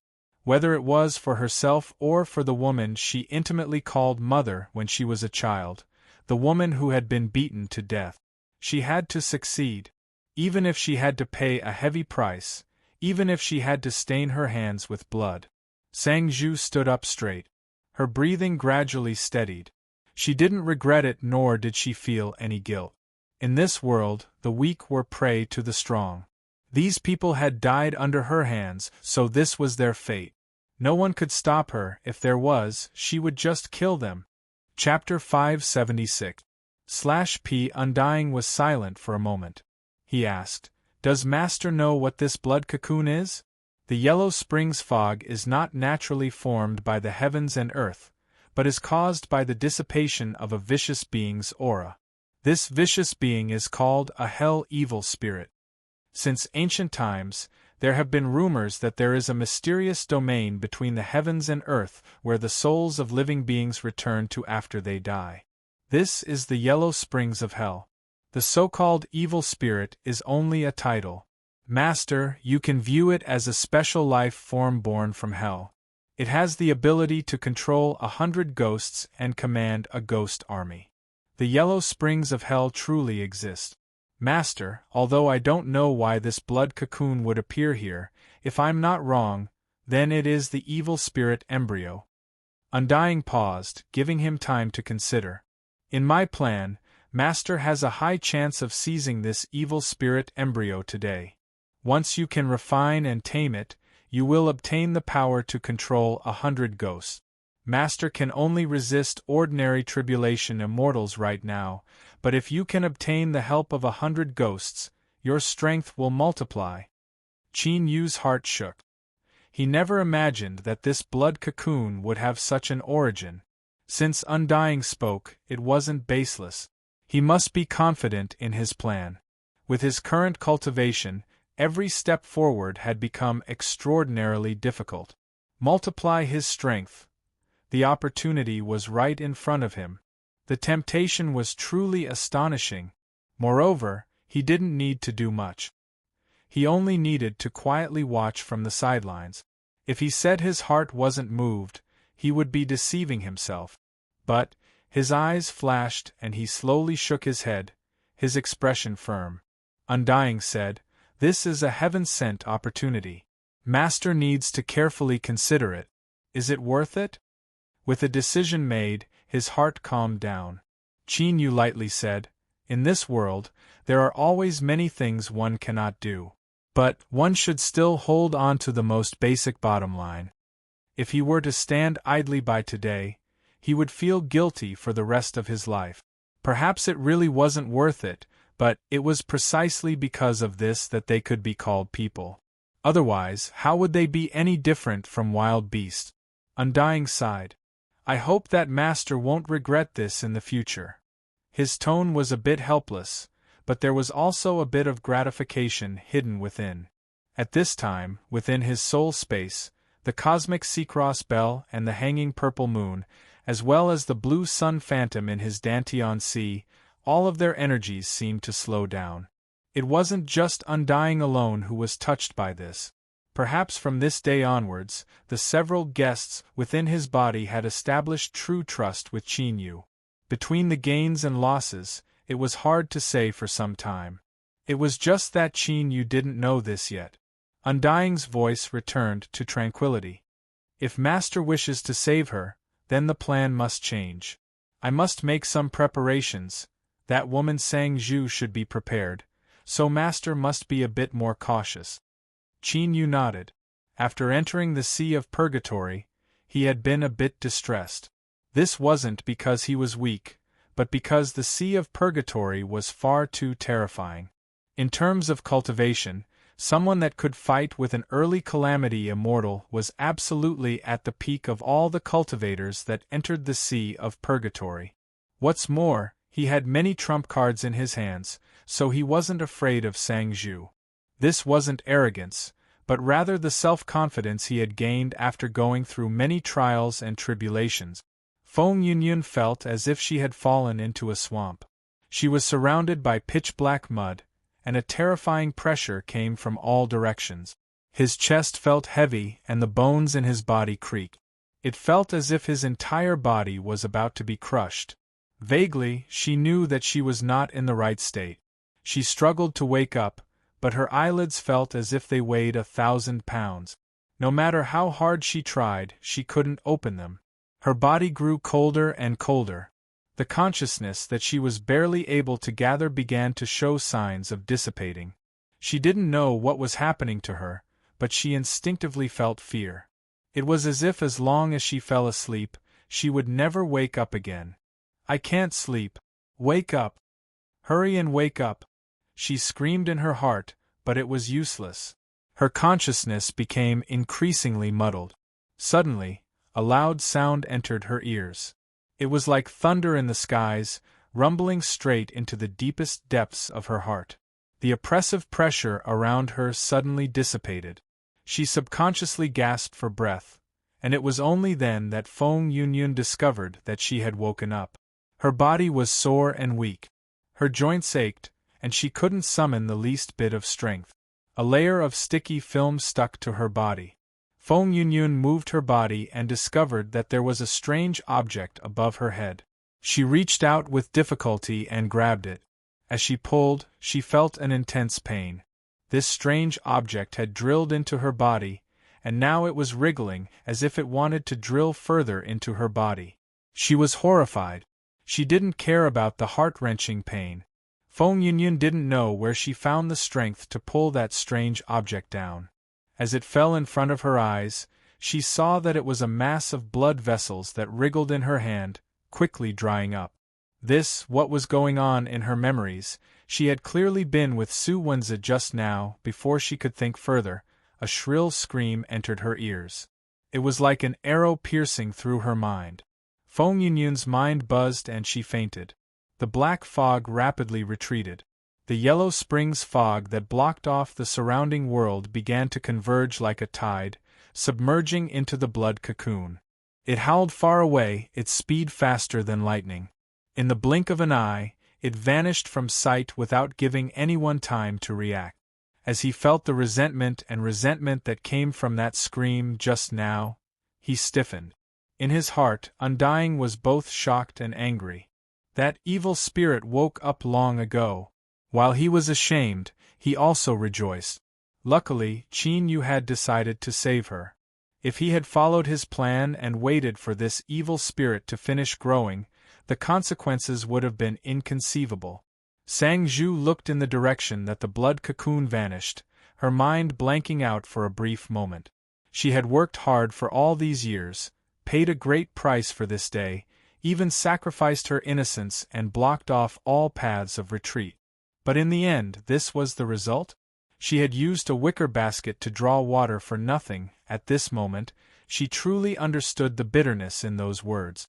Then, from the depths of her heart, all of the anger, resentment, and despair that surged out turned icy cold. Sang Zhu looked up. She stubbornly stared at Qin Yu, who appeared after the black fog dissipated. Her voice seemed to come from the 9 nether realms. I will draw out your soul and refine it.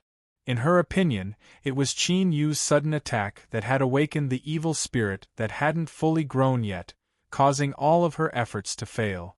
She lifted a hand. A bell appeared in Sang Zhu's hand. It was the color of black jade, and its surface was slightly translucent. With a shake of her wrist, the bell rang out. The rapid syllables stirred up some kind of aura between the heavens and earth. Black arrows condensed in the air. Their number was like a torrential rain that flooded every inch of space. Whoosh, whoosh, as the arrows fell, they whistled through the air. Qin Yu lifted a hand and thrust forward. Layers of deep blue water light erupted, forming a vast and mighty momentum that turned into the phantom of a vast sea. Countless black arrows shot into the water light. Then, like frost beneath the blazing sun, they melted away. Although there were countless arrows and they caused violent vibrations in the sea phantom, they weren't able to break through it. Qin Yu held a hand in front of him, blocking the arrows that filled the skies. At this moment, the formidable power of the Path of Water was fully revealed. Although it hadn't reached large success, in terms of defensive power, it wasn't any weaker than that of an ordinary calamity immortal. Sang Zhu clenched her teeth, her eyes becoming increasingly cold. No wonder he had dared to ruin her plans. He really did have some methods. At this time, she couldn't help but feel regret. She had already realized that Xuanfeng wasn't someone easy to deal with. If she had been more cautious, she might have been able to avoid today's outcome. But the more she regretted, the angrier she became. Sang Zhu opened her mouth and spat out a bead. This bead was pitch black, and as soon as it appeared, the surrounding temperature began to rapidly fall. There was naturally a reason why she knew about the evil spirit. Her innate Yin body was the greatest reason she had the confidence to refine the evil spirit. Now that the evil spirit had fled, all of her preparations had failed. The only thing she wanted to do now was to kill the Qin Yu who ruined her plans. She didn't hesitate to pay any price. This bead seemed ordinary and only possessed the ice attribute. but Sang Zhu had spent a great deal of time and effort to condense it from the cold, energy of the world. Hesitation flashed in her eyes before turning into determination. Sang Zhu lifted a hand and the bead loudly shattered. A black light shot out.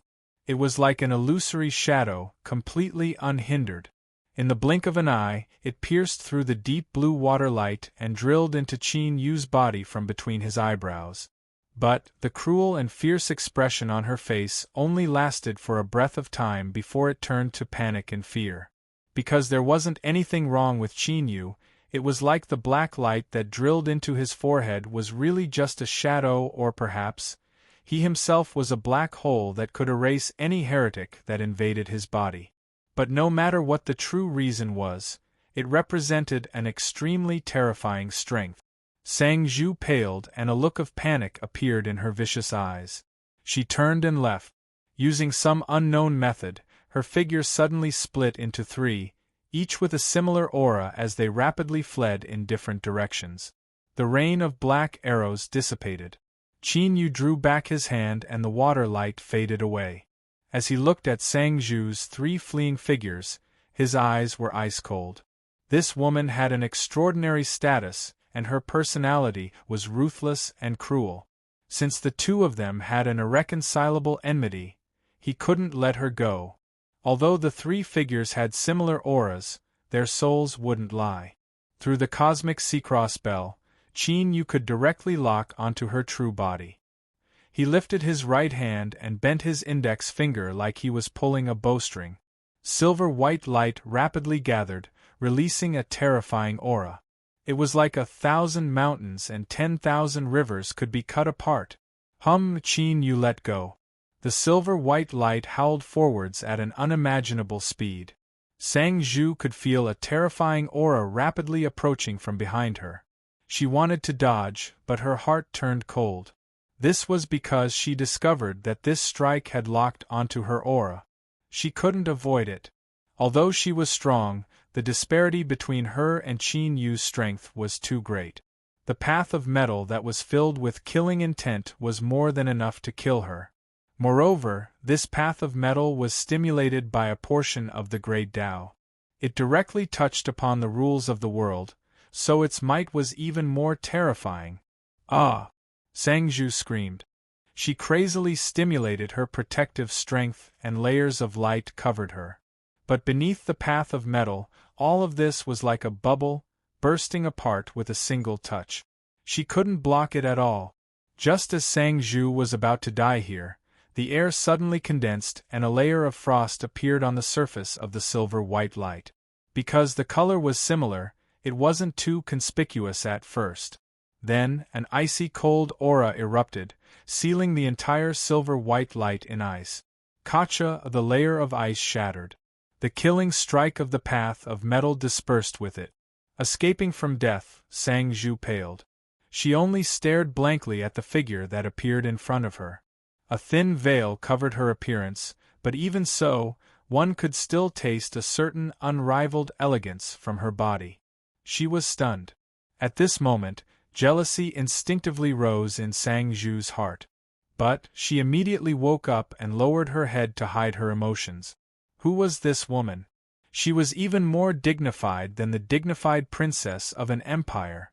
Qin Yu had already recognized that the one who had intervened was the veiled female cultivator he had worked with in the city ruins.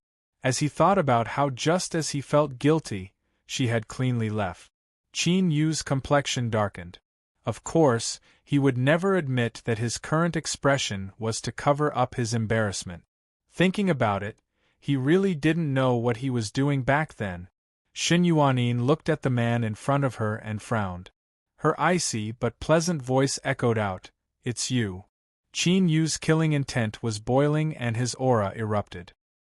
He naturally couldn't hide it any longer. "We meet again." Looking around from the corner of his eyes, he could see that the female cultivators that followed behind her had all disappeared. It seemed that this woman had encountered some trouble these past days. He carefully sensed her. Although it was blurry, beneath her strong appearance, there seemed to be a bit of weakness hidden within. Hearing Qin Yu's calm voice, Xin Yuanin's calm heart began to ripple. She quietly revolved her cultivation method, loathing rising in her heart. I must protect this woman. Her voice became even colder, as if a single disagreement would erupt. Qin Yu frowned. Do you know what she did? Xin Yuanin coldly said, I don't know and I don't want to know. The sublime lost emotion code left behind awe towards death. The only emotion that could be called recognition of the immortal sect. As the master of Nine Heaven Mirror Moon Palace, she couldn't allow a direct disciple of the immortal sect to die in front of her. When Sang Zhu was on the verge of death, she had hastily activated her defenses. One of them was the power of the immortal token. Otherwise, with Xin Yuanin's current condition, why would she save her? As Qin Yu heard this, his intentions of explaining disappeared. He looked deeply at her and said, As you wish. He turned and left. He wasn't blinded by lust, but this veiled female cultivator was unfathomably deep in his eyes. Her strength was tyrannical. If he insisted on killing Sang Zhu and came into conflict with her, he feared both sides would be wounded. Carrying the unconscious Feng Yunyun, Qin Yu shot into the skies and soon vanished from sight. Looking at the two people leave, ripples appeared in Xin Yuanin's heart once more. Why was this person always able to disturb her mind? Just as these questions rose in her mind, they were immediately suppressed. Sublime lost emotion code. She didn't want to waste time on trivial matters. That's right, in Xin Yuanin's eyes, the current Qin Yu was someone she could ignore. She turned and coldly said, Who are you? Why do you have an immortal token? Sang Zhu had already regained her composure. She respectfully bowed and said, Reporting to Fairy Maiden, I am a princess of the Qi Empire's imperial family. Although I haven't truly entered the immortal sect, I have been sheltered by the immortal sect since I was a child. When I was a year old, I was bestowed with an immortal token. As she spoke, she presented the token with both hands. Xin Yuanin swept her eyes over it. It was indeed an immortal sect immortal token. She nodded and said, The Sea of Purgatory is a dangerous place. You should immediately withdraw lest you die here. She turned to leave. Fairy Maiden, please wait a moment. Sang Zhu hurriedly said. Xin Yuanin stopped, her eyes cold and indifferent. As Sang Zhu saw that she wasn't easily moved, she quickly changed tactic. She no longer dared to use weakness to gain sympathy. She respectfully said, Fairy Maiden's great graciousness in saving my life is something that Sang Zhu will never forget. I wonder if there is anything I can do for Fairy Maiden? She glanced around and was overjoyed to see that Xin Yuanin didn't refuse. The Qi Empire's imperial family has always respected the immortal sect. If Emperor Father and the elders of the family were to learn that Sang Zhu has received Fairy Maiden's kindness without repaying it, they would surely punish me. I ask Fairy Maiden to give me a chance to repay this debt. As she spoke, she respectfully knelt down. Xin Yuanin said, If you are willing, then follow me for the time being and protect me while I cultivate. Qin Yu's senses weren't wrong, she had indeed been injured. But the most important reason was the backlash of her cultivation method. Xin Yuanin shouldn't have activated the sublime lost emotion code in the near future in order to avoid triggering hidden dangers. It could be seen that Qin Yu's heart lake had fluctuated twice, and he had no choice but to suppress it with his cultivation method. Thinking about it carefully, Qin Yu had to bear a considerable part of the responsibility for her current condition. Sang Zhu was overjoyed. I will follow Fairy Maiden's instructions. She bowed and lowered her head, her voice respectful.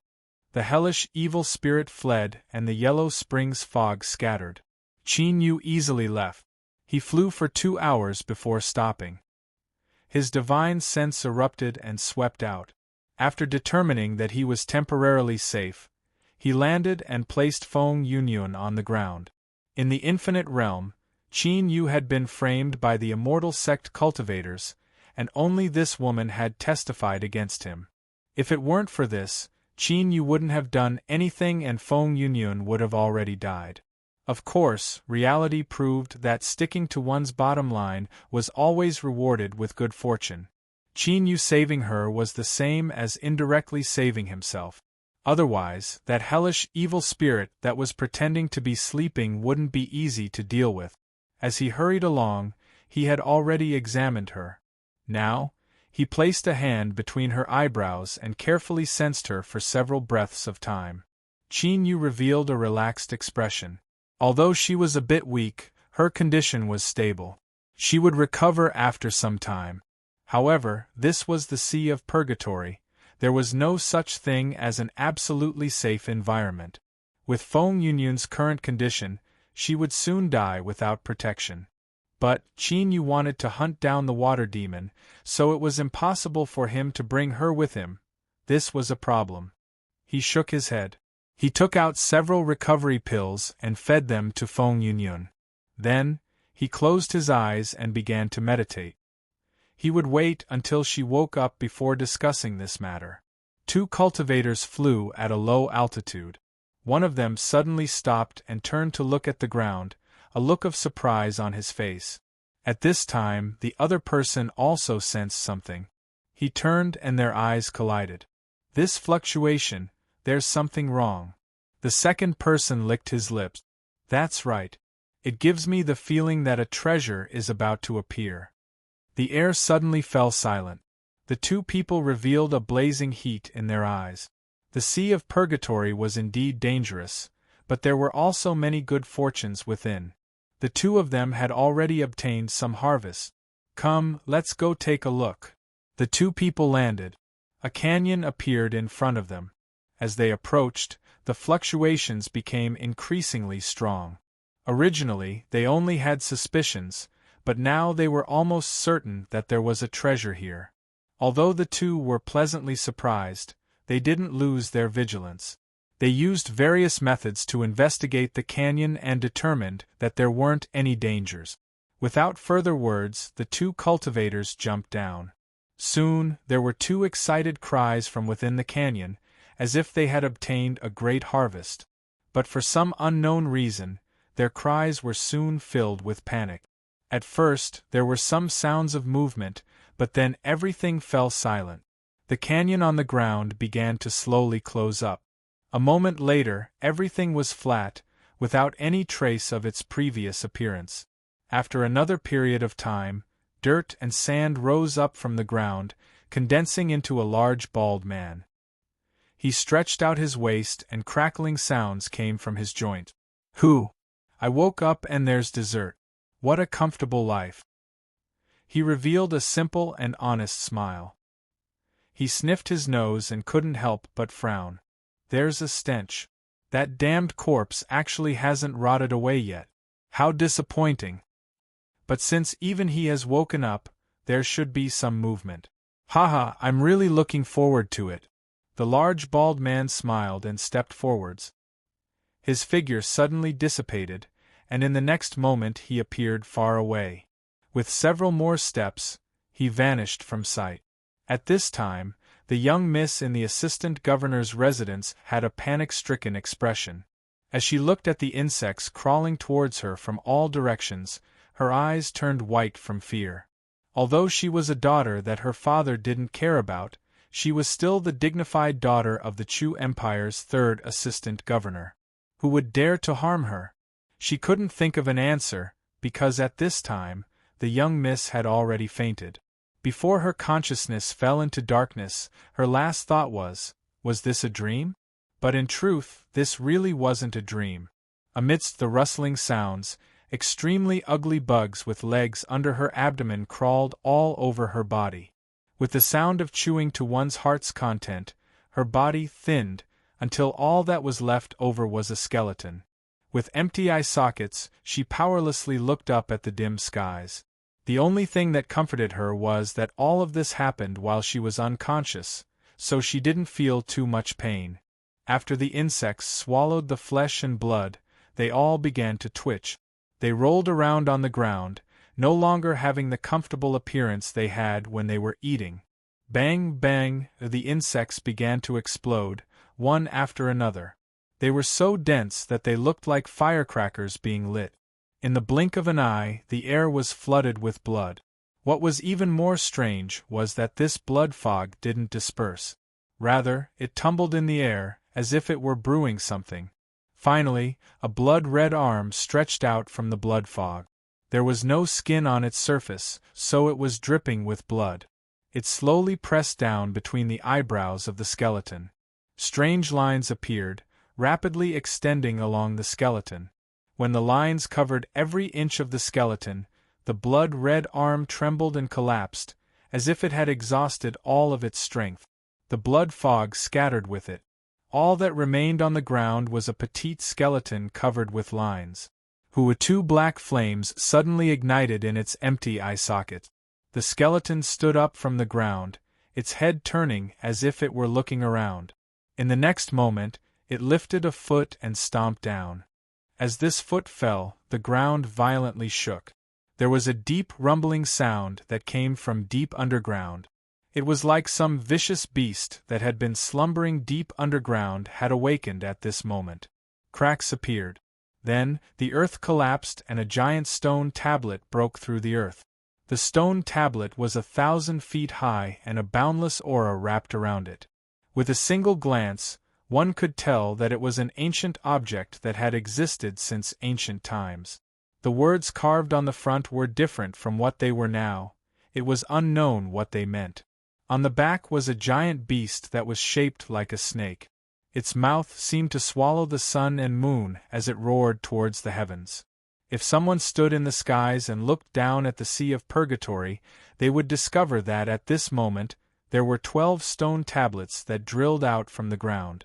The words were the same, but the back of each stone tablet was carved with a different giant beast.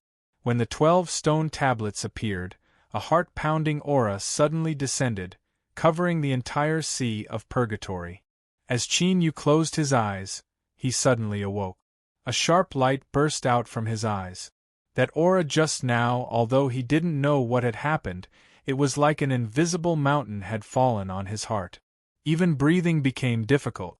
At the peak of the snake-like stone tablet, the skeleton held its hands behind its back. Black flames surged in its eye sockets, as if it were waiting for something. But in the end, what it expected didn't happen. The skeleton was silent for a long time. Then, it opened its mouth and laughed.